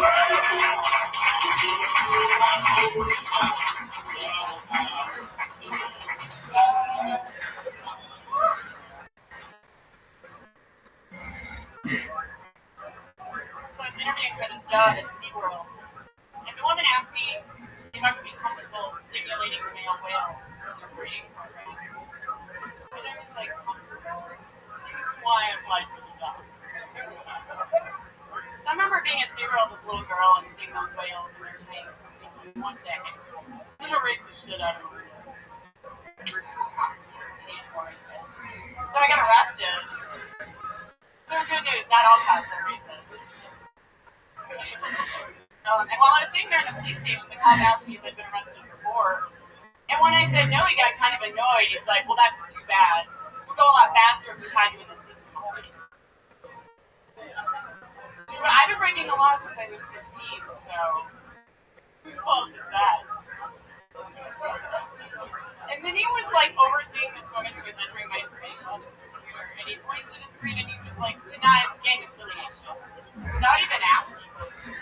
So I guess he hasn't heard the University of Chicago alumni. Fuck yeah, Sarah Kenny. Always She got that in fast after the meow before the other fucking grizzly came in. Did you really get arrested? Prostitution ring. Got it. Really? How many?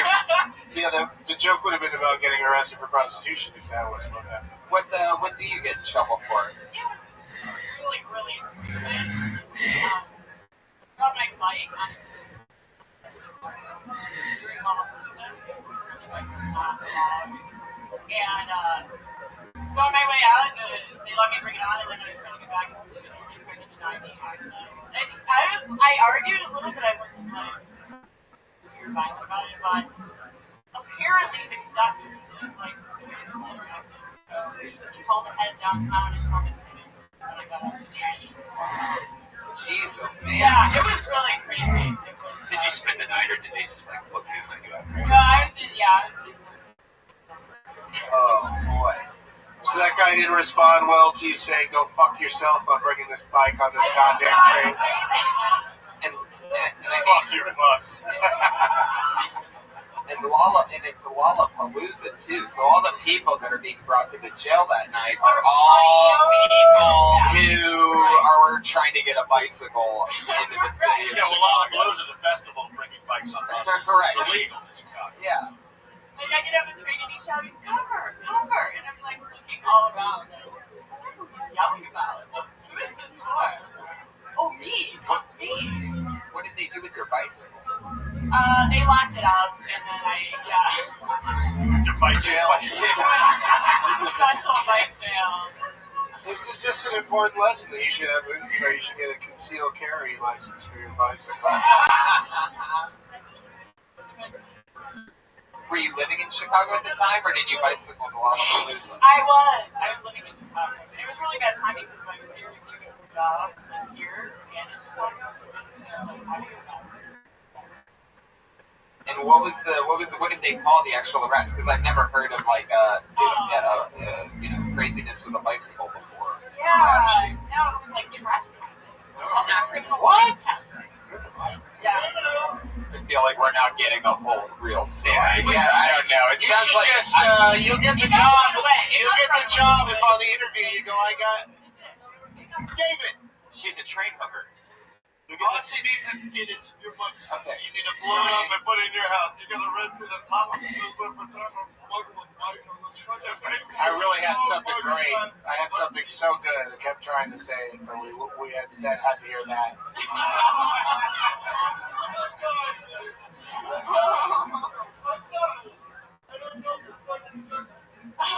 It's all good. Just when somebody else starts talking, let them finish their joke, and then let's see where it goes from there. I realized I'm a big fat loudmouth, like very recently.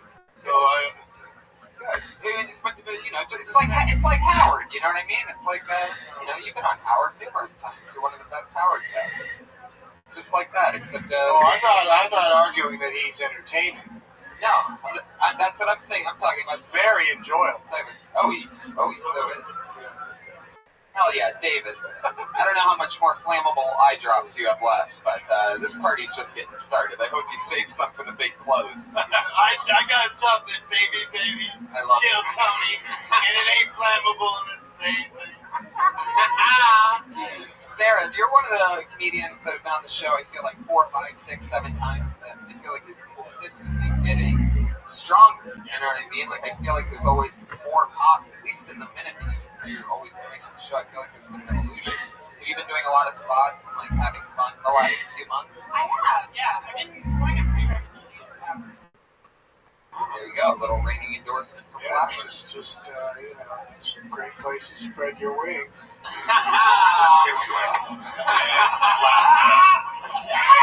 yeah. But you were clearly professional and confident, and people laughed plenty of times. It was a good job. Yeah, very good. Great Yeah, job. it was real well put together. Great. Okay, now some incoherence. Here we go. Sarah, you came out with baby. Listen, this is my personal thing. Alright, here we go. If the goal is so I don't do this like you chance to. What? You came out with jerking off a fucking whale and SeaWorld in my fucking hair. There you go. Fuck yeah. You got the Arquette. Fuck yeah. Pow. Boom. Doggy. Oh, man. It's all happening. A live show, live streaming podcast. Anything can happen. Does Sarah have a Twitter address? Sarah can be found on Twitter at SKennyComedy. All one word, SKennyComedy. That's what that's like. We've seen this young man before. Always a little spitfire. Put your hands together for Marcos Martinez, ladies and gentlemen. Here he comes.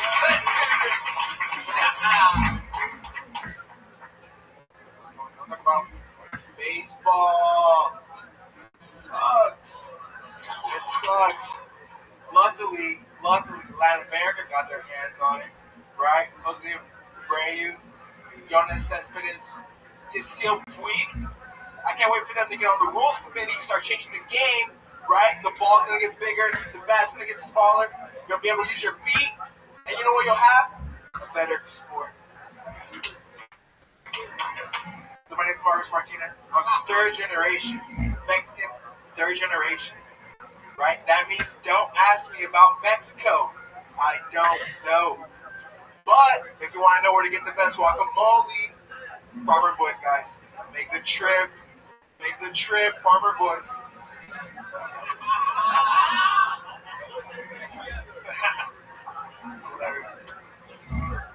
This is awesome. So here we are. Kill Tony. There you go. You made it through. I like the closer. I like the closer. Just acknowledging that we're here. Fuck yeah. Well, Marcos? What's it like in Tijuana this time of year? I thought you said don't ask me about it. I just asked you after you told me not to. I thought I'd be yelled at. Instead, you answered the question. Marcos, you're very anti-baseball. What happened? Baseball sucks. Oh, did you ever play it as a kid? Oh, yeah. And it sucks. How old are you? Marcos, what about baseball? Well, you do know that David Arquette plays baseball and never been kissed, and he's quite good at it. And you're hurting his feelings. You're really hurting his feelings. By the way, Shit's out of the school. there's a moment where he has a baseball bat in his hands defending himself in the hit movie Scream 2, Deputy Dewey. How about that? Right? That's true. It's true. It's Deputy Dewey. Marcos, why was there such bad memories of baseball as a kid? Was there a bat inside of you? No, there wasn't a bat inside of me. But I know, there was a dumbest question ever asked. There's a bat inside of all of us, in a way. I hit Life the is ball, tough. and I slid into first base, and I didn't make it. Marcos. I like when a comedian just has a real strong opinion right off the bat. So I like your setup, like being at the baseball, it sucked. So like, even when the people come in the room, we're just like, I love baseball. And they're like, hey, it's still funny as shit. So that was a good start. Like you got them like right away. I think that's a big thing in comedy. Is getting people's attention. You know? Yeah, here's another good opener. Nixon wasn't such a bad guy. Just go into that. Can I say something? Yes. When you brought that part up, and you say that you get to change it into different sports, I've had that thought myself. Like, why? We're just baseball, football, basketball, soccer. It happens. Why can't I thought he was going to name them all. I know we have super sports going on right now. It's so with true. people that don't make the NBA, whatever the fuck. Curling, Make it sexy and fun for everyone. equestrian events. Safe. No Fuck murders yeah. or pedophiles, so let's have Figure There you go. Super Bowl. David Arquette once again with a great point. Swimming. Why not? Why not? If sports are fun on their own, He said he's mixing sports, you motherfuckers. Get on board. I've never had more trouble hosting a show before in my life. I swear to God, I've been hosting things for 8 years here at the Comedy Store. And I just have to say it to vent it so that I can just move on afterwards. What's happening right now? I wonder which element is making it the most difficult. A lot of it. A lot of it. Wait. It's me, isn't it? It's totally bad. It's Matt Bronger, you Get guys. out of here. I'm sorry. Have you ready to throw a guest out like Matt Bronger before?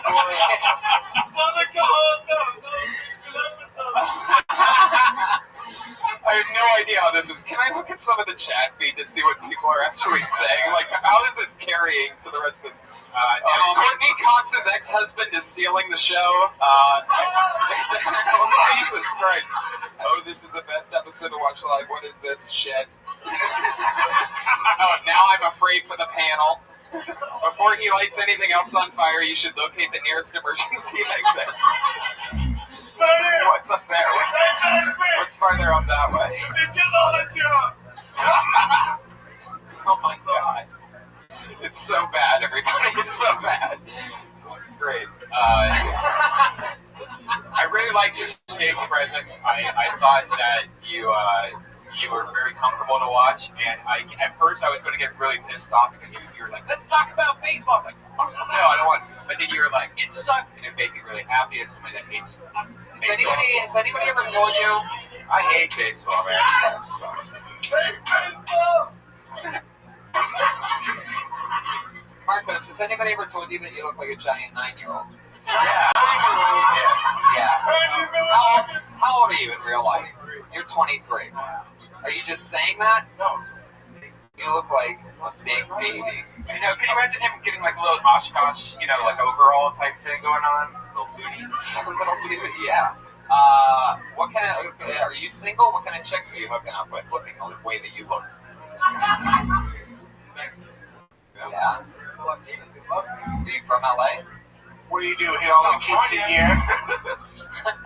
What? No, we don't know that. Quinceañera because they're young, right? That's a joke. Just joking around, man. What? I just laughed at something. Keep it down, Bronger. I'm sorry. When is the last time you hit a piñata? Honest question. I'm not even trying to be funny. Oh my God. Because I feel like it's been recently. Tell the truth. Are your areolas brown or pink? They're brown. Can I say something? Wait a second. When did David Arquette start writing your things? Can I say something about piñatas? Oh shit! Finally, somebody's got a piñata out there. I'm not gonna joke. This whole shit. I don't care if I go tomorrow. We're all moths to the flame. You know what I mean? It don't fucking matter anyway. Don't make it so.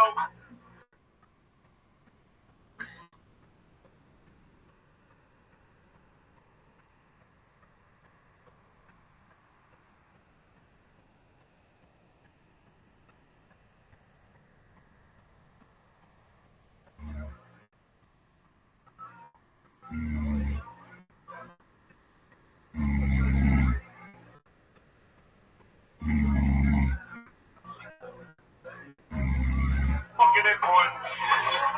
If you're in this stratosphere where you are, be the best person you can be. But you know what I mean? Hold on, I got a piñata thing. Wait, piñata. Okay, let's equate the world to piñatas. Let's say there's just violence, right? Violence is the world that we're living in now.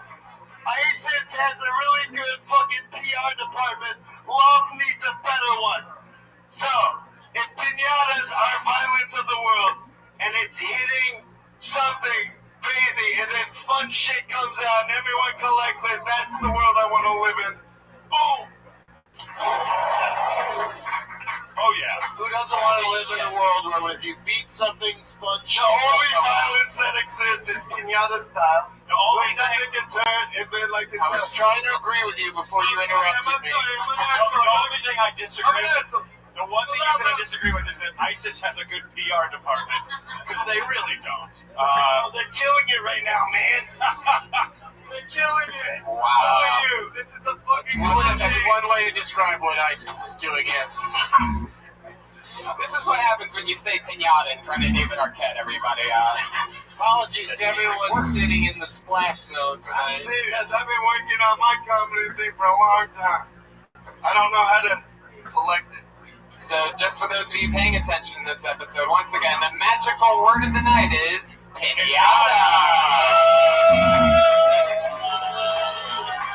There you go, everybody.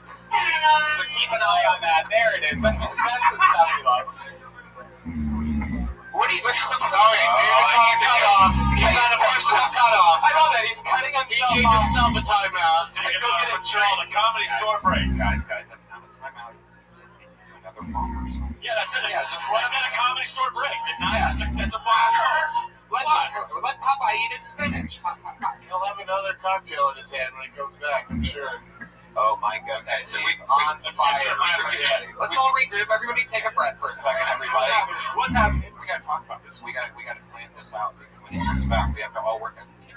It's amazing. What the fuck are you talking about? I said it's the hardest episode to host, but it's probably my favorite episode ever. There's nothing more entertaining than watching It's like doing a live podcast with a wild baboon. It's awesome. Yeah, it's like watching a GIF of a train crash. It's just happening over and over again. Like every 5 seconds, it's just, oh, fuck, we're almost there. I just hope he doesn't come back sad. Do you know what I mean? Oh, that would be that. Don't put that energy out there because he's so absorbed. You think he might be taking a long gander in the realization mirror right now before coming back up here? I think he's just going to be more fucked up than ever. I think he's putting his nose next to the realization mirror. I don't know if he's looking at it. Marcos Martinez. So you're going to... Great job, dude. Sticking with the fact that you're 23, huh? I am 23. All right. So how long ago did you graduate high school? 4 years ago, 5 years ago, 6 years ago. Whatever it was, you're 23. Sounds suspicious. Well, later, Marcos. Anything else for Marcos, guys? Good job. Yeah, solid, but yes, good presence. Good job, dude. Keep going. He's killing it. Go for it. Marcos doesn't quit. Marcos tweets at me a lot. Sort of creeps me out. This next comic either gets a sweet break in having David Arquette gone for their entire set, or the awful break of having a return in the middle of it. Whatever happens, I know she can handle it. This is a Kill Tony favorite that we haven't gotten to see in quite a few weeks. Put your hands together for She's Back, the powerful Jessica Wellington, everybody. One of the true Kill Tony favorites. It's her first time on the show. Jessica Wellington, everyone. You guys ever realize that when you're down around different groups of friends that your mannerisms change? You know, so like remember all my comedian friends, there's a lot of... Remember all my gay friends, there's a lot more. And if I'm around my cool friends, there's a lot more subtle emojis. When I'm around black men, it's just a lot of...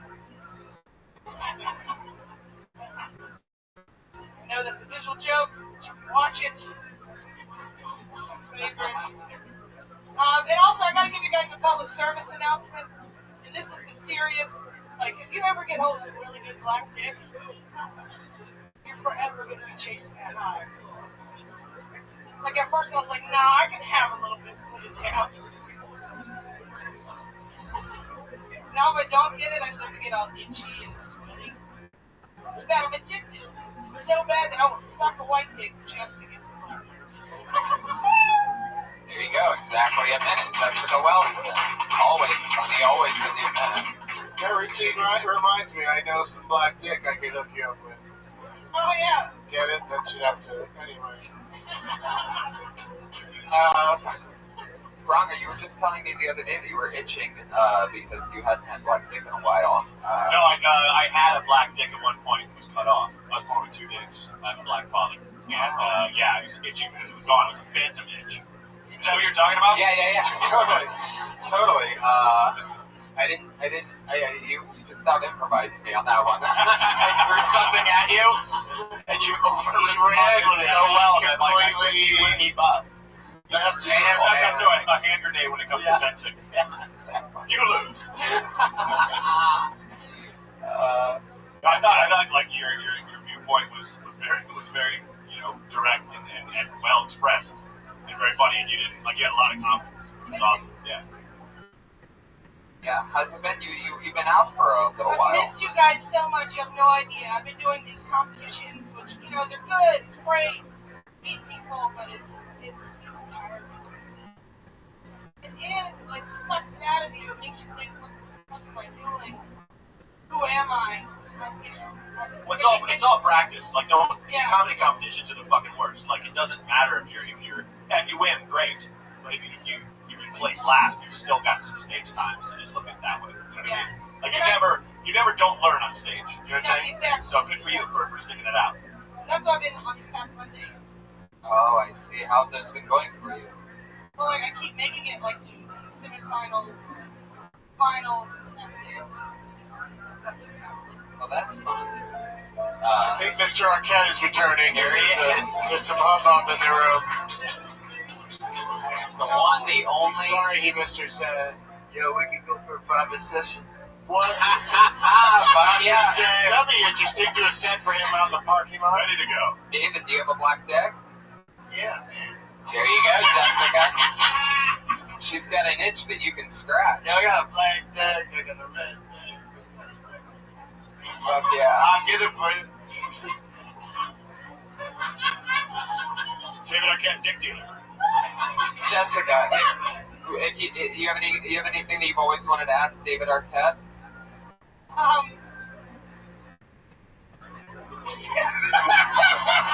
What's your problem, man? Al, what's your secret? That you're the greatest in the world. And don't let anybody tell you different. I will take that. That's his secret. I'll take that. Yeah, That's the secret to it all. It's great that you guys met because all this time his secret has been that you're the greatest person in the world.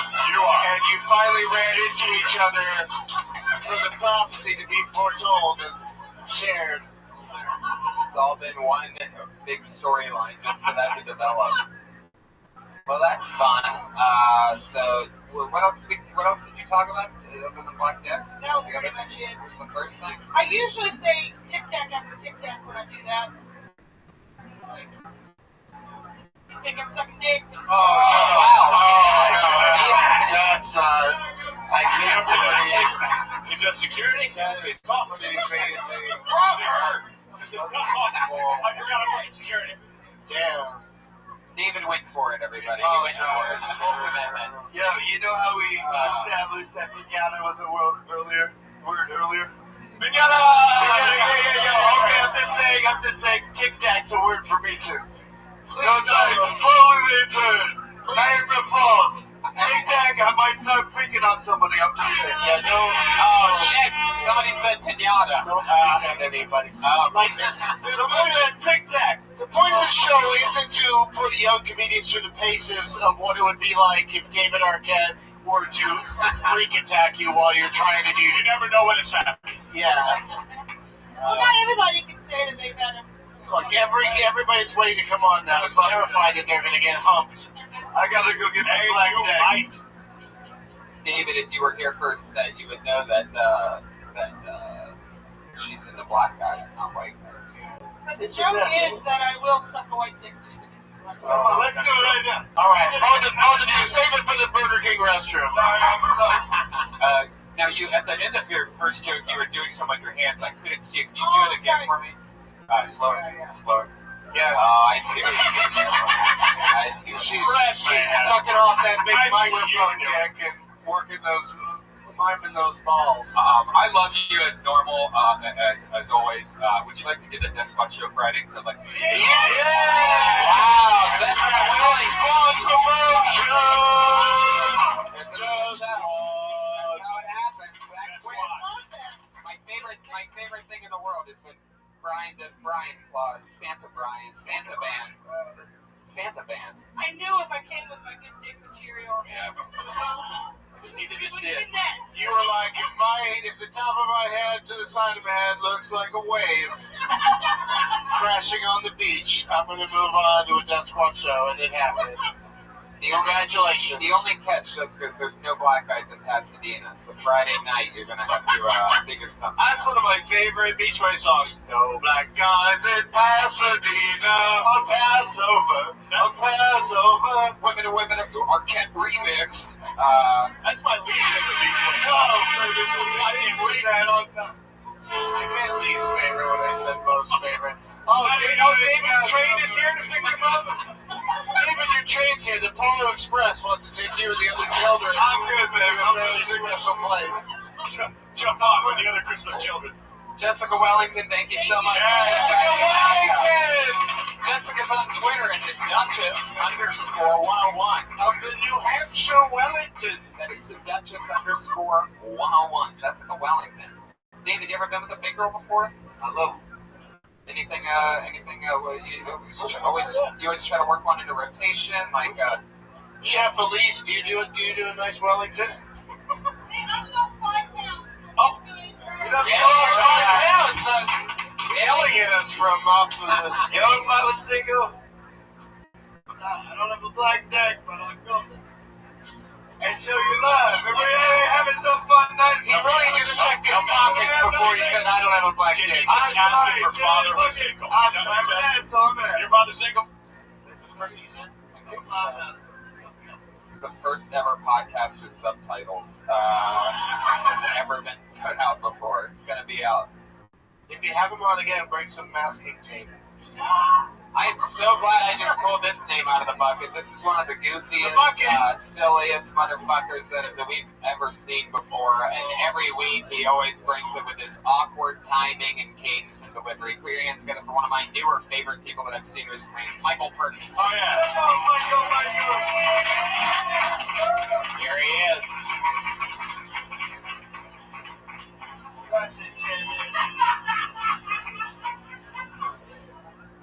Shut up. I got work to do. I got fucking work to do. Listen, guys, I fucking trained the other day on accident. Anybody here fucking trained me on accident? Just my sister. Sorry. 2 things about fucking a training I want to tell you about. Alright? There's nothing worse than fucking a training. Reaching around and grabbing a dick and knowing that it's bigger than yours, right? Second one is, nothing says I fucked a tranny like waking up with a terrible case of pink eyes. That bitch tried to steal my Triscuits. Leave the Triscuits, bitch! Leave the fucking... Get out of my car! Leave the fucking Triscuits!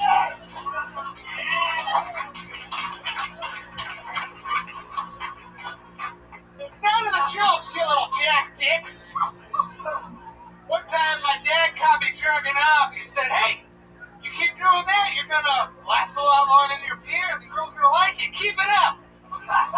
Now get the fuck out of the front yard. People think you're fucking weird.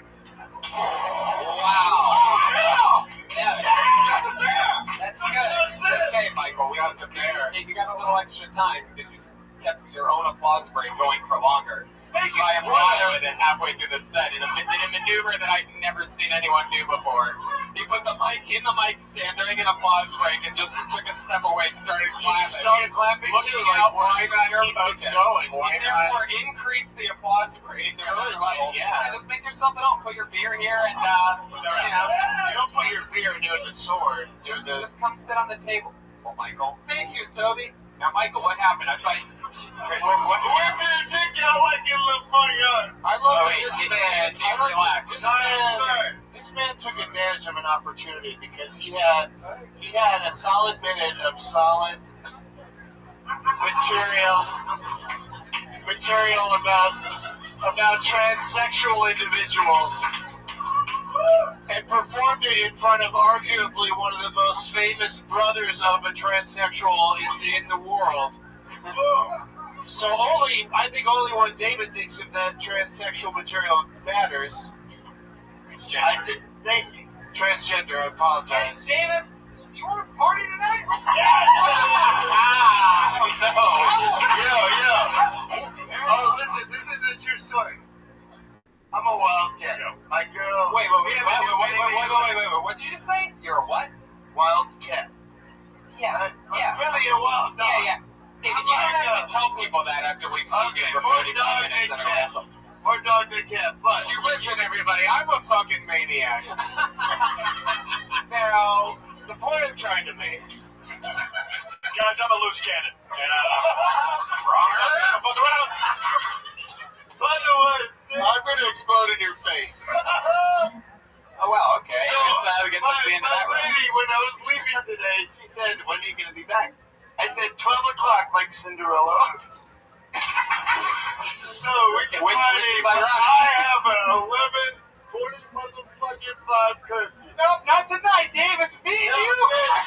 Dirty pussy, me and you. No. David, bring him home. I'm way past 30 pussy. Come I on, was married for 13 years. I'm about to get married again. Stop. David, stop getting... Real motherfucking shit, bitches. David, are you really going to get married again? Yeah, baby. I'm gonna get married. Do it, Dave. That's why he's so fucked up right now. How old are you, kid? I'm 29. Okay, cool. I'm 43. I've been married for 13 years before. I'm about to get married again for the rest of my life with the woman of my dreams. I'm so sorry. Settle the fuck down. You should be lucky enough to meet an angel that does that to you, that loves you with all your heart. I'm just saying. David, you really think this next marriage is going to be for the rest of your life? No. 3 I weeks? went into the first one thinking that. I'm going to go in the second one, too. If they don't leave me, I'll be with them for fucking ever. I'll take you. Not the mic. No! That's the most expensive mic, David. Please don't drop it again. Yeah, but they do have to know that I'm a fucking crazy motherfucking individual. Well, maybe we can get an honest answer to this question. But listen, What happened with Scream 3? I can tell you that on such a level that would blow your fucking tits off. We could take We can take 3 days to go through the Please blow off my tits, Dr. Arquette. Yo, but let me just say, What are you smoking? What is this thing he's smoking right I'm not hating on it. I did it on accident. I didn't necessarily enjoy it, but I don't hate him. Yo. But she Alexis Arquette is the greatest ever. She was in The Wedding Singer. She played Boy George. Yes. Do you really want to hurt me? Not only, she's one of the greatest artists of the planet. She might not be. What are you, her IMDb page? I think you're the greatest in your world. I think all of y'all are the greatest in your world. But Alexis is my fucking brother's sister, so come on, he comes up with the We trigger. gotta talk to this guy now, right? Oh, sorry. Allow me. David, take a breath. Take a sip of your drink for a second. Michael, Just say to yourself, David, I'm glad this isn't being captured on film or on video or I'm glad the audio is not going to exist from now on. David, I want you to listen to this story because Michael Parkinson this week told me that, and he's been crushing on this show for like 2 months in a row. He told me this week, David, check it out. He told me this week that he's going to move back to Florida and take a job as a bar manager and give up stand-up in LA. Will you tell him? Can I tell you a I'll see you in Pensacola. I'll put you on for a few minutes. Hey, Michael, right? I get it. Okay, let's do this. Michael. Okay, he agrees. He just got 5 minutes on my show. There you go. So Michael. Quick trip. The other day, you sent me about 7 text messages or 7 messages. I took him back. I thought I took him back. And they were all within like 10 minutes. And you started off how you're going to make an Indigo page, to fund yourself living out here.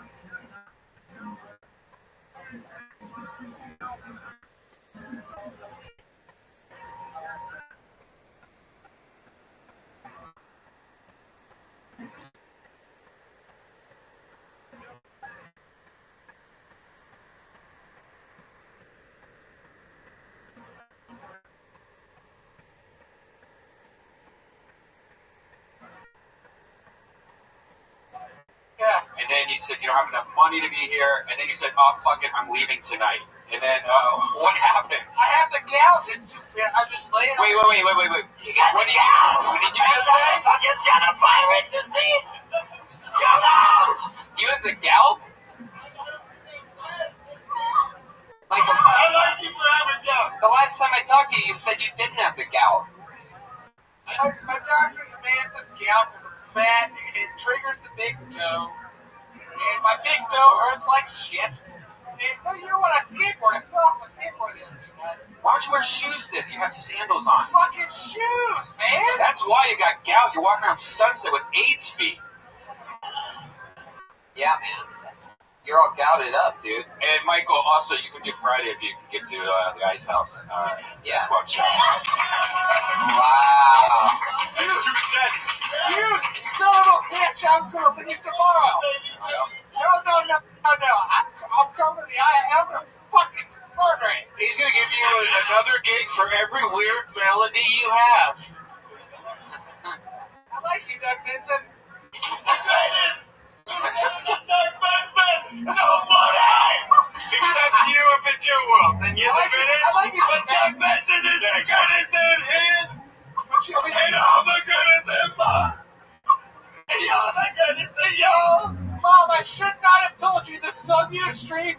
David Arquette found a way to fuck it up for me. Oh, I'm sorry, baby. That was not my. No, it's okay, David. Here, I'll cheer you up. You don't want to David. fuck his shit up. He's the greatest in this world. David, can I cheer you up, David? Would it cheer you up if I said something like, Is he the happiest guy on ecstasy right now? I'm not, but fuck this show? Classic. Like, I feel like I'm podcasting on yo, but if you come out with a trendy fucking joke, I mean, we're fucking game up. Live podcast from Tower 2 in the morning of September 11th. This is incredible. Well, a plane has hit a few stories below us, but I think we're going to be fine. We're just going to keep the show going, and hopefully it keeps getting better. Michael. Right there, I want to be a rapper. All right, dude, you got a gig with Doug, you got a gig at the Ice House. We're not going to help your rap career. Get a juice right there.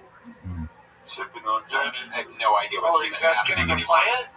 I swear to God, I feel like I'm on What is that you're smoking on? Is that just an e-cig?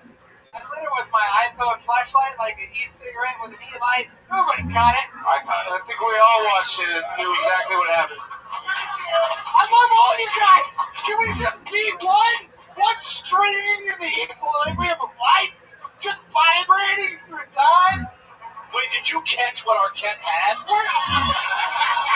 That was my premise. And then he's not even here.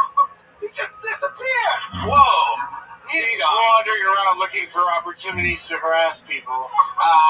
There you go. Michael, we're going to see you Friday at the Ice House in Pensacola, Florida with Doug Benson. Congratulations. Yes. All of that in 1 minute on Kill Tony. See you there. I'm not going to remember. That's how the magic happens. Thank you. One more thank you from Michael Perkinson. Vinyl in Mexico. I feel like he's going to be a It's in May. It's in May. Isn't he so likable? Not if he goes back to Florida. He's going to die there. Because of Florida. That is true.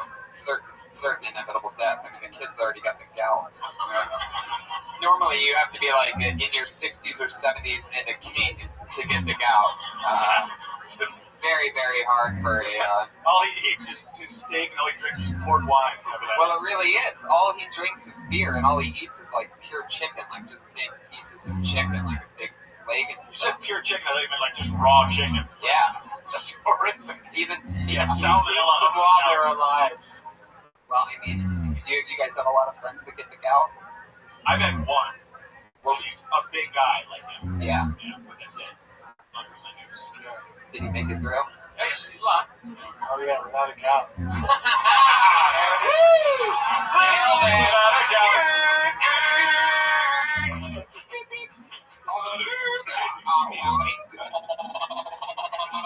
Joke of the night, joke of the night. Pinata, pinata, pinata, pinata, pinata, pinata. Oh, How did I hear that whole joke? So I know. hearing anyway. anyone's I know. whole joke beginning or ending. The joke being able to get out an entire thought. A joke or a thought, exactly. This has been really something else. I'm going to drink myself to a very special place after this. Yeah, I wasn't going to drink tonight, but I'm on board. Yeah. I'm starting no alcohol April tomorrow, so that's fine. Well, I'll take it tonight. I'll see Can I you. get one more from, I'll take you to. I'll see you in May. Fun times. Doug, you usually did it in February, didn't you, or January? Did you? Is there a It reason? moves around. It floats around. But this month, I decided to do it in April because on 420, I recorded an album in Denver, and I'm doing 3 shows. And I thought it'd be fun to not have alcohol be a part of it at all. Just be like legal Colorado weed. Yeah, Tommy. Wow. One of my favorite comedy clubs in the world, Comedy Works Denver. What's that? Nice. On April 20th. Wow. You already sold out for that? Like the 7:30 and 9:45 are sold out, so we added a 4:20 in the afternoon. It's a Monday. Well, there you go, everybody. Denver Comedy Works, one of the coolest places, one of the best comedy scenes anywhere. Duck Ben's 420. Me and Tony will be at Vancouver 420. That's right. Oh, For the that's second a year. great place to be. Have you been there on 420? This is our second year in a row. That's great. It's so crazy. They have this gigantic blowout at City Hall where it's just fucking Heavy weed, selling weed, like I mean, tons of weed. Yeah. People throwing weed everywhere. Normally, Well, now that you've said that, the cops will probably show. No, the cops are there. No, they're there. They're smoking weed. Guys, I'm doing a show to benefit the Cops are Children not for Christ sobriety union. That's happening in a couple weeks in Salt Lake City, Utah. So, you know, you kids are tired of polluting your bodies with the sins of Satan, then come on down and we'll talk about what really counts. Speaking of the sins of Like Satan, like welcome back, David Arquette. He's back. He's the only guy that gives himself commercial breaks. Satan for love. Fuck yeah. Your next comedian. Satan for love. Your next. Think about it. All right. Your next comedian goes by the name of Michael Gowdy. Michael.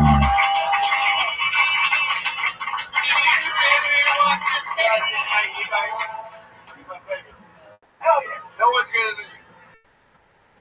Back next week is Tupac. Come on, Mikey. Michael Gowdy just quit show business in the first ever move you've ever had out of 98 episodes on Kill Tony. He just got really scared. He had the most awkward hug ever with David Arquette. No, David, let him go. If you really love something, you just fucking let it go. And I just absolutely love that. Some old Irish. That was very bizarre. What do you call that when somebody just doesn't want their spot? That's a Larry David. That's a Larry David? I used to do that. Oh, really? Look at the crowd and go, That was my first man. it's like famous for that. So Yeah, I don't think he looked at the crowd as much as he looked to his right. Yeah. looks like a new name for your Instagram for Jabari Gale. Boom. Merry Christmas. Don't know y'all. Hey! You guys might know me. Some of you guys might recognize me. I got a lot of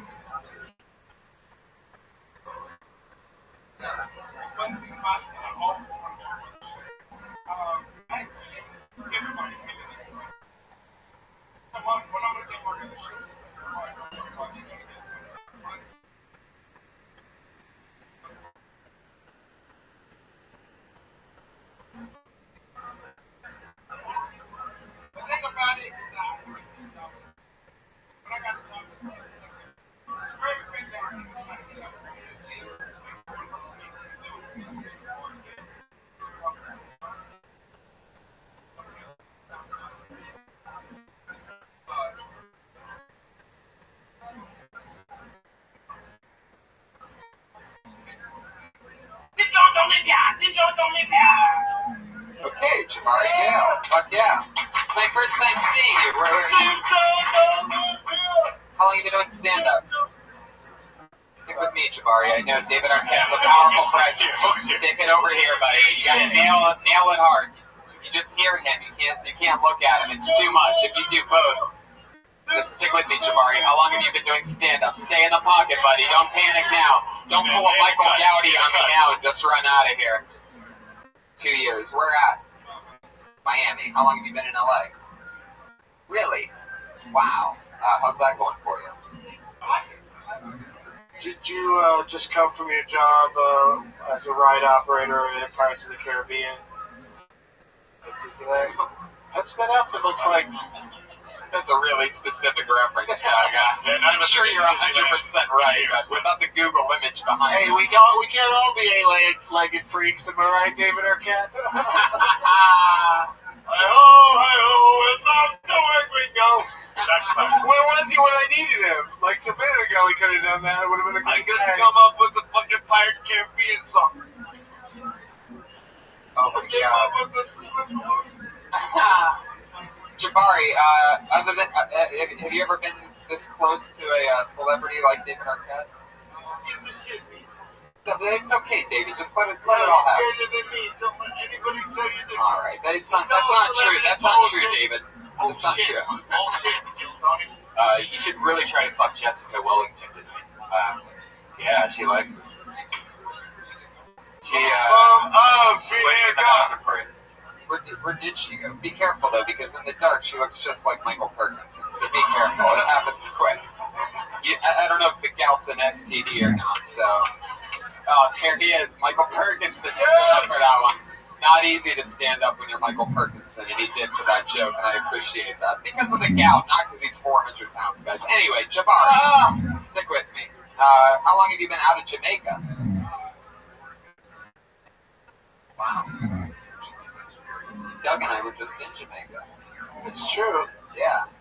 It's like a few weeks For a ago. second there, I was like, we were? Port Duty. What? Yeah. Something like that. Yeah, Port Duty. You said Port Duty. I said Port Duty. About 2 seconds later. Uh-oh, I think we're finding another word. Is duty one of your words, David? One of my early nicknames was Poopy. The rattlesnake. Nobody knows that but Thomas Lumsden. Oh, okay. Hey, David, you poop standing up or your wife's standing up or sitting down? Yeah. Every situation. He has all the most positive answers, like to questions that don't even need a positive answer. How do you wipe your ass? Every way is beautiful, man. Jabari, we're gonna let you go. Anything for Jabari, guys? Yeah, man. I mean, you got it across. I would just be like a little bit more confident with your story. If you're talking about your family, like something you know better than anybody would in the audience. Just tell them. You know what I mean? Tell them like they've been asking you about your family all day. You know what I mean? Just get into it. That's all I said. Good job, Jabari. There he goes. That's how it happens. Guys, David, you've been here before. You know what this is. This is the part of the show where we have only 2 regulars, and each of them do a brand new minute every single week. It's always fun, always exciting to watch them grow and work out a brand new written and performed minute. This week's no different. We're always here. We're going to do it again. Going up first tonight, you know, is the Florida dropout. After her first time on Kill Tony, she dropped out of college. Kept doing stand-up comedy. She's been on every episode since the brand new minute. Put your hands together for Kimberly Congdon, everybody. Wow. Yeah, doing it again. free metal.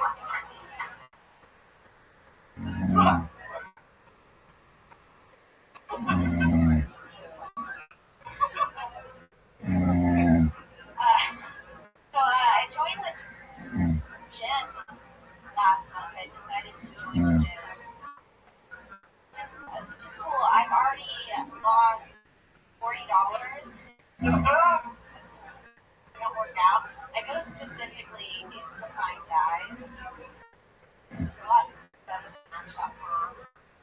And I already have an app, so I just bought a pair of leggings and act like a business for a while.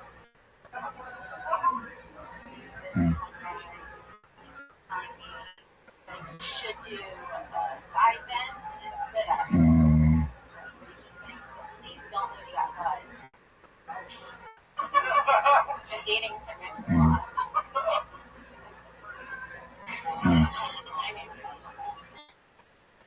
No, I want to find a boyfriend, but I'm kind of scared and they think that I'll go crazy. But I'm not. I like dates like every other girl, like mini golf. Jesus. Alright, finish the So soon. Or killing ourselves The together. gunshots just the best thing ever. Kim, did you just finish that right then? What did you say? I said, guys don't want to be.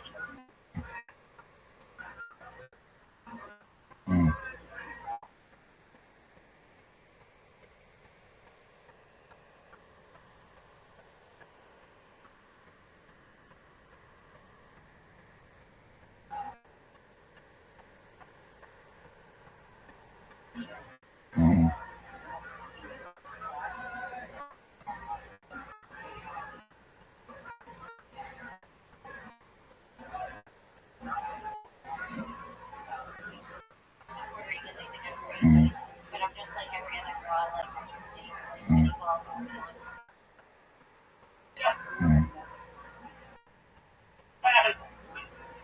There you go, David. Puerto Rico is the greatest. I like that. You could actually maybe even tone it down and make it even sound more crazy or like more going to your phone. Just thinking, you know, like making like psychotic, like almost 2 sentences. You know what I mean? I'll look through it then. What was the one before that one? What was the one before the Puerto Rican thing? Sure makes a lot. Oh yeah. See, is that real? Have you really been going to the gym, or did you just write? Well, That's funny. I got a gym losing membership $40. at my work, but I just haven't gone.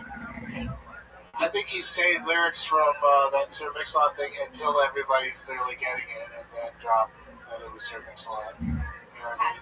Because it's people are just starting to get on board, and then you were done with it. But I think like quoting him like he would stand around saying, Yeah, he said "Someone it's is pretty play funny." a hard role and then telling you buddy goal, toss it, he pulls up quick to retrieve it like that kind of thing. Talk about him like Yeah, and then as we got to know each other, I found out that his anaconda don't want none unless it's got about time. So we're engaged. Yeah. But like, I love that you kind of just laughed it off like that's such a stupid joke. But I think every comedian has a joke that they know is dumb, but they still do. Yeah. And I always love when comics do that. Like, fuck them, you don't like this joke? I love it. You know, so that was great that you still did it. And we're just like, yeah, I know it's dumb, but fuck them. That was great. Yo, can I do something? No, please. Yeah. By the way, you're the greatest. No, please. You're crushing it. I beg you not. That's a Mix-a-Lot. This is personal. Here we go. And my ex-wife might This be is mad going at to me get when I out. tell this story, but this is a pop culture story that nobody knows but me. Because I was a husband, 13 motherfuckers. What's the Sir Mix-a-Lot thing? What is it? It just reminded me. At least you're not dwelling on this married for 13 years thing. I hope I don't offend anybody or anyone's feelings. But when my ex-wife go to guys, let's do it. Ace Ventura. Pollock's in that movie, right? Yeah. At one point, my girl's crazy. I knew girls are gay. But my ex, I'm sorry, follow me on this. As they were going away, Follow yourself. going to guys at Tulloch and yes, little romantic moments. Oh. I'm just saying that. Is that it? Big butts, fucking Tulloch. Oh my God, David. That's too much for you, motherfuckers. Yeah, it's too much. Yeah, His it's too sister much. did the lion thing with You think Tom. this shit matters? This is physics. There's a zillion things going on. We don't matter for shit. We're fucking dog shit on the pavement. We get our whole fucking thing and we're being feeding it. Hopefully, when you're here, you're just being the coolest fucker that you can, so you're not an asshole. And then whatever the fuck, it doesn't matter anyway. Everything's a fucking eye snap, a wink. It doesn't matter. Was she Courtney Arquette and then Tolo came along and gave her the cocks? That was before. You know what John Lovett said at our wedding? That's the ticket. Yeah, he said. By the way, I love John Lovett, and he said the best joke at my motherfucking wedding. I don't know why David didn't take Courtney's name because 2 cocks are always better than 1. At my motherfucking wedding. Wow. That's so true. Yo, I love So you true. for that. Love it. So true. You're my greatest ever. Alright. Fuck you, bitches. David, We're on this thing that you're touching jumps. Please don't joke at a fucking motherfucker's wedding. We got 6 minutes. Dave, you're right. It's all about physics. So take in some oxygen, my friend. Sorry. Kimberly Condon killed it again for a minute. There she goes, everybody. She's on Twitter, Kimberly Condon. Oh my God. We're in together for your other regular doing a Brandy Minute, just like she does every other week. Very, very funny styling. Sarah Weinstein, everybody. Here she is. Alright. I got a printer. Demanding little appliance. Let me tell you, most appliances, they make your life easier. Not your printer. It comes with a lot of responsibilities. Constantly changing ink. I have plans, and then guess what? I'm low on Scion. Have to cancel. Scion is color blue. You guys don't have printers. We're moving away from that era. Not me. I'm old school. I like analog things. Yeah. Stop taking me to dinner. Take me to Office Depot and buy me ink. That's what I really want. Please reject. I feel like if you have a printer, you probably need to have a child. I think that's a good test. I'm constantly disposing of the ink cartridges. Anything else? Yeah, well, I'm always disposing of those ink cartridges, and I'm never sure what to do with them. You're like supposed to handle some kind of like hazardous material, and you're not supposed to just throw them into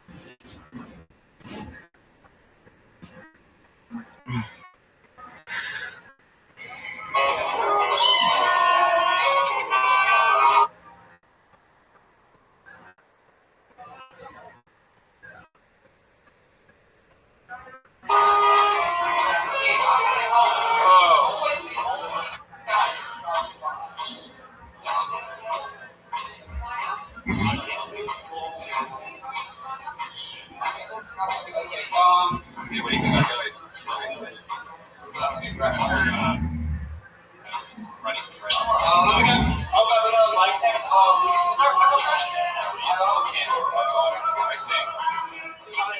I think it's going to be like World War II. I hope. I like things like Cougars. I was a big fan of the show. I don't know if it was just because it was not kind of Lebanese or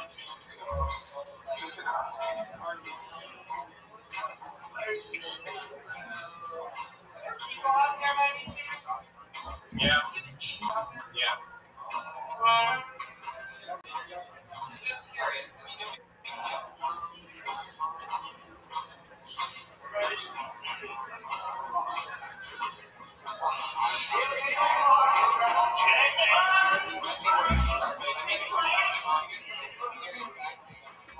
Yeah, it's fucked up. It took me an hour to get to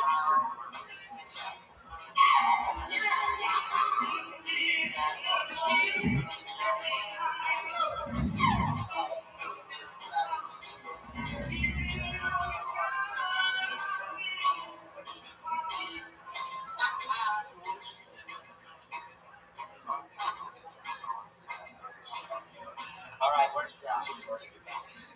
sucking dick in the men's rest.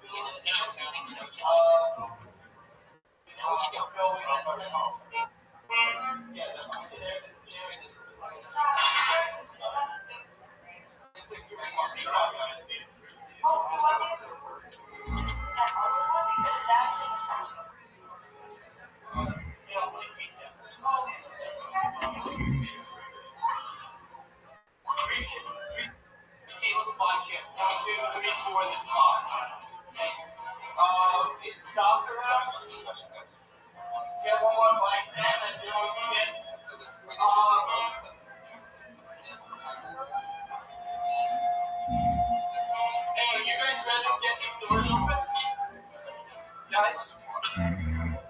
You guys are good? I can get the doors open? Yeah, we'll get the... Hey, Abby, go ahead and get the doors open.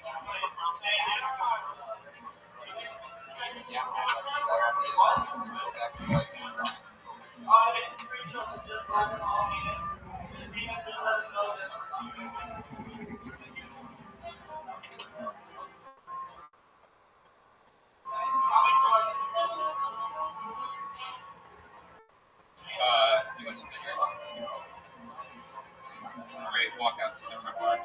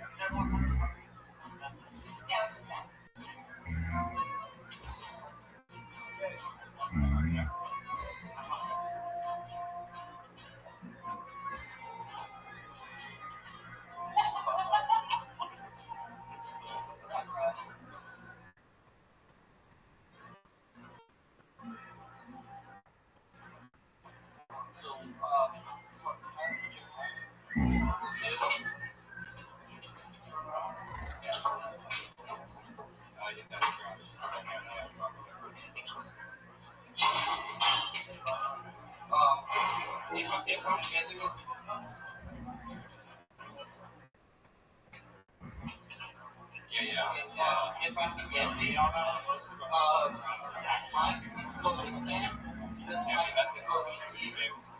wanted to go, oh, that's okay. So here's what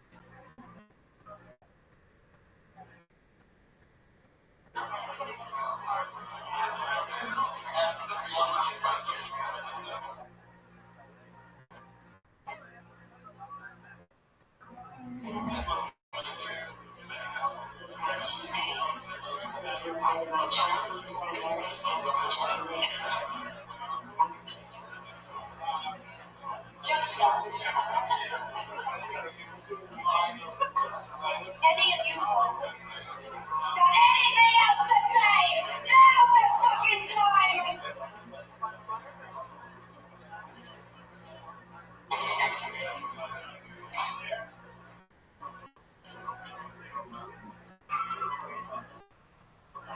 Hey, yo, I want to dedicate this song right here to all of these Chinese and Japanese, African, yo, all the species of virulent professor.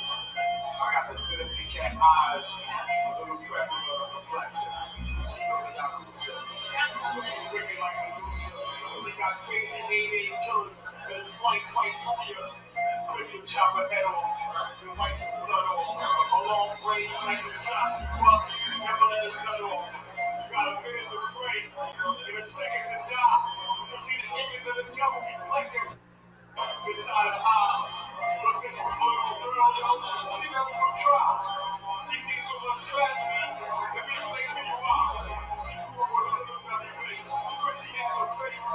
The brutality of her mother and her father being erased. The blood drop on a teardrop and her cheek, you see the skin spots. She sorry watched and the shotgun slice on a pure pops. Through his thick skull, there's these visions from their home. And other agent, with the events, you gotta see more.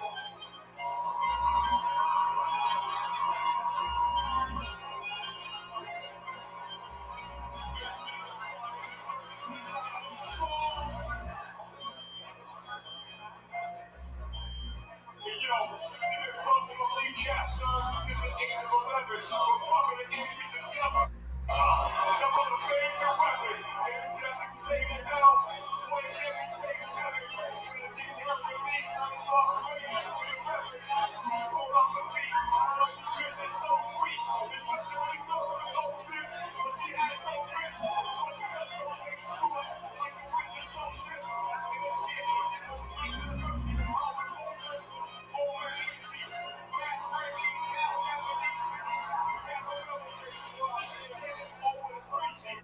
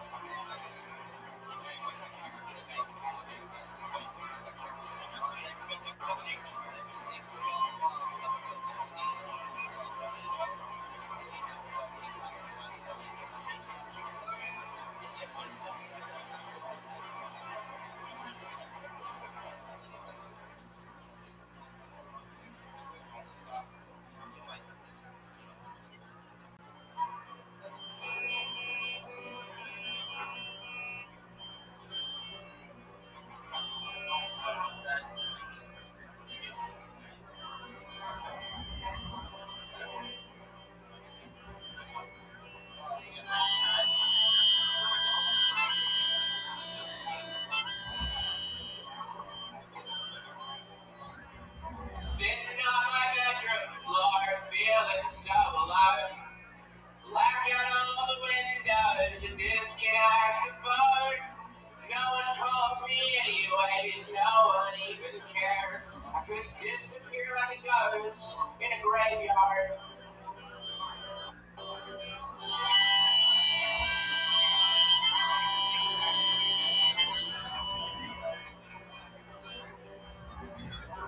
Open up the dresser drawer where I keep my gun. The cold black steel looks up at me like shadows at the sun. I load it up with bullets and I down a glass of rum. It burns my throat, but that's okay, cause it knows the pain.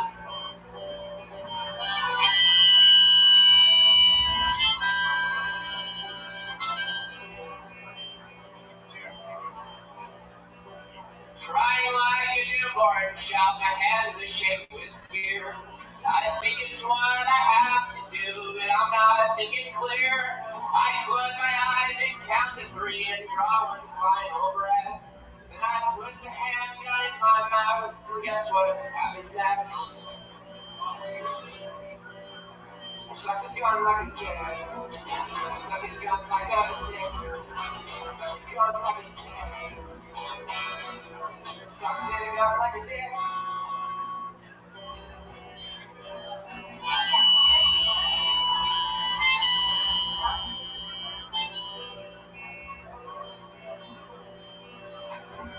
Gobble, gobble, gobble, gobble, yum, yum, yum, yum, yum. I want this 38 to shoot a load across my tongue. My troubles are forgotten, cause I'm having so much fun. Sucking this gun like a dick.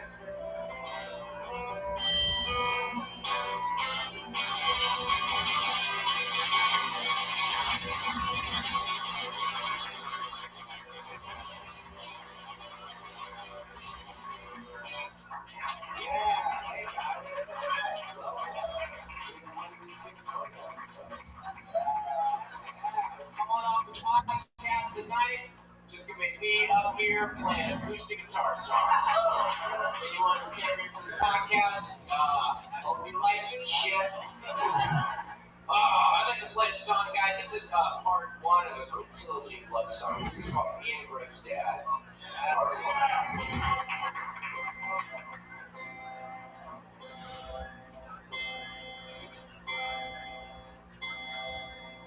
It goes 1, 2, 3. Then we jump in the water.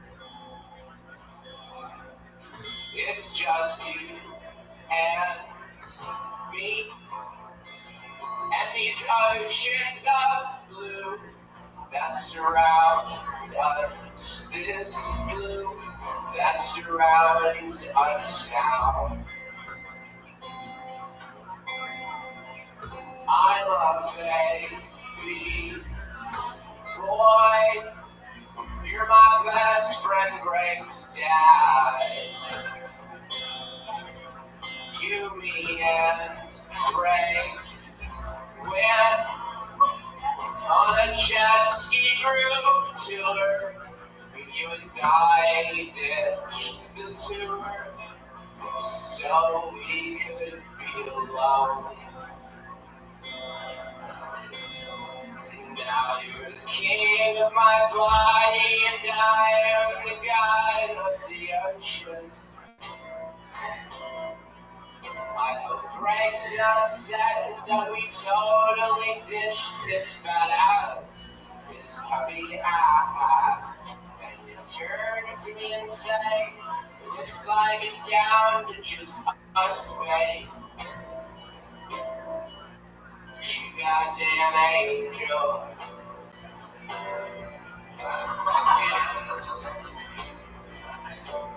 I fucking love you.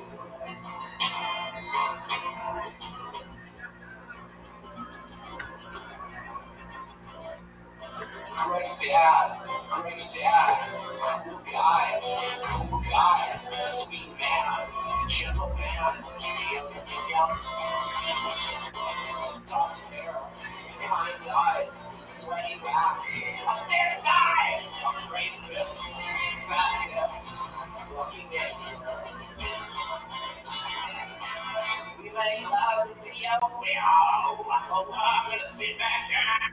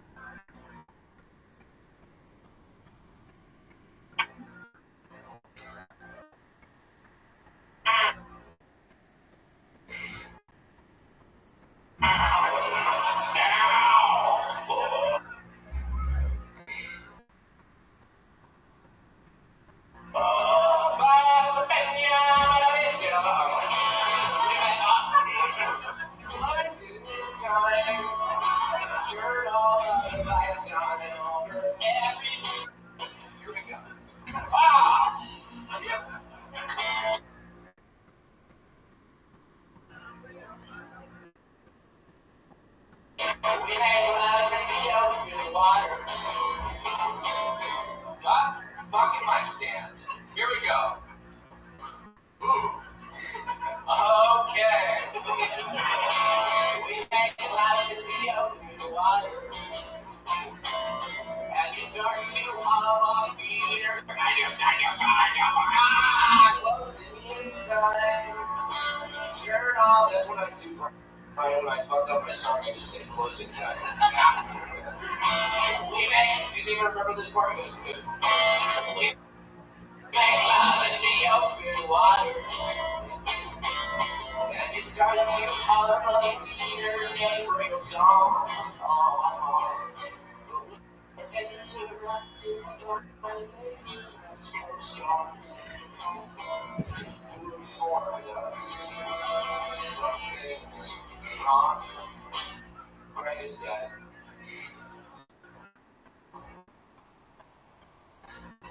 There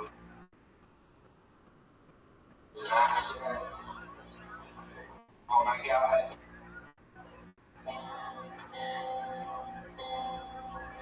And the Coast Guard asked us if we could identify the body.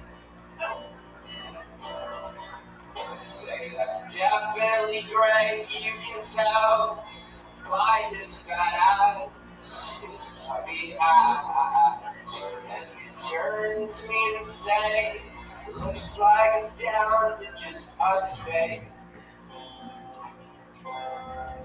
You goddamn angel.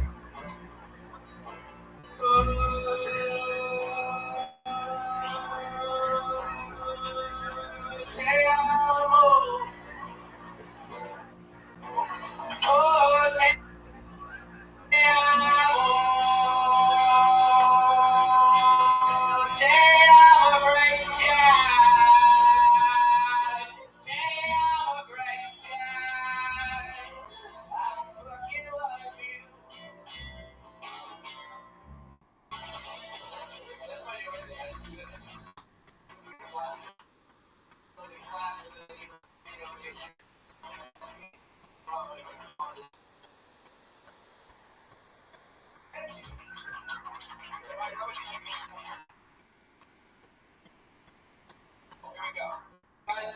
So my mom tells me that comedy makes people feel uncomfortable.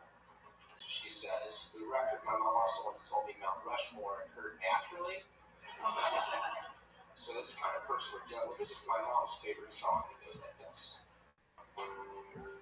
She's sitting in the doorway, wearing pants, a shirt, another shirt, on top of her first shirt. She said, I'm not even sure you know what you really want. I said, well, let me explain. I just want a girl to love me like my mama. I just want a girl without any drama. I just want a girl to love me like my mama. I just want a girl without any drama.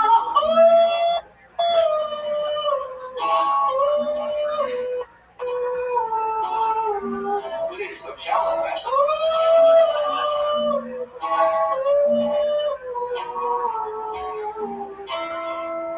I just want a girl who sends me cards on Easter with $15 checks and delicate reminders that I should go to church and I should call my grandma. I just want a girl whose mom is my grandma.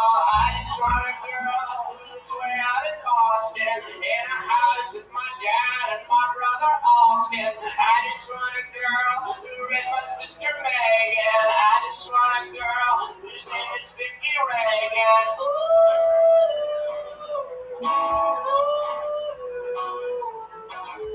That's my mom's name.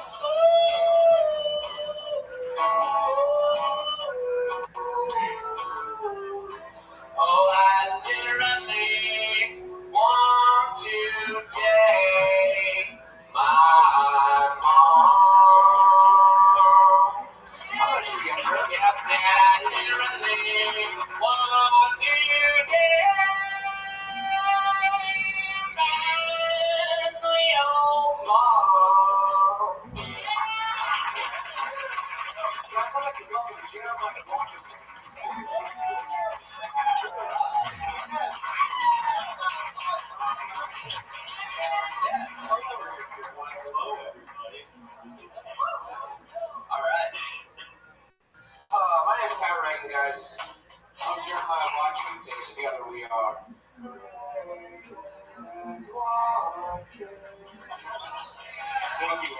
song is a doozy. This song was written about the death of our son.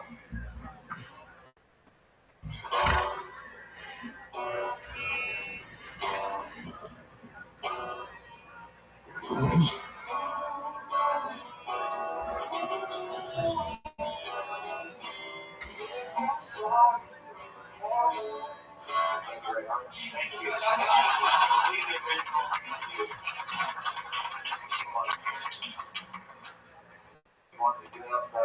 I think we should do the other one. Yeah. Hello, blue balls. Wait. This mic stand. Okay. Can we take that back? Yep. Can we run that back? Yeah. Of course. Thanks for being a forgiving audience. Of course. Hello, blue balls, my old friend. I've come to chat with you again.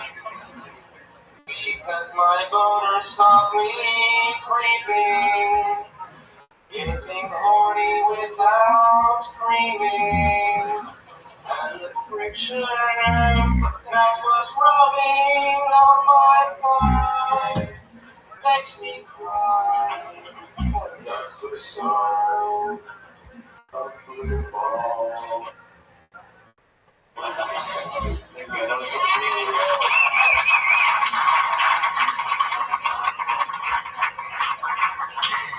We like to work in threes, so this is part of our trilogy here.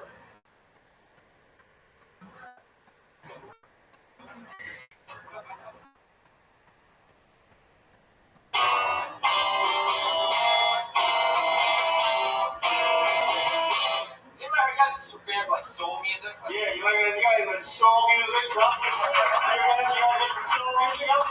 You know what I'm It's fucking mic stand. Man, I'm having trouble with it. Imagine today, amateur to me. You guys know how Kill Tony works? Or you know how it works? Yeah.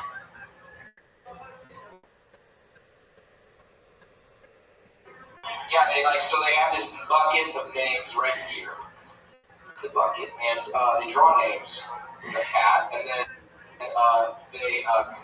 amateur comedians come on stage, and then this panel of judges comes and have sex with them. Yeah. That's the format of the show.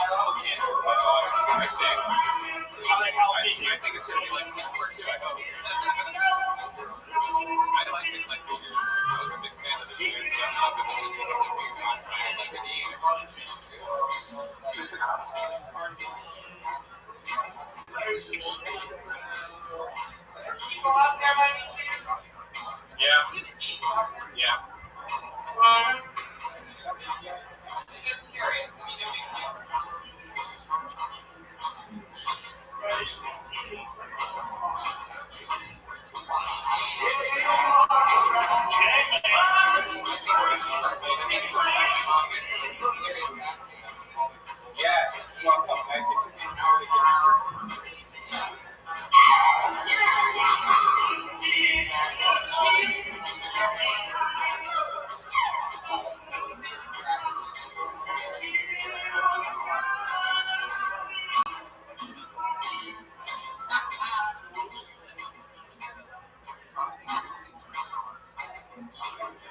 All right, where's Josh? Sucking dick in the men's restroom.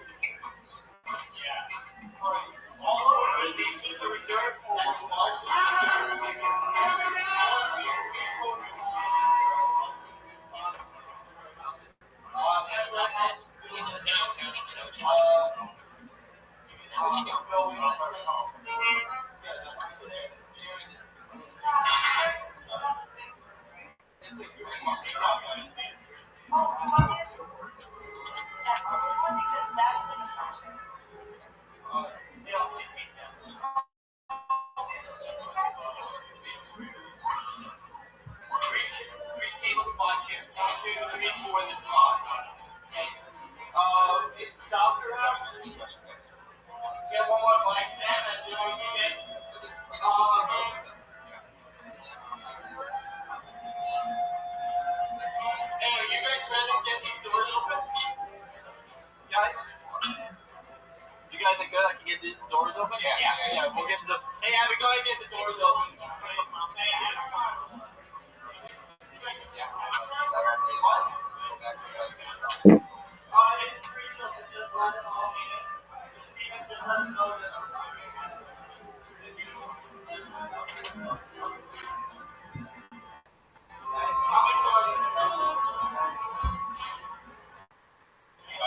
You want something to drink? All right, walk out to the front bar.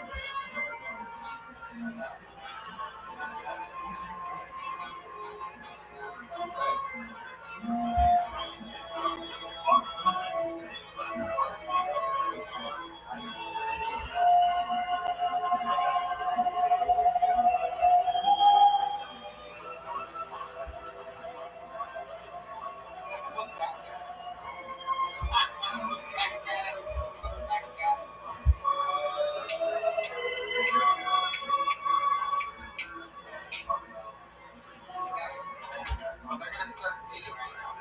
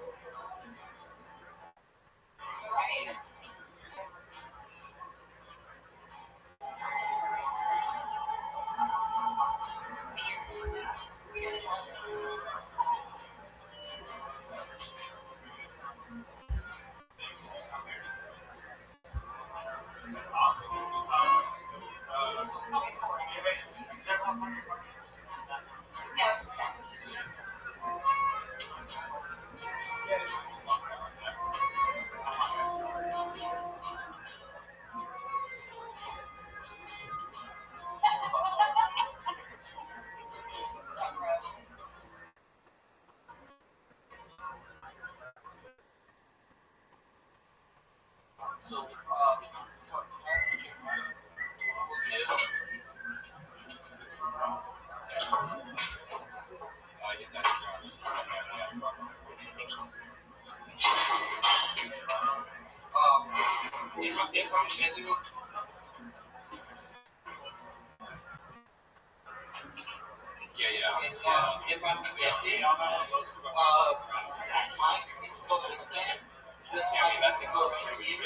If you wanted to go, wait, well, that's okay. So here's what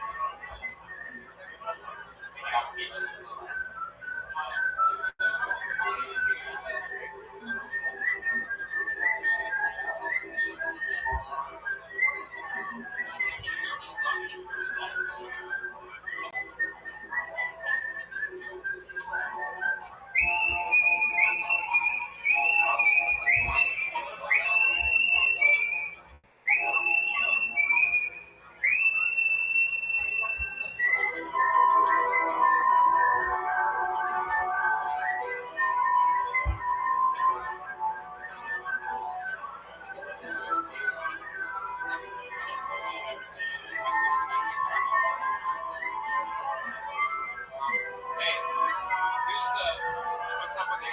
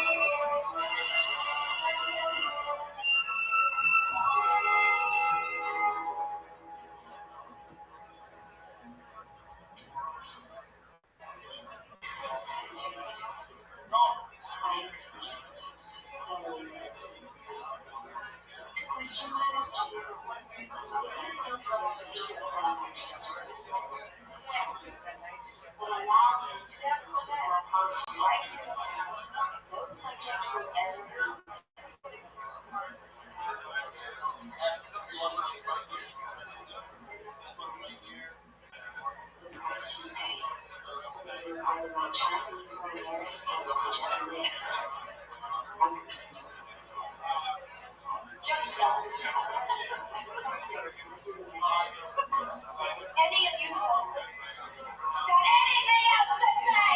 Now's the fucking time!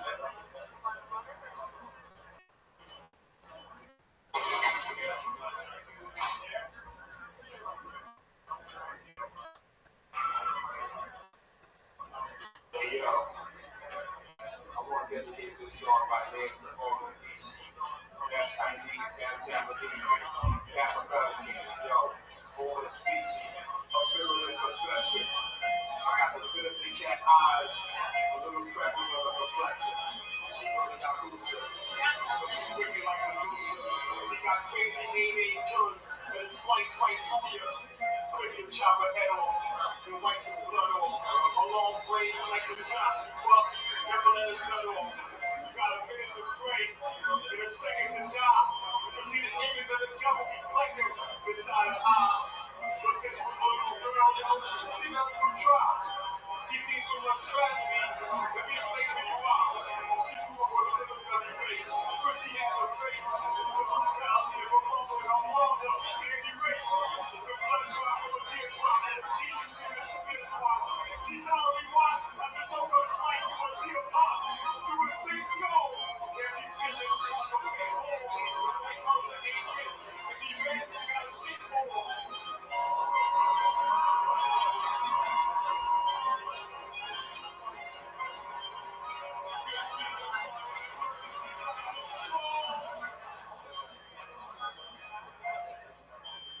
Yo, she been busting on lead cap, son, since the age of 11. But fucking an enemy to devil, that was a favorite weapon. Every time you played in hell, boy, it can't be played in heaven. Better get down with the lead, son, it's all crazy to the weapon. Pull out the teeth, I love you bitches so sweet. Especially when it's over the old dish, but she has no bitch. But the control takes short, like the witch is so pissed. And the shit is in the snake, the mercy, always hopeless. Over easy, bad Chinese, now Japanese. Never military, over the species.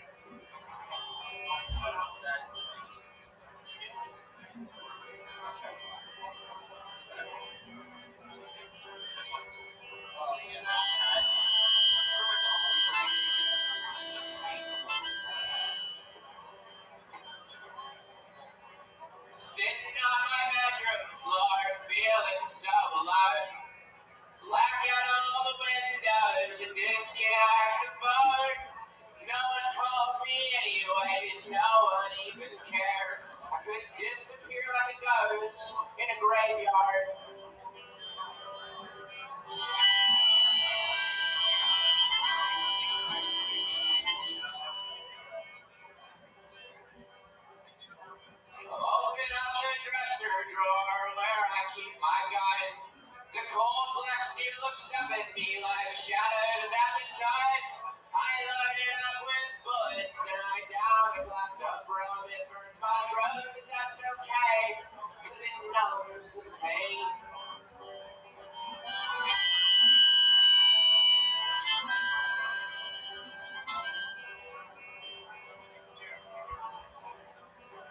Crying like a newborn child, my hands are shake with fear. I think it's what I have to do, but I'm not thinking clear. I close my eyes and count to 3 and draw one final breath. Then I put the handgun in my mouth, and guess what happens next? I suck the gun like a dick. I suck the gun like a dick. I suck the gun like a dick. Suck it up like a dick.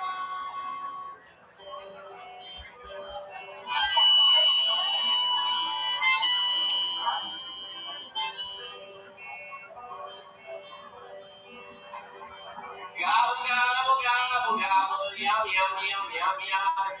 I want this 38 to shoot a load across my tongue.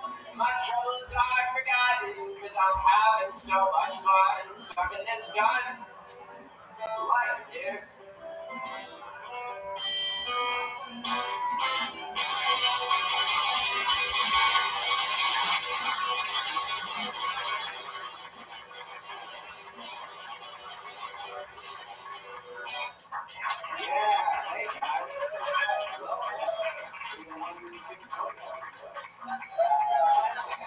Come on off the podcast tonight. Just gonna be me up here playing acoustic guitar songs. Anyone who came here for the podcast, hope you like this shit. I'd like to play a song, guys. This is part 1 of a trilogy of love songs. This is called Me and Greg's Dad.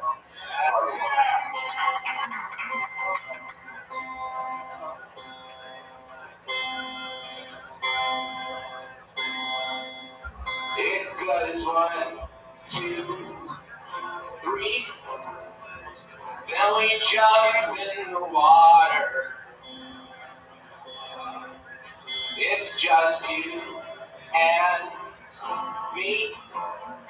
And these oceans of blue that surround us. This blue that surrounds us now.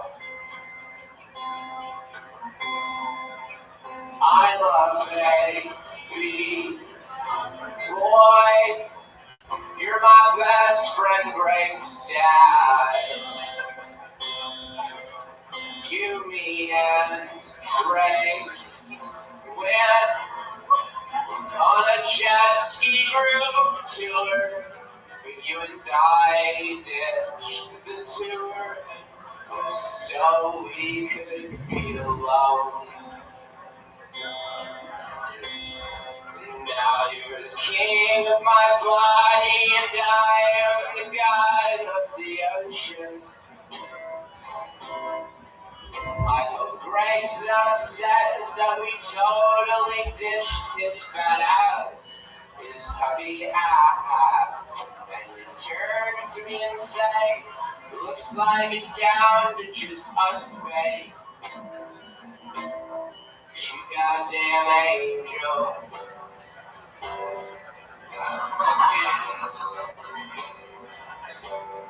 I fucking love you.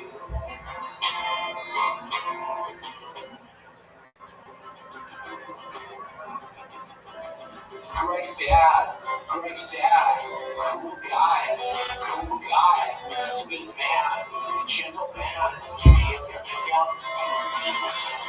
soft hair, kind eyes, sweaty back, a thick thighs, great lips, fat hips, lucky baby. We make love with the wheel. Oh, I'm gonna sit back down.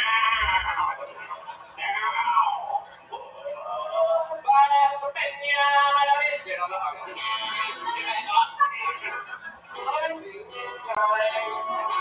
Turn all the lights on and over every. Here we go. We make love in the open water. Fucking mic stand. Here we go. Ooh. Okay. We make love in the open water. And you start to hum a beer. And you start your eyes closing in time. Turn off. That's what I do, Brian, when I fucked up my song. I just say closing time. We make. Do you remember this part? It goes, We make love in the open water. And you start to hum a beer neighboring song. But we're interrupted by the West Coast stars. Who informs us something's wrong. Greg is dead.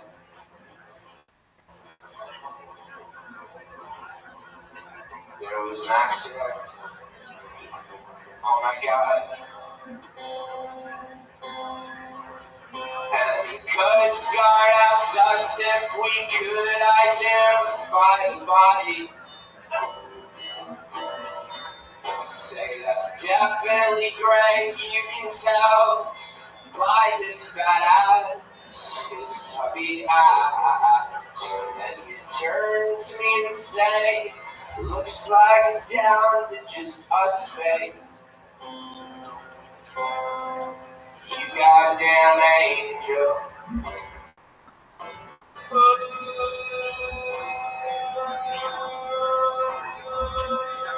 Te amo. Oh, te amo. Te amo, breaks down. Te amo, breaks down. I fucking love you. That's why you're in the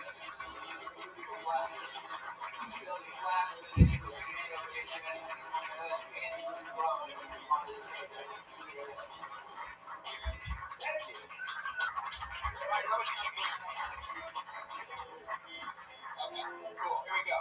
Guys, so my mom tells me that comedy makes people feel uncomfortable. She says, for the record, my mom also once told me Mount Rushmore occurred naturally. So this is kind of first for Jen. This is my mom's favorite song. It goes like this. She stood in the doorway, wearing pants, and a shirt, another shirt, on top of her first shirt. She said, I'm not even sure you know what you really want. I said, well, let me explain. I just want a girl to love me like my mama. I just want a girl without any drama. I just want a girl to love me like my mama. I just want a girl without any drama. Ooh.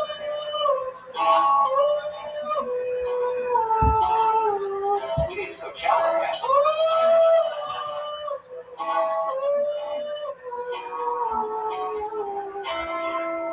I just want a girl who sends me cards on Easter with $50 checks and delicate reminders that I should go to church and I should call my grandma. I just want a girl whose mom is my grandma.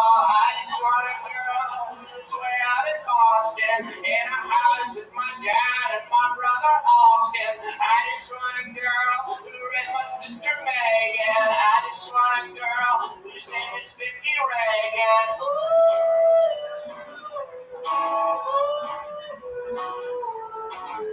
That's my mom's name.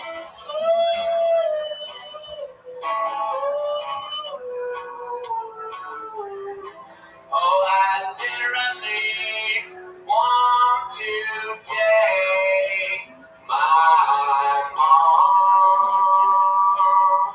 I'm not sure you guys heard me. I said I literally want to take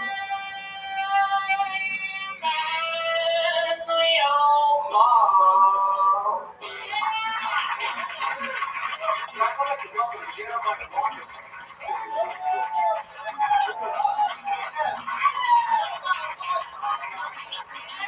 Yes, come over here.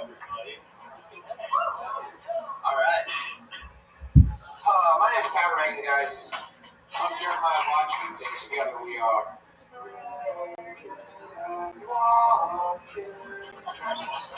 Thank you. Our next song is a doozy. This song was written about the death of our son.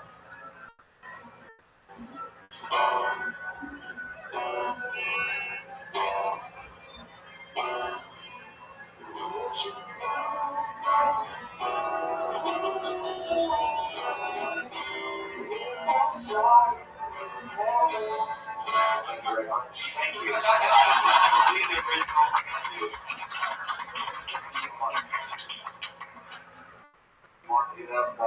I think we should do the other one. Yeah. Hello, blue balls. Wait. This mic stand. Okay. Can we take that back? Yep. Can we run that back? Yeah. Of course. Thanks for being a forgiving audience. Of course. Hello, blue balls, my old friend. I've come to chat with you again. Because my boner's softly creeping, getting horny without screaming, and the friction that was rubbing on my thigh makes me cry. That's the sound of blue balls. Thank you.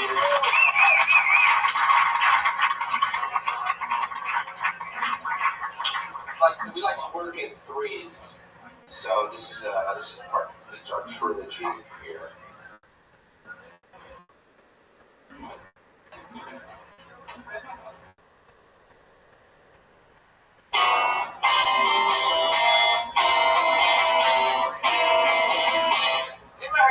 Fans like soul music? Yeah, you guys like soul music? You guys like soul music?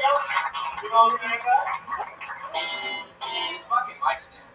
Man, I'm having trouble with that. Imagine that amateur comedians. You guys know how Tony works? Or you know how it works? Yeah, they have this bucket of names right here. It's the bucket. And they draw names from the hat, and then amateur comedians come on stage, and then this panel of judges comes and have sex with them. Yeah. That's the format of the show. And this is actually the 100th episode of that today, so pretty special.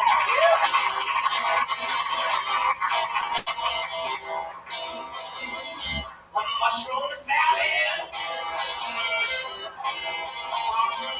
Boy, you better show me your mushroom down.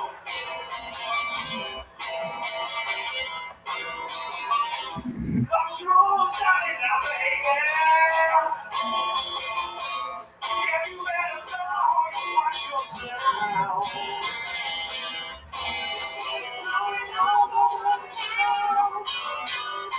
I get this sound of red on my diggity round.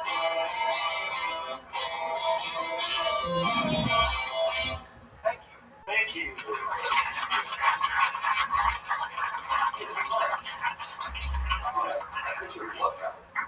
No, I don't feel like it. I don't think this audience wants to see it. No, it's your blood sign, yes. You think so? Yeah. Are you sure? Yeah. Let's do it. Do you guys think it's blood sign?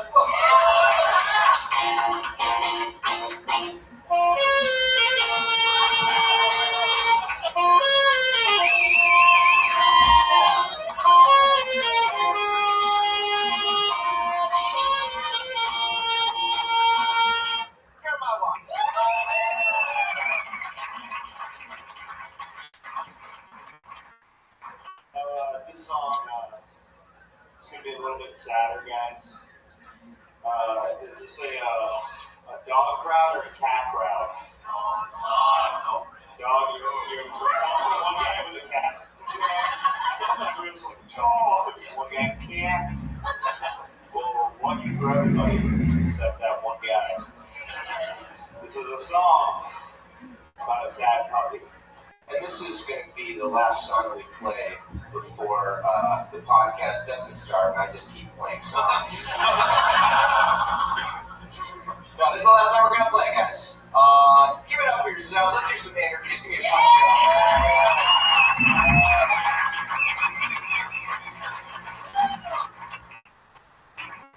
As soon as I get tuned up, almost tuned up, we're doing alternate tunings. We're doing Dave Matthews Band tunings, guys. Yeah. So watch out, any DMV. Head to the Death Squad. Any DMV's fans here? Here we go, Sat Puppy. This song's called Sat Puppy. That was not an appropriate intro for the gravitas of this song. Yeah. Now, it's everybody. I see some solid faces. I see already a lot of solid faces. And your face is just slightly more solemn. Do absolutely nothing if you've been solemn for an entire session. He's good. Yeah. Then smile.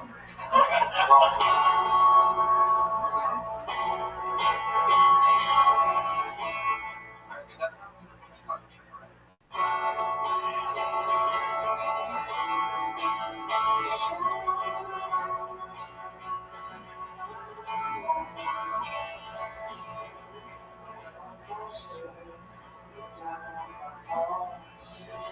inside myself, I have so many thoughts of myself.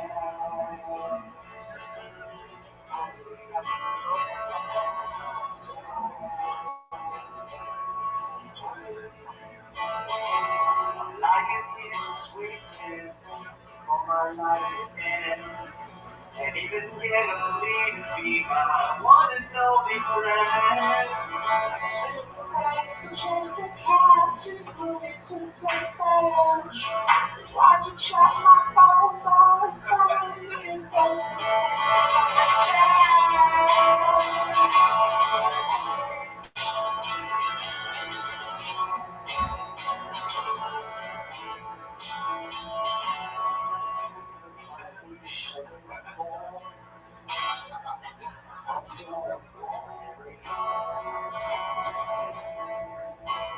very sexual.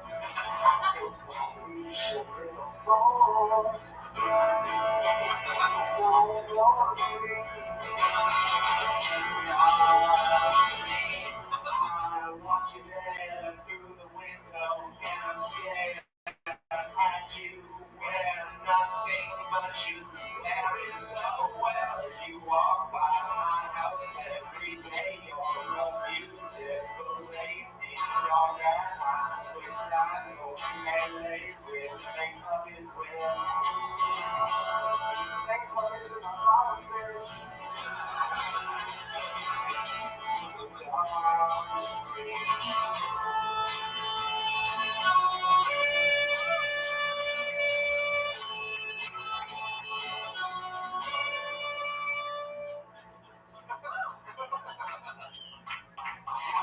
Tasted chocolate, but you just make me sick. Why'd you chop my balls off? Just leave me a dick on the side.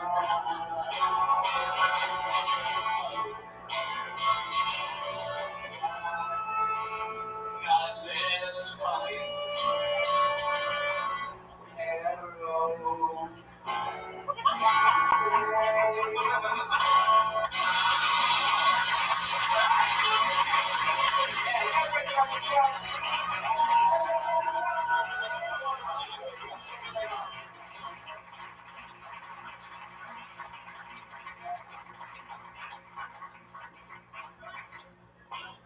Hey Tony, are you ready to start the show? Alright. Guess we'll start the show, guys.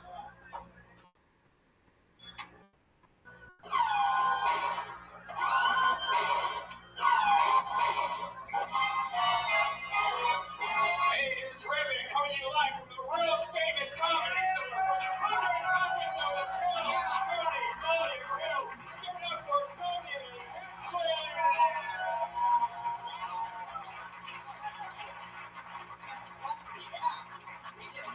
Hi everybody, welcome. Chamber to the Comedy Store. This is very exciting. Welcome everybody. Happy Monday to you. I'm very excited to be here. Hi everyone. Yeah, just like the belly room. Let's make it weird. Always fun. Some traditions never end. Brian, how exciting is this? We're in the main room streaming live to the hundreds and hundreds and hundreds of people on Ustream right now. I know. It's actually the most that we've ever had. There's right now almost 500 people. Wow!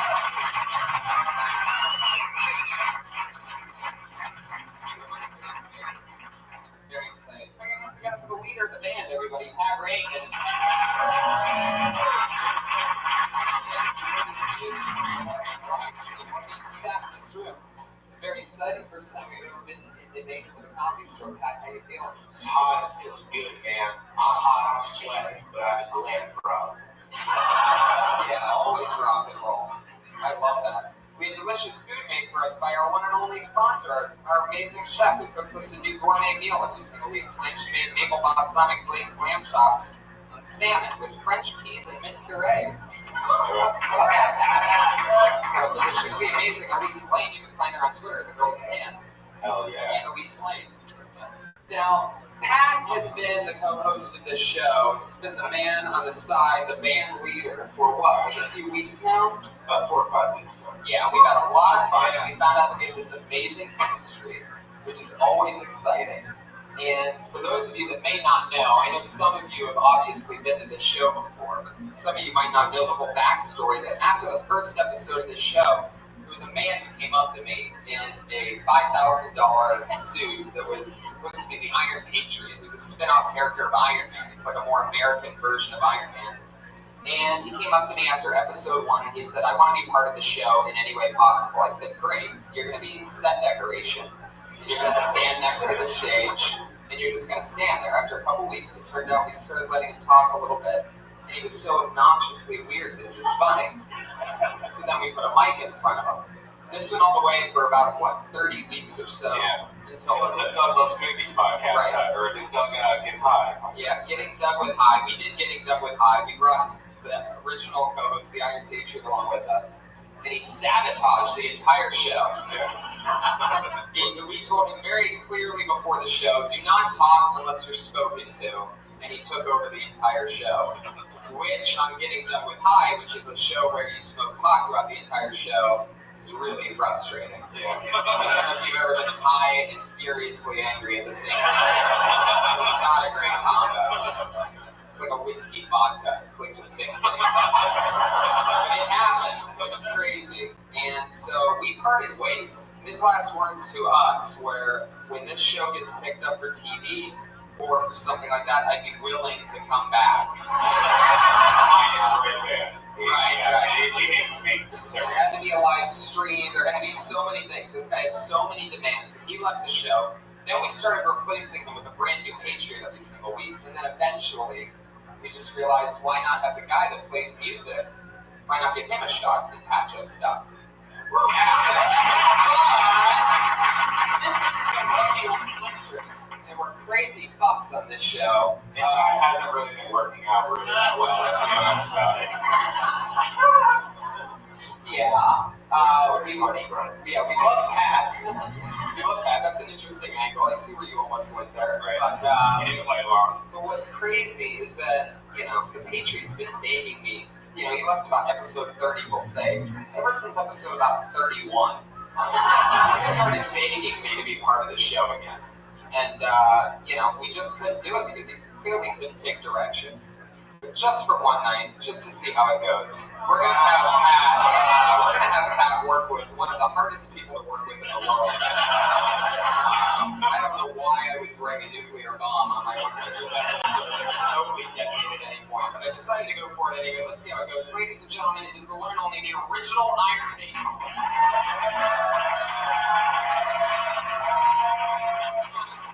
If you know anything about it, it's $5,000 suit.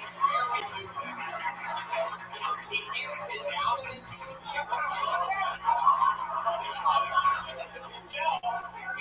Wow, almost a huge fall for the big welcoming back. It's been 70 episodes. There he is, everybody.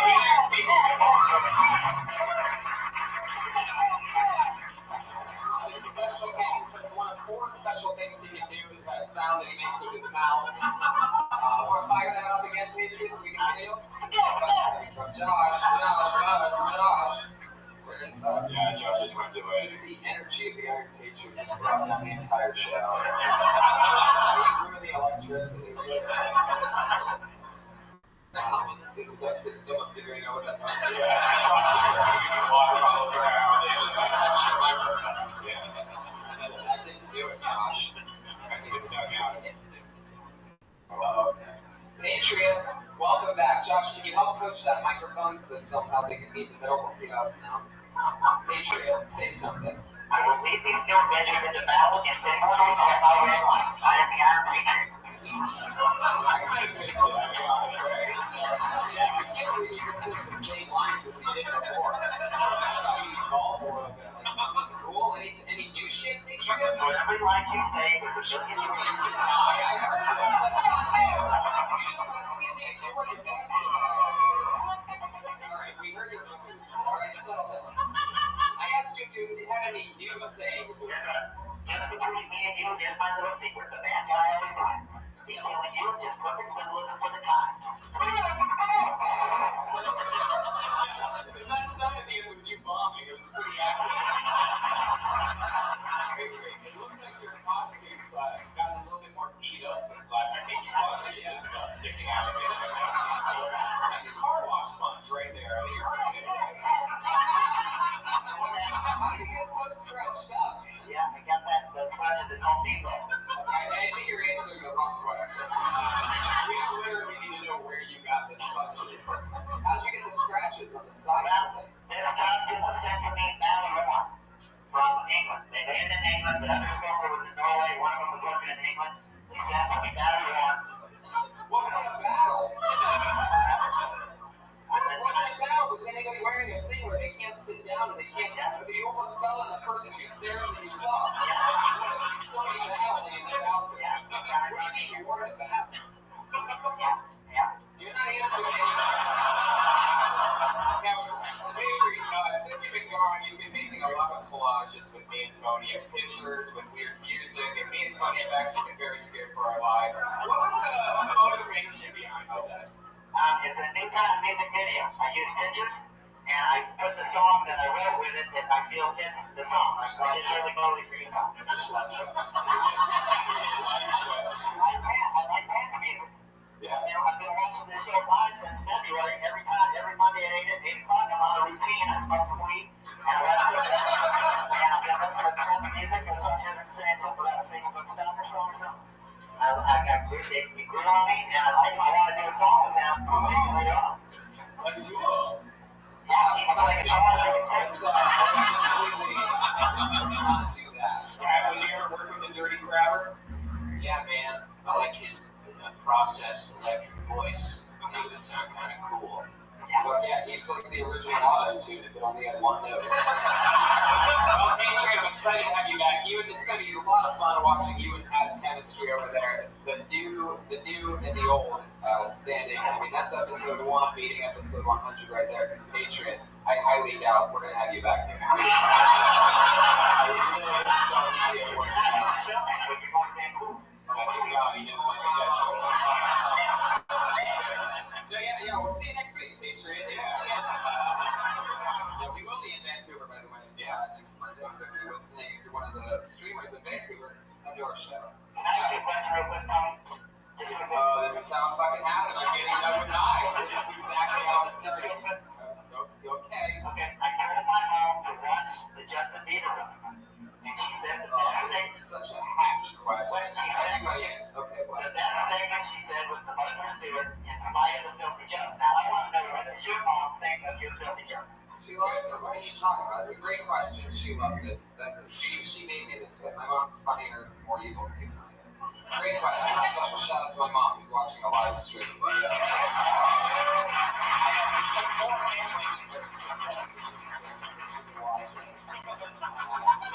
thank you very much for your input.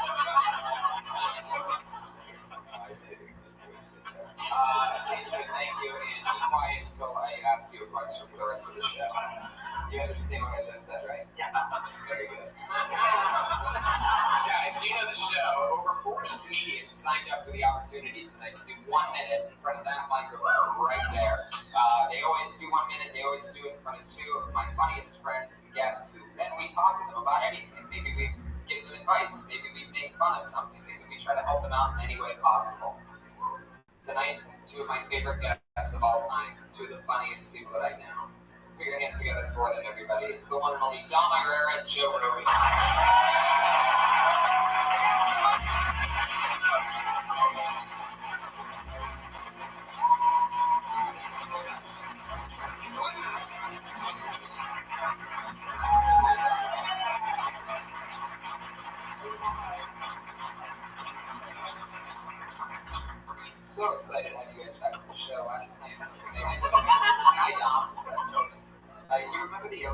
you're a patriot. You were here for a long time. Before my time. Really? Yeah, of course I have no fucking business. And Joe, this is definitely your first time being this close to being a patriot, right? Yes. Patriot, you have any questions for our guests? Yeah, I'll start with Dom. Dom, you were raised in a large Italian family in Southfield. Now, have you been back to your native country of Italy, and have you done comedy there before? No, I've been to Ireland supposed to be and I have done comedy there. Don't ask me how I do because I'm not right. I kill. By the way, I'm very uncomfortable being back there with you alone. Yeah. So let me ask you one more thing. I saw a clip of you on The Tonight Show in 1989 with Jay Leno was filling in for Johnny Carson. Now, did you wish that would have been Johnny Carson instead, or how does that work? What do you think?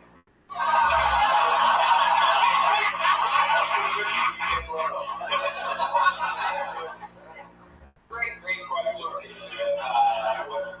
You have any questions? Yeah, I want to talk to Joe. You might not remember this, but a while back on the Joe Rogan Experience number 367, Are you going to tell the same shit you already told me backstage? No, but I won't tell the podcast crowd. Why you pretended like you didn't already say it then? Okay. You said you might not remember this. Motherfucker, you just told me. Shitty way to begin a conversation. Okay, well, this is a question I'll ask. You go all over the world with Tony doing comedy. Now, what's it like going on the road with him? Is he, compared to other partners you've went with, these questions are fucking terrible. And it's not called partners. I know what you are. We're not comedy partners. It's the last guy, Joe. One more time. No, you fuck. It's terrible. Can I do one?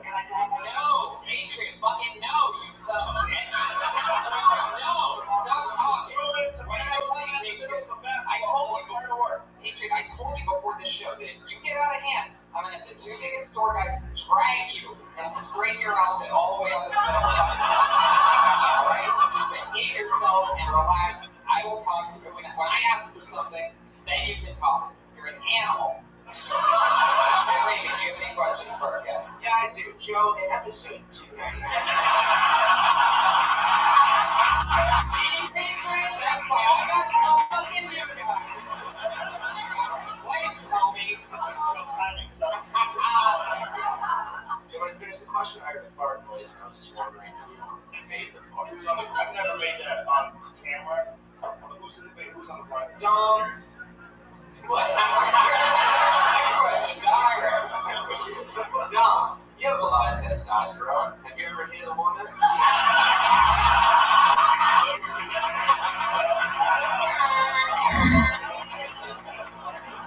You guys not go on Tumblr? Well, there you go. Those are the questions. These are your co-hosts. These are the guests. We're going to come with crazy surprises coming up at any point. So, you know the deal. Over 40 comedians signed up for the chance to do 1 minute. Comedians are scattered around this room right now, lining the walls, maybe hidden even amongst some of you audience members. You never know where they are. Comedians, you know your time is up. Your 60 seconds when you hear the sound of a kitty.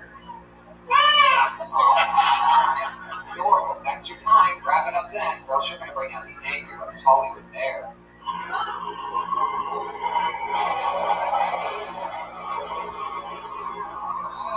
Yeah, that's where that ends.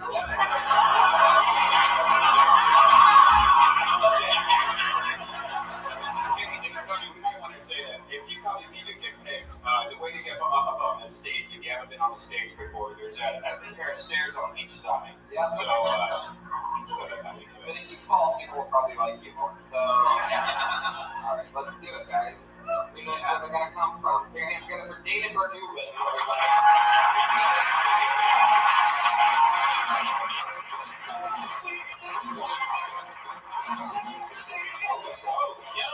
And you know what that means? David just got blacklisted. Alright, okay. Why do we get so long in the sound effects tonight? What's happening here? Fuck yeah, Patriot. I love it. Good job. David Berdulis, this is his spot. Go Hollywood Lesson. I'm going to be around. Put your hands together for Chris Fried.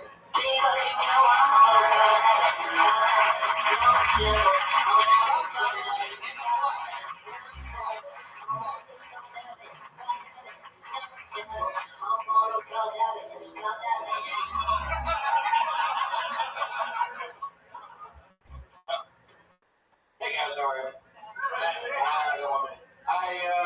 Race is still a problem. Unfortunately, I feel like it's thrust upon you sometimes though. Like, I was filling out a job application the other day. Right, it goes, hey, what ethnicity are you? And my options were Hispanic or Latino, or not Hispanic or Latino. And right, it makes me feel like if someone comes up to me on the street and they go, hey, Chris, what race are you? And I was like, not Hispanic or Latino, I'll tell you that much. Yeah. I did a Relay for Life, guys. They get super pumped about that. The cancer walk, you walk around for no reason. They go, hey, let's walk over here, walk over there, beautiful day, how many times you go? It's like, we're not literally searching for the cure for cancer here. Jokes. Give it up for the Rocketeer, everybody.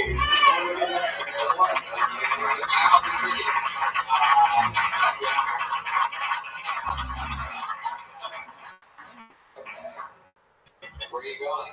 Right here. Come back to the microphone. So far, we can talk to you. When this is the term life is short, Yeah. I'm going to watch that. And so it begins. Chris, what was the job application that would have said Hispanic or not Hispanic? What was that? Was like landscaping? Like, how was that the only option on the job application? I think that's the part that maybe throws people off, is because they have never seen anything like that. I don't remember exactly. That's what it said. You don't remember the place you applied for a job? Not the specific one. I've seen that a couple times. Sometimes they have other options, but there was one I saw where that was the only two. Seems like that'd be really shitty jobs you must be applying for. secretly. Probably. Huh. Did you find a job? At that time, yes. Do you remember what The that world job has was? all different kinds of people. Some people are great for certain jobs. And then, sometimes it just doesn't work. It's true. It doesn't mean that you can't be a comedian. You can't become like that. Whatever it is, the way your mind sees things, you gotta fix it. Chris, how long have you been doing stand-up? Where are you from? Pennsylvania. How long have you been doing stand-up? 3-4-ish years. Get the fuck out. I almost have a aneurysm right now. So you worked in that first 30 seconds for 2.5 years. You write every day? It's sort of is. Job applications. Job applications at North Hollywood car washes. There you go. At Reagan for 3-point reach on that one. How stoned are you right now, by the way? How stoned are you right now? No, you're not. So That's part of the problem. Your last You might be the only one here. Is that your real name, Chris Fry? It's free. Oh, free. It's spelled Fry. Interesting. What part of Pennsylvania? Allentown. Wow, wrestling town in the northeast part of, or northwest part of it. Yes. Did you do comedy there? A little bit. It just kind of developed. It's a fucking Billy Joel song. It is depressing as fuck. That's like, How long?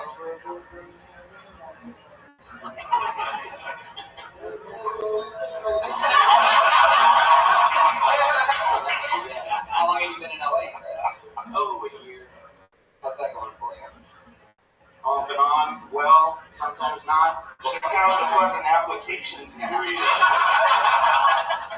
So, did you really do a walk for cancer? Yeah. Really? Yeah. How'd that go? I not well. I did. Why did you go? Yeah. You say it on the wall.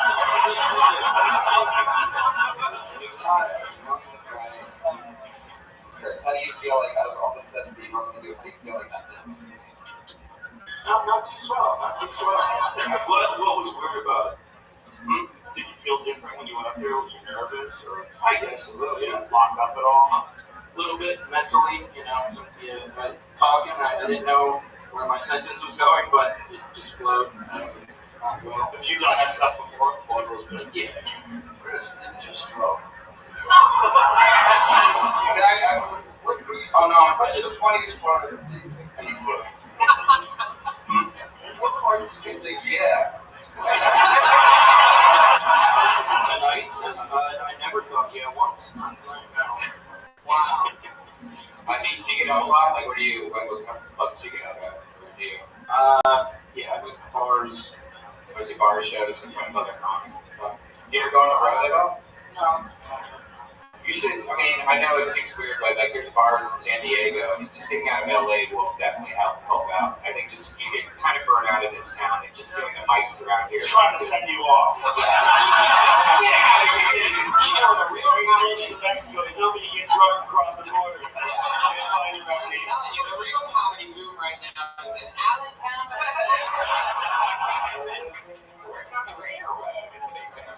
Well, Chris, there you go. Biggest thing that'll ever happen to you in your comedy career.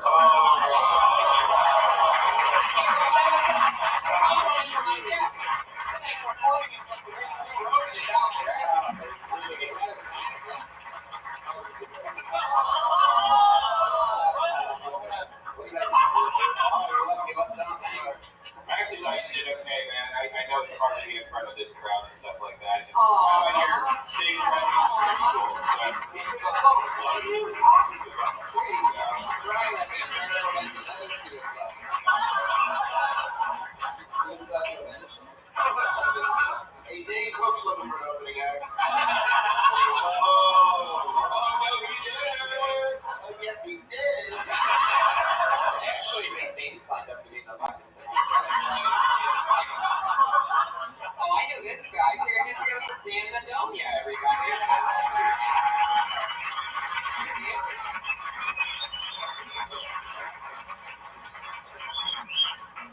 Hi, guys. I'm Dan Madonia. I'm an adult.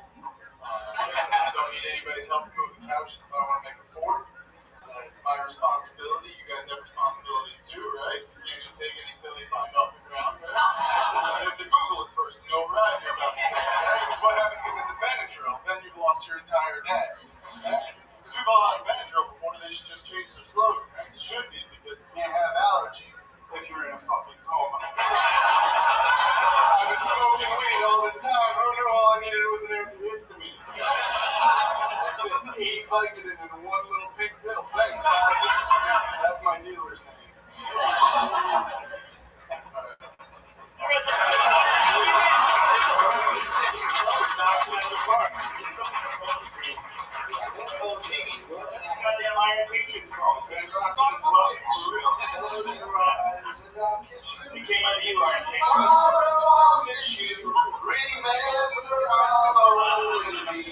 I guess we're singing it.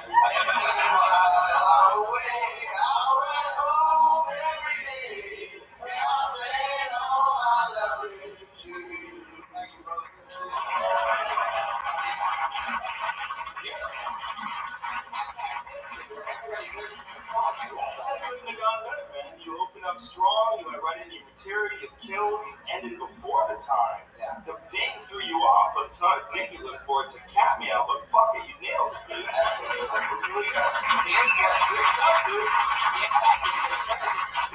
We worked together, what's that, like 6 years ago. Wow. Our guys here at the Comedy Store. And here we are now. Working on a new minute, crushing. You know, Dan is Eddie Grill's son. You guys know Eddie Grill? Probably knew your dad before you fucked your mom. Have you met his mom before? No.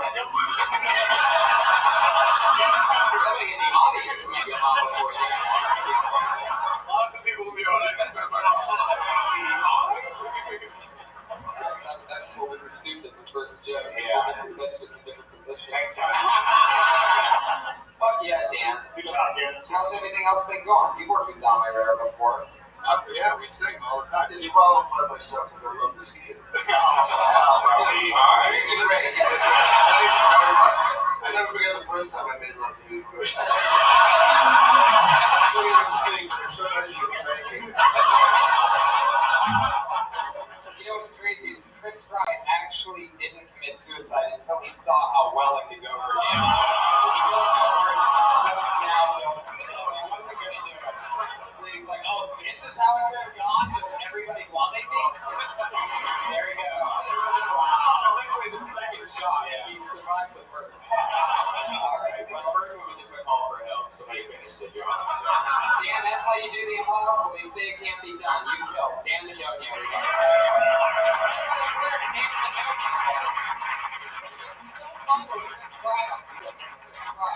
Account's still open, even though he is now dead. One more time for Dan Madonia.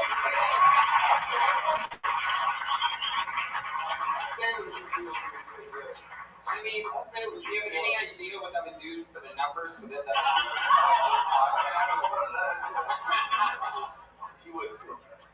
You know what's crazy is, this is nuts. I remember this guy being on the show that you two did together on this show in Pasadena. He did really good. I'm excited to see how it goes tonight. He goes by the name of Bricks and Bullets.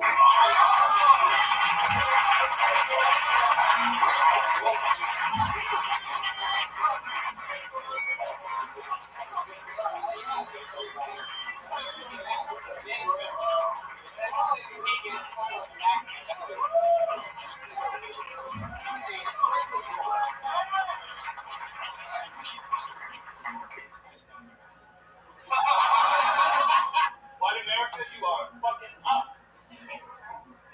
We all heard from John Legend about how there are more black men incarcerated than there were slaves in Egypt. The first time I heard that, I thought two things. The first thing was, I didn't know there were so many black captives. Y'all be getting it in, like literally getting it in. And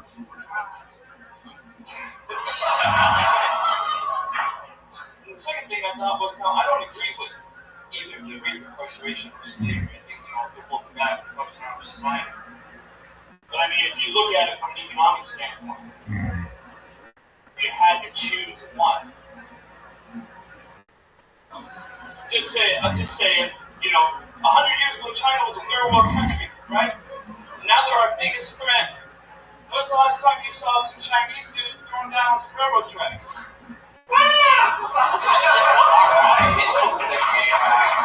Racist political sex. Normally people don't cross those two types of comedy. Racist and political. I felt like I was doing bad for the dude who works at Ralph's.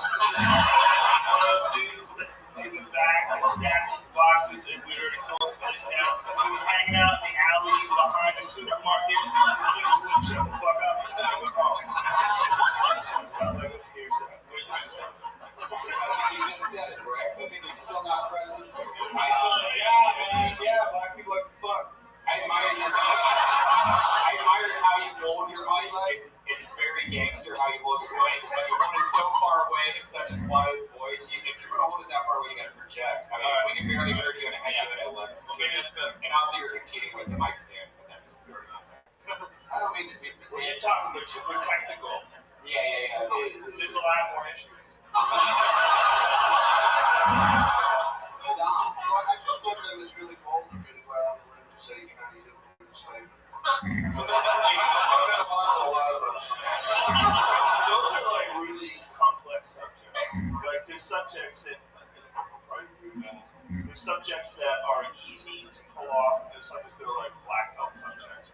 That's a black belt subject. And that's not a subject you ever want to take on in a minute. Because if you do in a minute, you want to talk about things that are easily relatable or silly or really weird so they get you giggling right away. Because you don't have any time to go into depth. You talk about slavery, everyone's asshole tightens up. This is what I tried talking about. And you have to like really good to get them out of that. Now, when it takes a long time, you're not going to do it in a minute. Like if anybody came up here and did a minute about slavery, like fuck man, you got to make a quick point, and it's got to be really worth doing that. But it helps helps if you're black.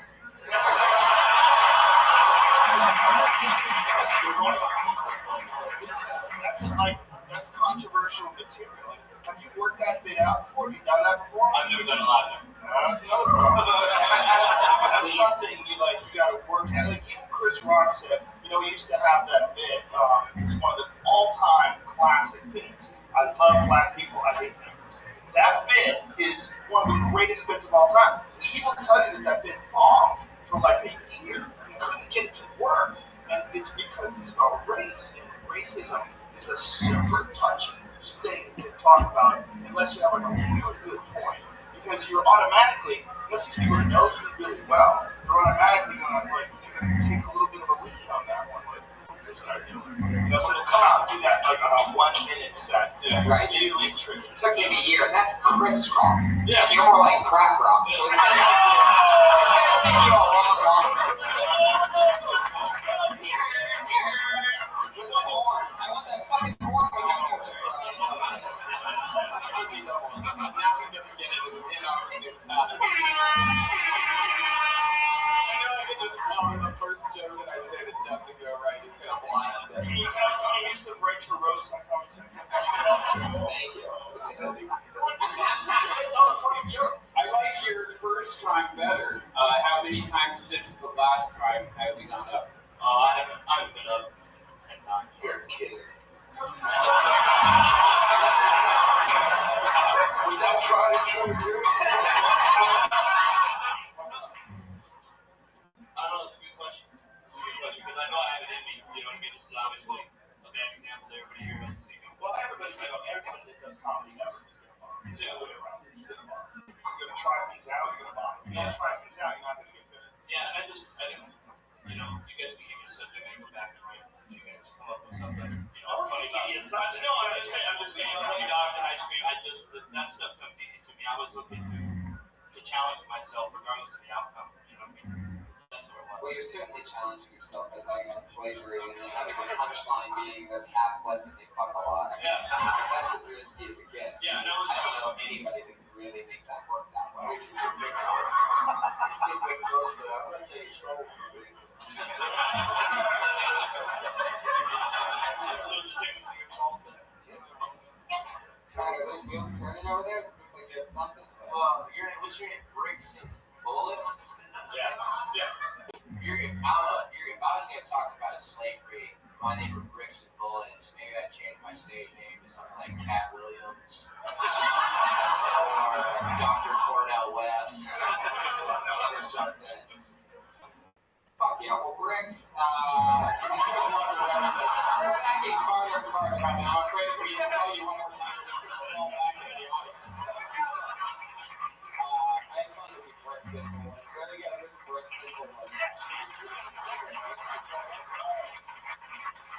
So it's weird when meetings with them is not as good as the last time. It's like, wow. Well, no, he really did kill the first time he went on stage at Blake's house, right? That's It's just, if you want to do comedy, man, you got to do it all the time. You really do. You have to do it all the time. You can't just dabble in it, do it 10 times in a year. You can't do that. Yeah, we never asked the guy that said he's been doing it 3 or 4 years how many times he actually did it. It makes me wonder if he did it 9 times because I still think that he has the bad 7 and 9, right? It's okay, you can laugh. He's dead. I'm not kidding. He committed suicide. It's relax. Did you guys have like a really good first set and then the next couple wasn't as good? Because that seems like that's what a lot of people say. The first set was like amazing, and then the second, third, and fourth. I started out on the Tonight Show with Jerry. Amazing. No, my first set wasn't good at all. My second set was pretty good. Like for me, back then, at the time, it was much better. Stitches, awesome. My first set was terrible. I think that sometimes when people are really scared of something, they prepare, and then they do it and it goes well, and they're not scared of it anymore, and you forget what made you good at it in the first place. You can't be comfortable. Like, as a stand-up, it's one of the worst things you can ever be. Is to be, like, totally confident that it's going to go well. Yeah. My first set ever, I basically prepared for 1 month for my first set to start doing 3 minutes in that room. I signed up, I got up, I prepared for a month again, just for 3 minutes. And I knew my thing in and out. And when the moment I hit the stage, I completely blanked out. I couldn't remember anything. And I didn't even write a set list. So I'm like, I have this 3 minutes. And I got so excited right before it happened that I completely blanked out. And I just started riffing about how I'm this guy that just prepared for a month. And now I can't remember anything. But the way that I said it was funny. So I actually accidentally wrote my first time. And the second time, when I could remember my material, I started bombing horribly. But that's just how it works. But Remember how bad the material was? Oh, it was really bad. I was better off forgetting my material. I was in I did a gig with my mother. She was working for a hospital. And I was really not a stand-up. I was improv actor, all this shit. And my cousin Johnny was really violent. He got in a fight with guys because they wouldn't laugh at that. Not laugh at that. I pulled another name out of the bucket, everybody. It's Gail Travers.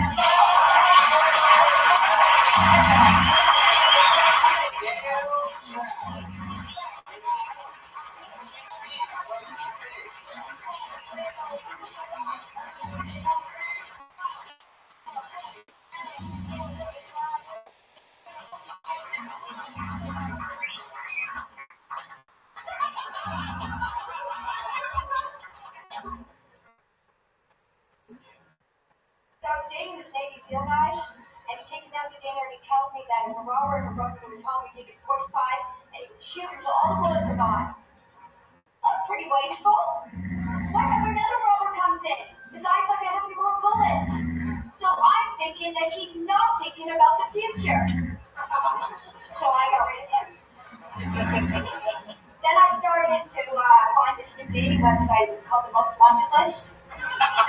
All the information has been verified by the police, so you know it's true. No liars on the site. They can't say they're 6 feet, but they're really 5'7", because you can see those lines behind their head. And you get a nice, good, clear profile pic of them too. No put that Photoshop or soft lighting or makeup. You see something you like, you gotta act really fast, okay? Because there's a lot of competition out there.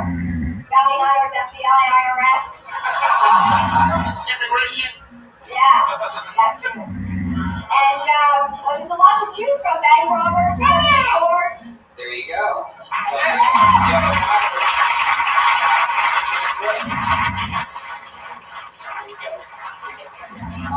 you doing, Gail? Great. How long have you been doing stand-up? About a year. Wow. How often do you get on stage? About three times a week. You like it? It's interesting. So you're really single. That's true. You're looking for a man. I'm looking for a man. What do you think about the Iron Patriot?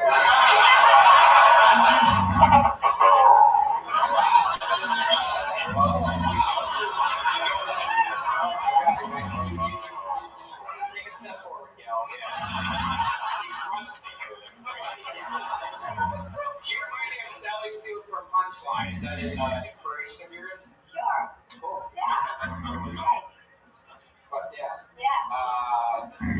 So Gail. Yes. Why do you think you're single? I don't know why they laughed at that, Gail. I just asked an honest question. Sometimes they just laugh. I don't know why. What are you talking? I'm trying to because obviously she's struggling to get a man. I'm fair. But that's what I'm trying to do. I'm about 6'3". I want to see what your honest answers are because there's probably a lot of material in that, right? A lot of material. See what I'm trying to do here? Yeah. So why do you think you're single?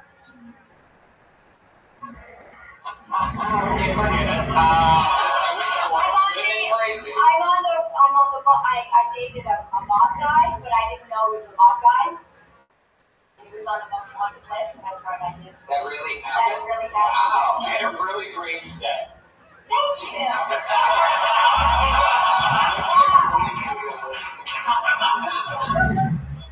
So, how do you make a living? I'm an actor. Oh, really? Yeah. What is the getting to work? No. I guess I'm an actor too then. Yeah.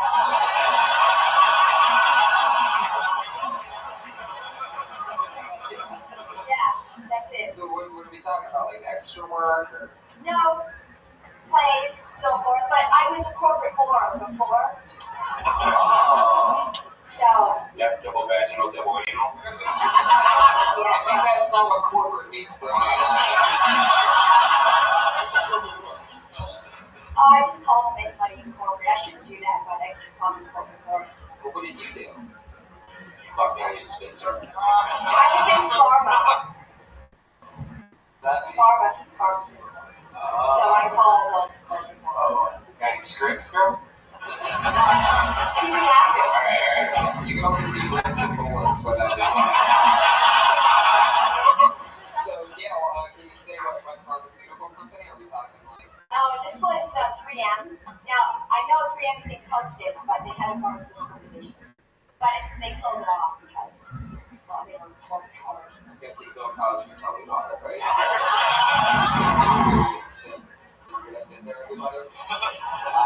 So, how do you make your money if you're acting only in stage plays? The corporate horror stuff, the stocks, and Well, how long have you been out of big pharmaceuticals? 6 years. Okay. Saved up a lot of money. I did.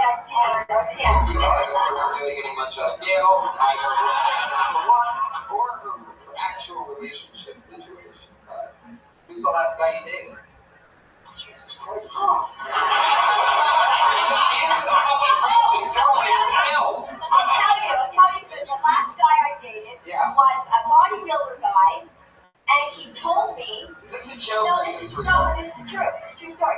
He told me that he partied with Charlie Sheen, and I was more scared of that than the mom guy. It's true.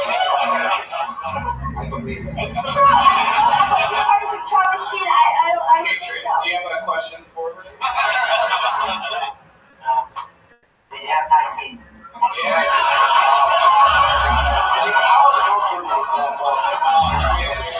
He's kind of hot, but he's also very uncomfortable. I thought the Patriots thing, like a bodysuit, was gonna like ding out here. I was waiting for just a short circuit, waiting for the lights to go out. I like to sit on the couch and play with a meat bird. Alright, you're the first one. I don't know what that was. I'm not gonna ask you to repeat it. Repeat the curtains, I'm gonna stop you. Whatever that was, don't repeat it, and that's your first warning. You're on probation.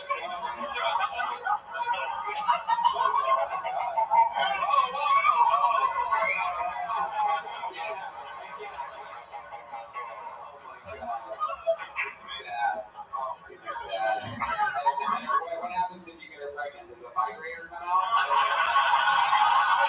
You know, I have fun with you. Best of luck with everything.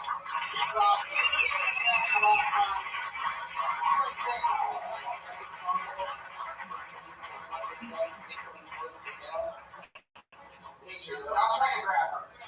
Patriots, stop. Gail, go. Get the fuck out of here. Gail, run. They really like each other or something. She just stayed there. Gail Travers actually does have the Twitter handle, actor and writer. I'm not making that up. That's her actual Twitter handle. Is that real? Gail, have you written anything? It used to be at corporate war. That's a great I'm so broad. Anybody can say that. If you're going to acting school, you never say you're a pilot unless you actually flew from the plane. I'm an actor. And we were Tuesdays. It takes the respect out of a comedian, and you know, anybody goes up here for a minute and they call themselves a comedian. They're not fucking comedians. Do you believe that, Tom? Ari Shaffir actually was one of the first people that I never used to He's talk. very mean, by the way. Don't watch the show much. Passive aggressive. Apparently, he doesn't like women with one arm. It's true. Yeah. What? I have comedic license. Fuck you guys.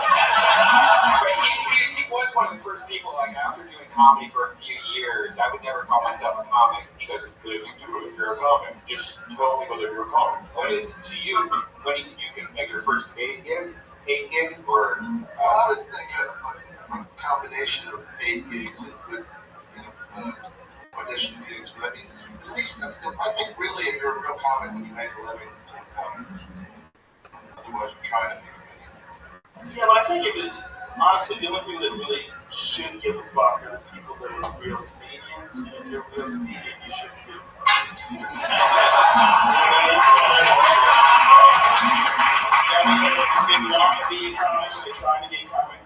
really money what matters? If they make somebody laugh, I think it's symbolic of it. I think money. Yeah. I think it shows you're at a certain level. Now you can be a fucking act and make money and do not that. But there comes a point where you're doing it for 10 years and you're not making any money. It's kind of sad. Right, but give them a way to let the show up. Call themselves comedians then. I don't want to call myself happy. Joe, just because you can make me a funny, you can't really go. I'm trying to be nice. I don't think there's anything wrong with them calling themselves comedians. All right, let them call themselves fucking. Why would you can't clap? You're a real comic, like, and you're a five, like, there's probably like, I mean, how many comics? If I wasn't a comic, there's maybe 100 people that I paid to see you one. What number? You're 20 or 80? I literally, I paid to see Don Rivera before I ever did nothing like that. I took a date out to see Don Rivera. I took her out twice. This one night something happened and Don missed the flight or something like that, and it was Dennis Leary headlining instead. I was like, what the fuck is this? And I'd never seen Dennis Leary before, and then the next night I came back and you did the next night. So I think you're a world-class comedian, so like, why would you call yourself a comic? No, because I wanted to kill Tony, man. I think that's why there's three like there's headliner, middles, openers, hosts. I think that's why there's different levels of being able to say it. I think it's definitely a lifestyle. You know if you're a comic or you're not. If you're one, if you're a comic, then you're definitely not a comic. Like you're either in it or you're not. I think. Well, it's got to be at least 5, 6, 7 nights a week. I mean, that's just pretty much it. There's always this ridiculous hierarchy in Boston. The guy was a middle actor, the guy was a headliner, the guy was a middle actor with no respect. And then I remember this one kid, I don't want to say his name, he went off and he got a TV show. And these guys in Boston, he's a fucking middle actor. I'm like, he's a middle actor with $1 million, you tell me. What are you talking about as a middle actor? He's just a comedian. What do you give a fuck? You're labeling him by this weird fraternity. Nobody's watching it.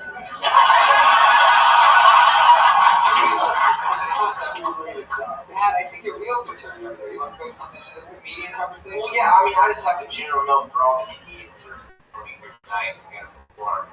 The audience is out this way, and there's a whole stage to use, and everyone seems to be afraid to sort of own the stage and work the stage. And I know everyone backs up, but you're not performing to the panel, you're performing to the audience. So get in there, balls. There you go. I'm here to think of it.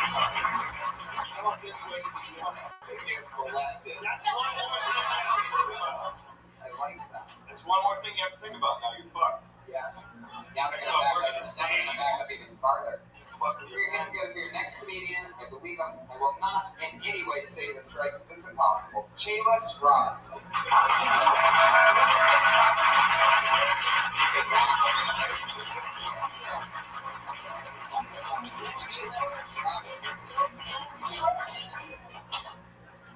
But man, Chaylis Robinson. We put balls deep in right now.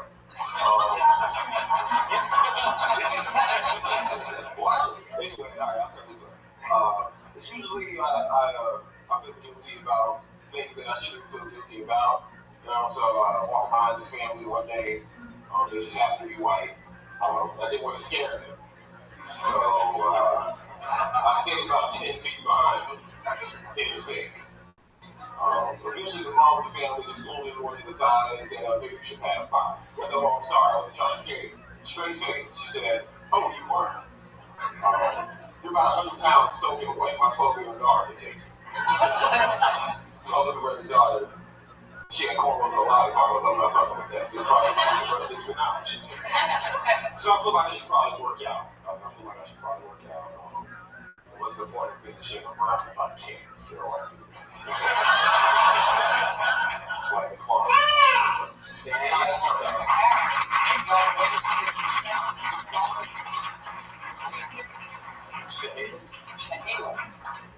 Wow.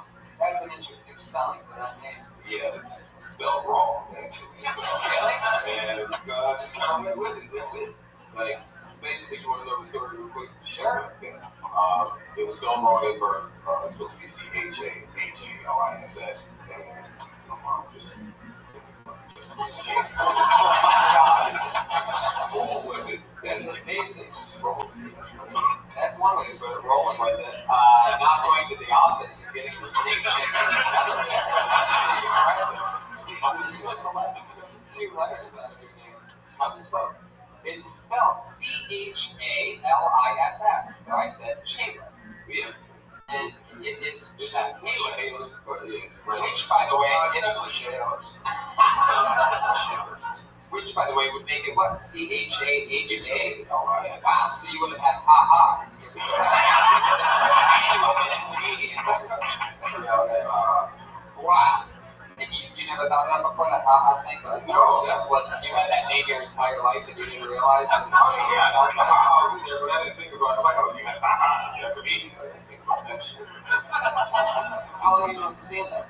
Probably a year and a half already. What's about how many spots a week ballpark you get, I guess? At least 5 or 6, but it kind of double because sometimes I do 2, maybe at least once a day. And sometimes He's a comedian, right?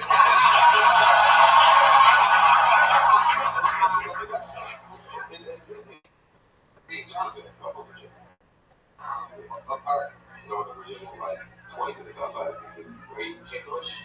Yeah, like I said, it's mind control sometimes. Like, no, don't lie. Like, it's about. How long have you been in LA? About 6 years now, I think. I like it. Yeah.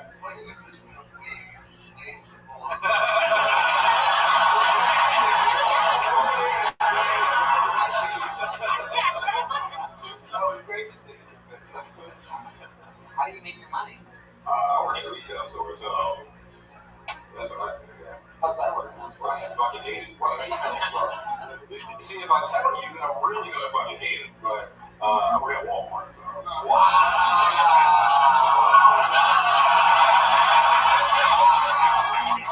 It took 100 kills on the episodes to get that answer. I had 7 Walmart jokes just waiting. Walmart girls are easy, right? Always. I'm gonna say yeah. Yeah. I'm gonna say yeah. You're floating around, man. I gotta say yeah. Yeah. How long have you worked at Walmart? Like 4 years, maybe. Yeah, it became really easy. Jesus. Oh my god. Okay. Do you ever talk about that when you're on stage? I don't have one yet, but I think maybe I can get something out of it. They're not funny people, I just want to get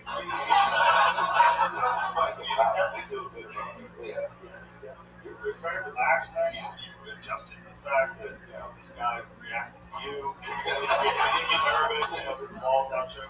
You're very comfortable up there, man. You have a sense. Do you know Real Battle at all? I've seen them around, we've spoken, but I don't know anything. Somebody just tweeted that you look like Real Battle. They tweeted that? Yeah. Wow, well, there you go. See, little shout out to Pete with a bad joke from the back. Incoming text bombing. Thanks for that one, Pete. Really crushed the room. Good thing you sent it. We're going to go over how PDC is. It's a podcast, guys. We're not talking. Text it. So, Chaliss, have you ever thought about going back and finishing the job that your mom started and adding the other AJ? I mean, must call you Chaliss. I'm sorry, going to my bad. Chalice, Charles. I got a Charles once. They were a stupid name tag. And I have people stare at the name and they go, Charles. You idiot, that's not how you spell Charles. I mean, there's obviously there is a stereotype that black people have, black people names. I just have to say, I have never automatically, via your story, nothing takes the cake more than a misspelled name that never went even back. I mean, it was already going to be an extremely black name of Chaliss. And this is also even the typo. Chaliss is an extremely black name. But the fact that it is a typo, I think that means you might have the blackest stain ever. You know what? Shit. No, Am I right? you got a real strong point. I was sometimes I ain't surprised with the names. Sometimes there are blacker names than mine. Like a regular name dipped in fucking gold as well. Like you call it. I guess a DeAndre is like a normal white name, but What's your middle name? My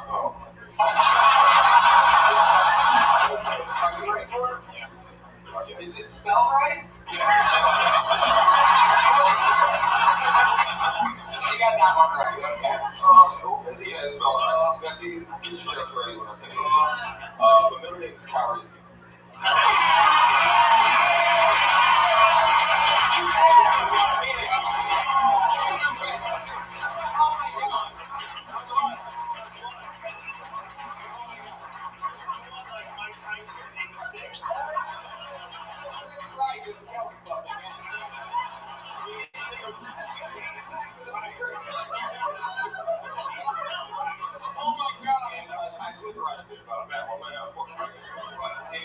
You should listen to what he said. I mean, that's a funny bit. What he just said. Yeah, I mean, that's what, yeah, absolutely. And that goes for everybody. I mean, take whatever the hell we talk to you about, because we're never going to talk about you again. Oh, shit. That was more for the people that are like you, shit.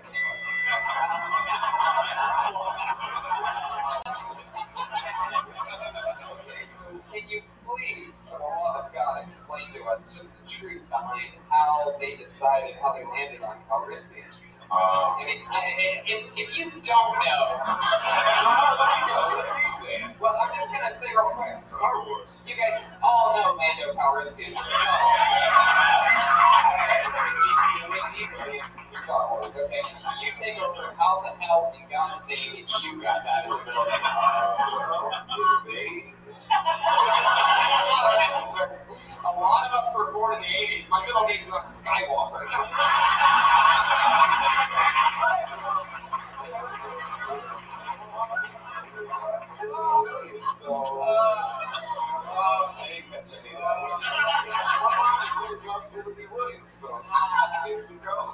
Wow, I can't even imagine for it. You're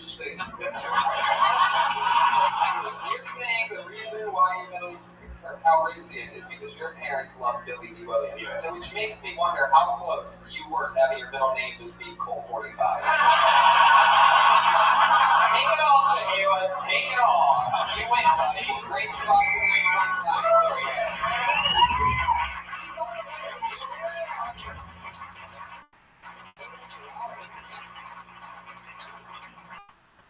we go. Oh my God, it's just too funny. This is a real middle name. The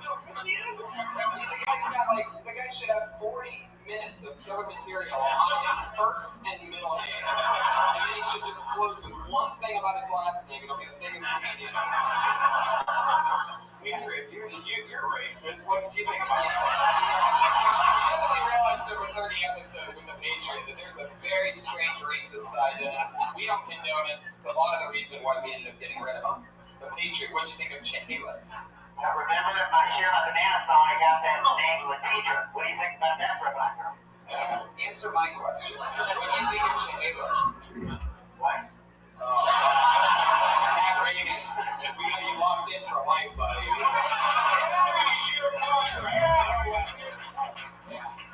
I think that comedian should keep his day job, get a night job, so we don't think about doing comedy again. Whoa. Patriot, you are the worst. I thought he did good. Yeah, he really did. And he handled himself well. You know, a lot of comedians don't realize that they bank everything on that 60 seconds that happens. But your interactions with us, just being real and answering questions, giving us something to play with, goes a really long way. And that's exactly what Chehalis did. One more time for him, guys.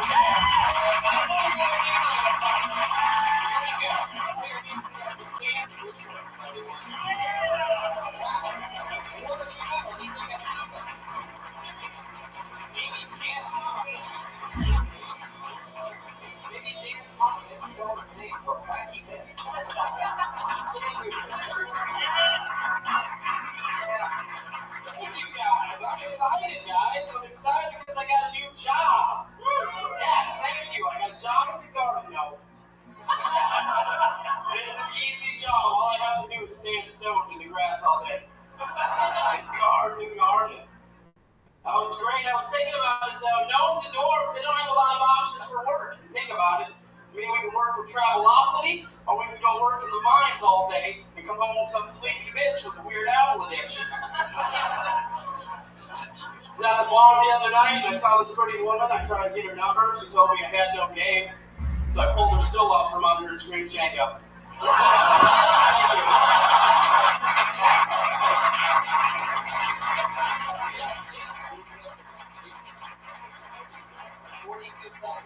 18 seconds of thunder left for us, Dan? I don't know. I don't know if I have any quick 20-second jokes. Just stick with 4 10-second jokes. You don't have one 20-second joke? All right. I don't understand. I never understood the Bet Channel. They never show any shows about gambling. It's just a bunch of shows with black people. First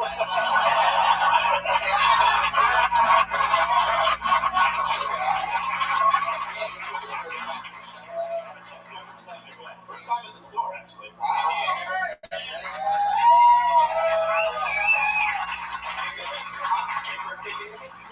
That's where I reside now, though. I'm originally from South Dakota. Yeah. Okay, dude, you're right. The funniest people in the world. This guy was at the podium, and I was on the floor. Do these people really brought that? We're all comics from San Diego. Wow, really? Wow, a whole squad from San Diego. Fuck yeah. Welcome, guys. Okay. All right. Okay. I think you're great, man. I love my stage presence. I like your jokes. Are you, what, you live in San Diego? Yeah, so I think it was funny, dude. Thank you. Check your shit. It's funny. The ET jokes, hilarious. It's really good stuff. How long have you been doing stand-up? I'm on my 5th year. Are you still in the water? Once in a while. I try. I go probably up 5 or 6 times a week. I don't know much as I can. Where did you start? You started in San Diego? I actually started in South Dakota. And not much. What part of South Dakota? I actually I lived in Watertown. I started in Sioux Falls, South Dakota. Had an open mic there. And then if I wanted to do, I either go to Florida or Minneapolis. That's pretty much where I have to go to do an open mic. How far is the drive? 4 hours for Minneapolis, 2 hours for South Dakota. How many people would go see a comedy show in South Dakota? Quite a few, actually. Really? Even the open mic that I did, there was probably 50 or 60 people there. So I didn't have nothing else to do. That's so crazy. There's other things to do. Then you could look for Bigfoot. You could look for Bigfoot. I guess that's pretty cool to do. Have you ever really done that? Of course. You say of course, like I've never lived in South Dakota. Wow, really? So how does that go? Is that what's in the movies? Pretty much. How many people by round of applause have honestly done cow cooking? A lot of people called me out on it, and now I really think I have baby cows because I heard that it's a big conspiracy theory that you can't tip a full-grown cow, but you can tip baby cow, like cows. I'm pretty sure Brian's saying you know cow tip it. I'm pretty sure that's what Brian just starts taking out a fat chick one night. Did you went on the bar? Marty Fields in Ohio? I went to Applebee's, and she gave me good service, so I gave her 20%. There you go. Yeah. So Dan, what do you do for work? I work for an estate liquidation company in San Diego, and then I produce shows down in well, estate liquidation, like when old people die and shit? Yeah, when people die, we go buy their stuff, and then we sell it on eBay. So I just sell stuff on eBay all day, that's what I do. So it's cool and shit. What's your name? My name's Dan. What is the name? It's Matt's Income Estate Liquidation. Can you write that down for me? I can give you my boss's number. You can do an estimate.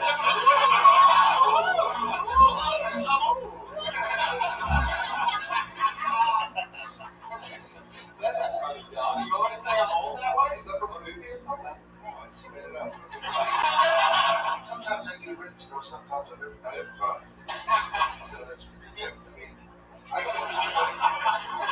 It's just funny about slaves to me as it is. I feel the need to work to go balls deep. Of course. The whole stage, right? Use it.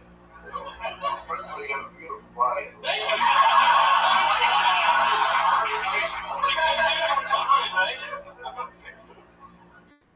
Great job. Another question, Dan. When you're doing these liquidations where you're only dealing with stuff that was once owned by dead people, and you know that they're now dead, like, what are we talking about? Do you get to, like, sort of ransack the house? Is there somebody that gathers that stuff? There's people, we have a crew that goes out and attacks it. How soon after the person dies do you guys get in there? I have no idea. What do you mean you have no idea? This is No, your business. I don't deal with that part. I just list stuff on eBay. They go, they get the stuff from the family, they bring it to the warehouse. You're in the warehouse. Yeah, put it You're in the warehouse sitting there in a warehouse just filled with dead people's shit. Yes. That's actually what I do. You have no feeling for what happened. It's a job. You get first dibs, like you I do actually. Oh, that's so fucking sweet. Is that that guy's shirt you're wearing right now? No, I actually bought this nice stuff. Do you ever get any haunted shit? What's the coolest thing that you got from a dead guy? Hold on, you may be haunted, or why do you say maybe? The stuff can be haunted. Did you ever have an experience? I haven't. Weird, the warehouse? Not yet. Not that I know. Close up? Do you sit in the warehouse by yourself? No, there's a whole eBay crew. We have a whole crew. There's like 4 or 5 people. What's the coolest thing you got? Well, the coolest thing that I've seen was a script for Laser Sounds. Wow. Actually, before it was named Laser Sounds, it had Black Bart on it, penciled out with the Laser Sounds. Wow. So that was that order. It ended up selling only for like $60. What? I know, right? Wow. You're really, because people didn't know that. You're really mad at what you do.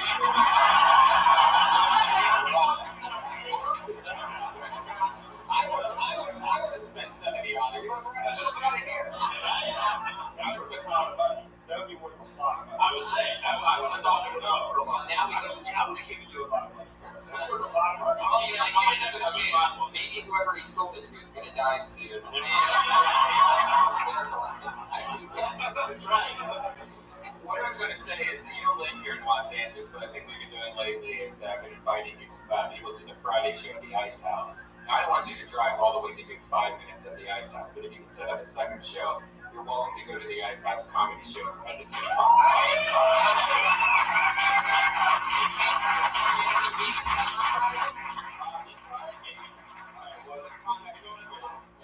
There you go, Dan Bootless Jr.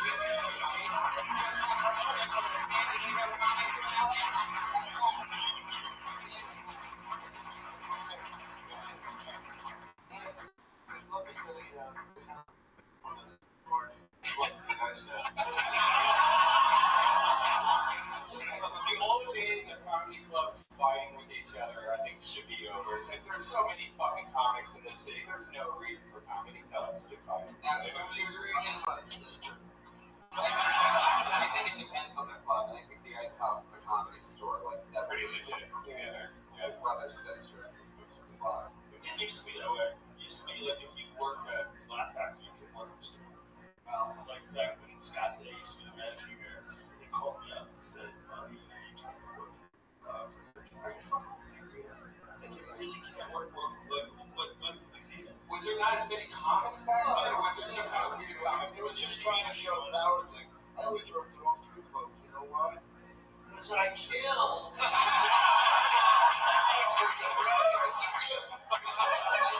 game out of the fucking guys. Who knows what's going to happen this time? This looks like another new name for your hands. Go from Mike Fairbear.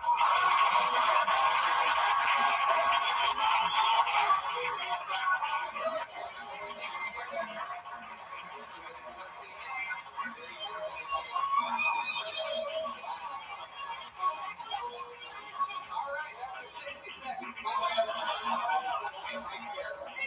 you very much. I just want to get something off my chest. There's this guy I've lived with. Maybe you know the type. He's a British guy. You can't even open the fridge without it being right over your shoulder. He's like, I don't know, it's something a little low there. British guy's got like all these rhymes to help you remember too. It's like if you kill it, you feel it, okay? If you pour it, don't ignore it. It's like the house is on fire. He would always come down with little water and say, help me build the thing so we can. Ready to go? The the worst part about British guy is that guy is me, so fill the fucking bread up! Come on! There you go.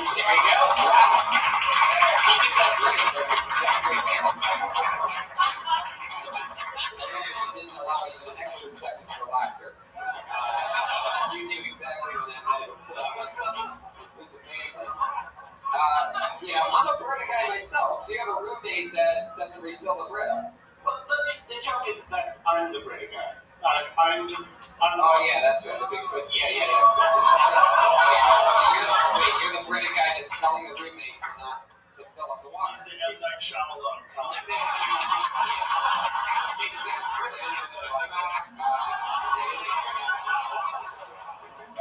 Twist, baby. So just like all of his movies, explain to me one more time. Are you the bad roommate or the good roommate? I'm the bad roommate. You live by yourself? Is that what you're saying?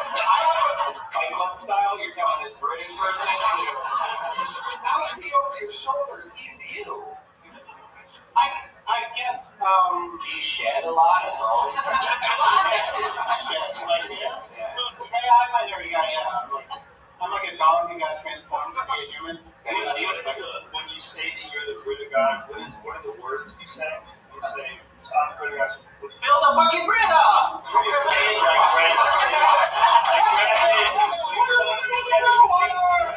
When Brad was talking to Kevin Spacey, he's like, what's in the box? Fill the bread up! Is that your inspiration for being delivered there? Because it sounds like someone desperate. Like you nailed the exact same. I definitely think you want everybody to understand your point. You know that right now I feel like the format's a little bit watered down. And really,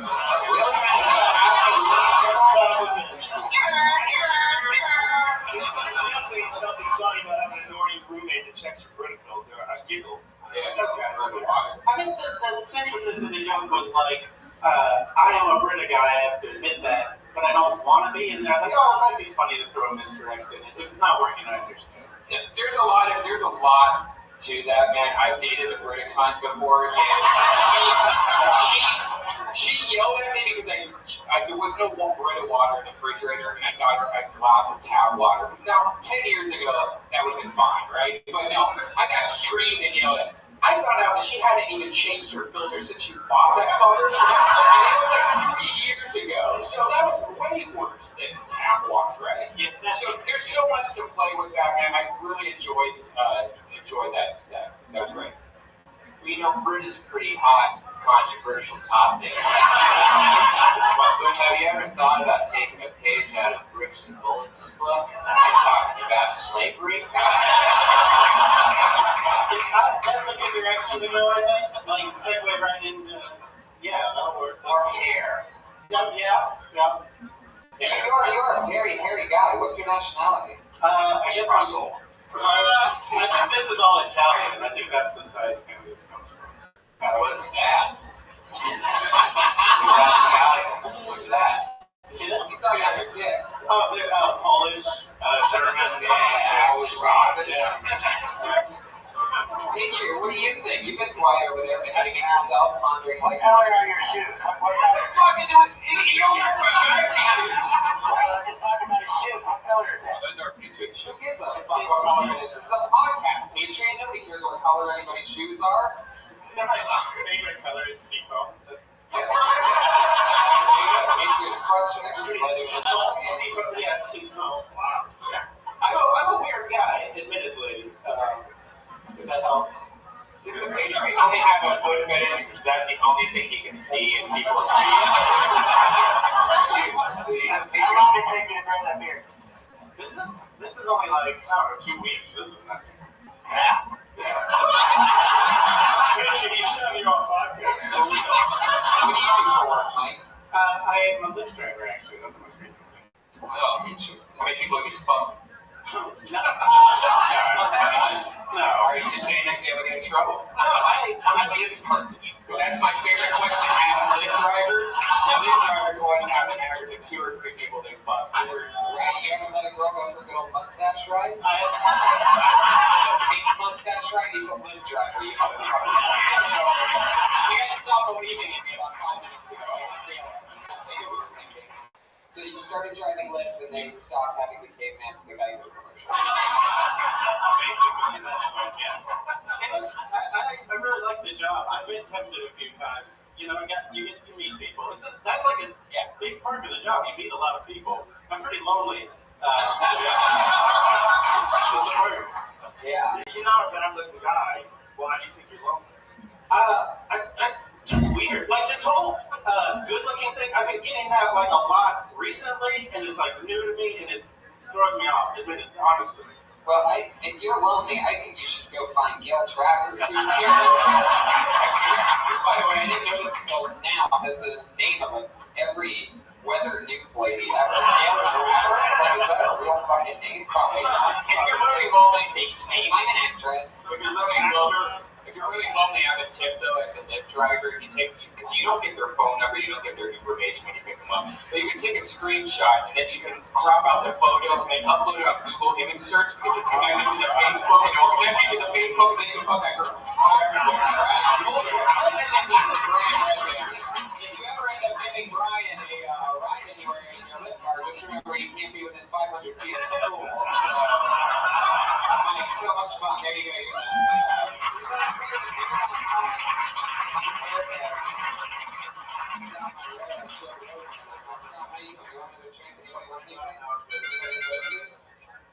True, is that you?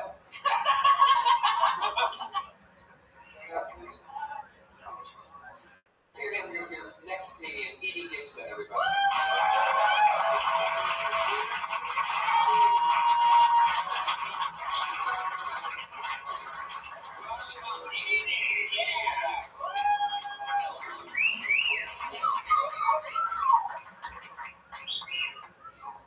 Oh, ew. Fuck you. So I just got back from Sacramento visiting my friend Kathleen. Everyone has a friend like Kathleen. Most people used to break into their parents' top shelf liquor cabinet. We used to try to break into Kathleen's top shelf meth cabinet. So the other day we were out drinking and she went to the bathroom. She goes, somebody put something in your drink. But don't worry, they were really hot. I was like, if you don't have to drug me to rape me, I won't have sex with you for the drugs. You have 21 more seconds if you want to fill it in. Are you sure you want to be done? Okay, when I was down there too, the Raiders are a big thing. Raiders jerseys come in 3 sizes, small, medium, and pregnant. I actually like that one. Raiders fans in this audience. Yeah. How you doing? Edie Gibson, rising comedian. You've been doing this for a few years, right? You're on the new show with Stephanie and a bunch of other girls called what? Am I right? Am I wrong? No! He showed dysentery once in a while. Oh, sorry. I thought you were somebody with a better career. I mean, you guys all looked at me like I was going to promote this show that you could have been on. For a moment. I shot a pilot with a couple of girls for Oxygen as well. Yeah, I thought that's what it was. Did it get picked up? It is in the process. Okay, whatever. I tried to make you look cool. Yeah. Next time, just say yes and smile. Right? You cut out of the pilot? No, I didn't get cut out of the It pilot. sounds like you got cut out of the pilot. It's a different show. Completely different show. This isn't a different show. It's more like Girl Code. I don't watch any of it. Let's talk about what you just talked about. What was it again? I completely forgot it again. Going home, visiting my friend Kathleen, and about the drugs. Oh yes, that's for drugs. Don, you ever work with Bill Cosby? First time Bill Cosby raped me. It's so funny because I used to relax. He would fuck me. He would give me pills to stay awake. I was that relaxed.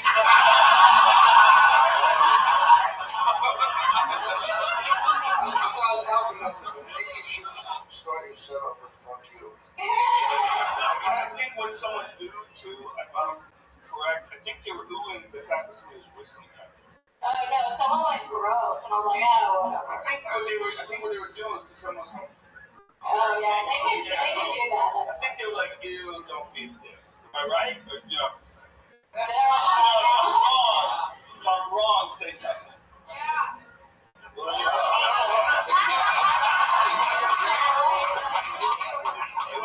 You were right. I'm sorry. Yeah. Damn, people be.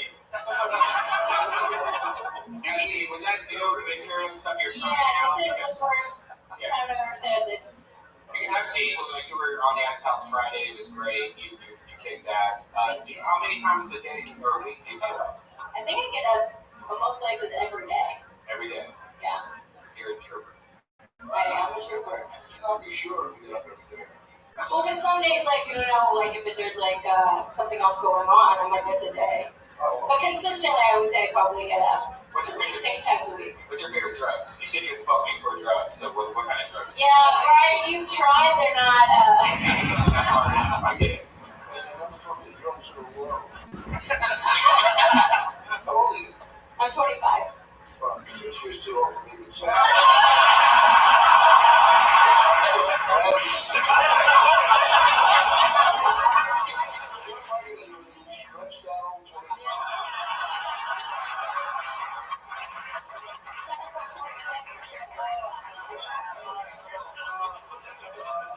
Edie, how long you been on stand-up? 3 years. Where you from? I'm from Sacramento. Whoa, Sacramento. Yeah. The hottest women in California for some reason. Well, basically all the porn stars, right? That's pretty much just Sacramento's like an incubator for porn stars. It's on the farm. Did anybody ever try to turn you into the porn business? Oh, yeah. Sure, yeah. Oh, yeah. All the time. Daily struggle I have. Did you start out as No, you know, I started out here. This is the first club I ever passed at. I bring in friends and family here. This is kind of my home base. So no, I didn't start out at the punchline.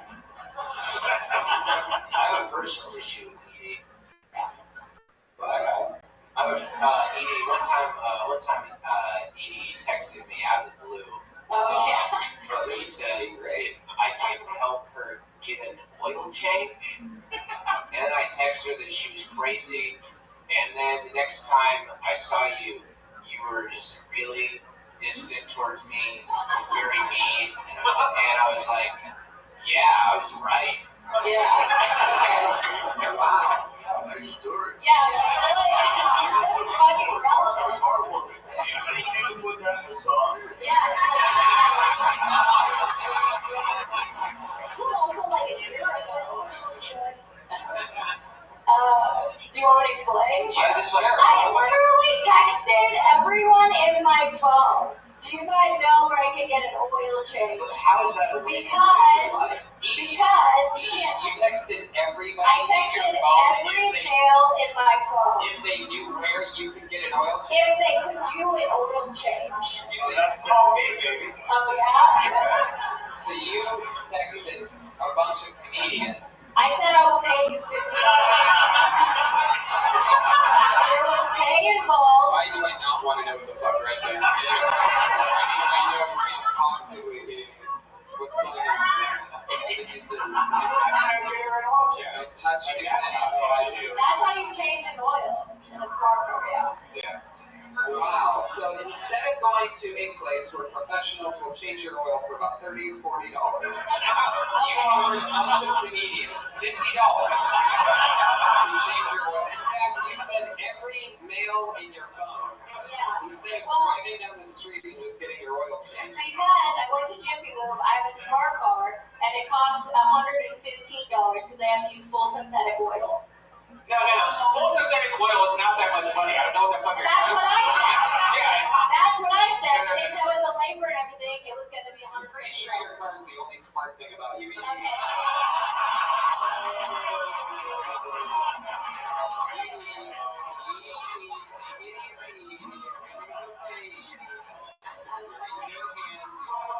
You set me up for it, Edie. I had to do it. Yeah, I know it was an easy one. Yeah, sure. It was so easy. Yeah, it was so easy. Everybody loved it. At your expense. Piece of shit. Yeah, thanks so much.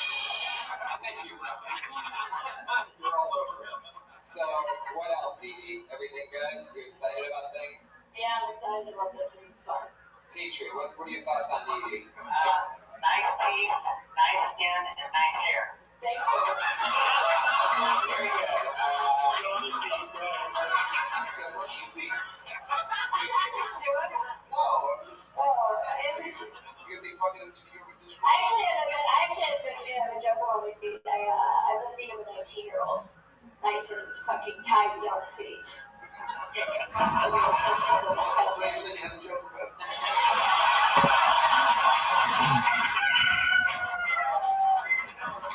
We almost jinxed on that joke. It would have been fucking epic. Edie, thank you so much. You're welcome. Yeah, this is so part of the show, everybody. We're on two regulars. Every single week since the show started, we've had two ladies that do a brand new minute every single week. Always a brand new minute, always executed to the best of their abilities. So we watched them grow over 100 episodes. So here we go again. Put your hands together for your first comedian tonight. She's a regular on the Dysentery podcast and Kill Tony, obviously. Very, very funny young lady. Put your hands together for Sarah Weinstein.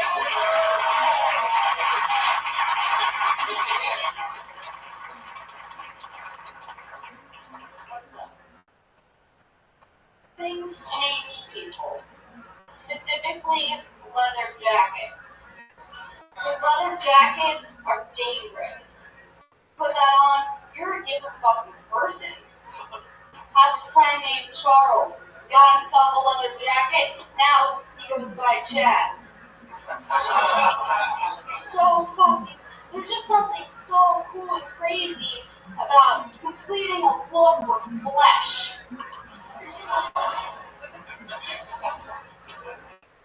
Even my fucking friend Chaz knows. I was like, dude, I'm cold. Let me borrow that jacket. He's like, no fucking way. I'm not going back to being Charles.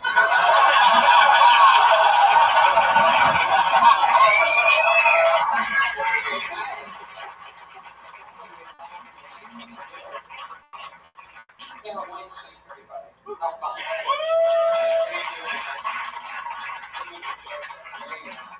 So, how's everything going? It's episode 100 of Kill Tony. What do you want to say to the people? I want to say, this stage is different than the Belgian stage. First of all, and thank you guys for coming out and supporting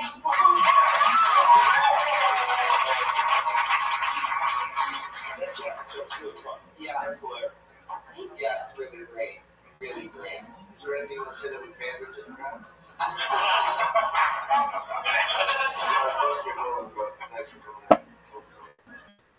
I think we worked together. It was great, by the way. It was a little thing and stuff. I'm too old for you to.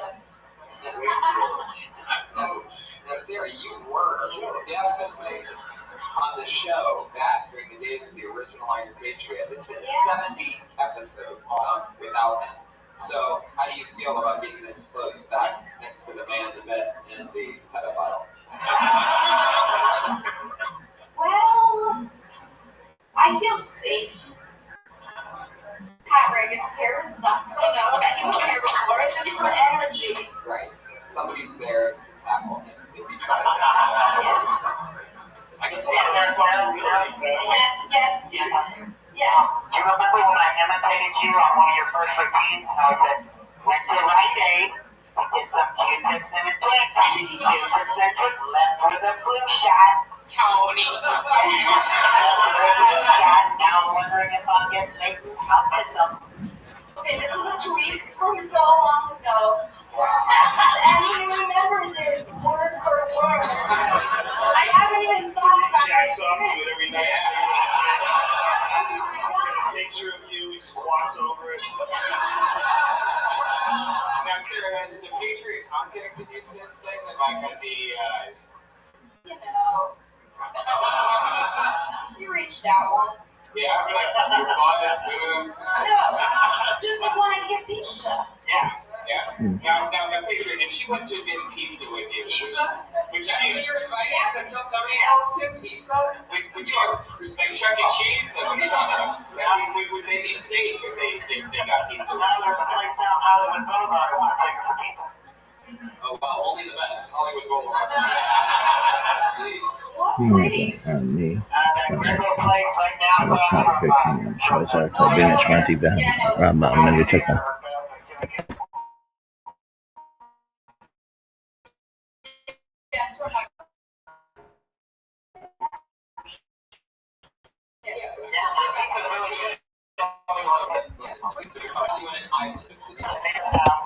Yeah, just because it's free. So it's the sports of DiGiorno. This is its New York style. So it's fun to do pizza. I wish San Diego was there. I wanted to have fun with you. You wish that you went to San Diego with me? You would have had fun. When I went to San Diego, I really wish I would have went on that trip. Yeah. Well, guess what? You quit the show.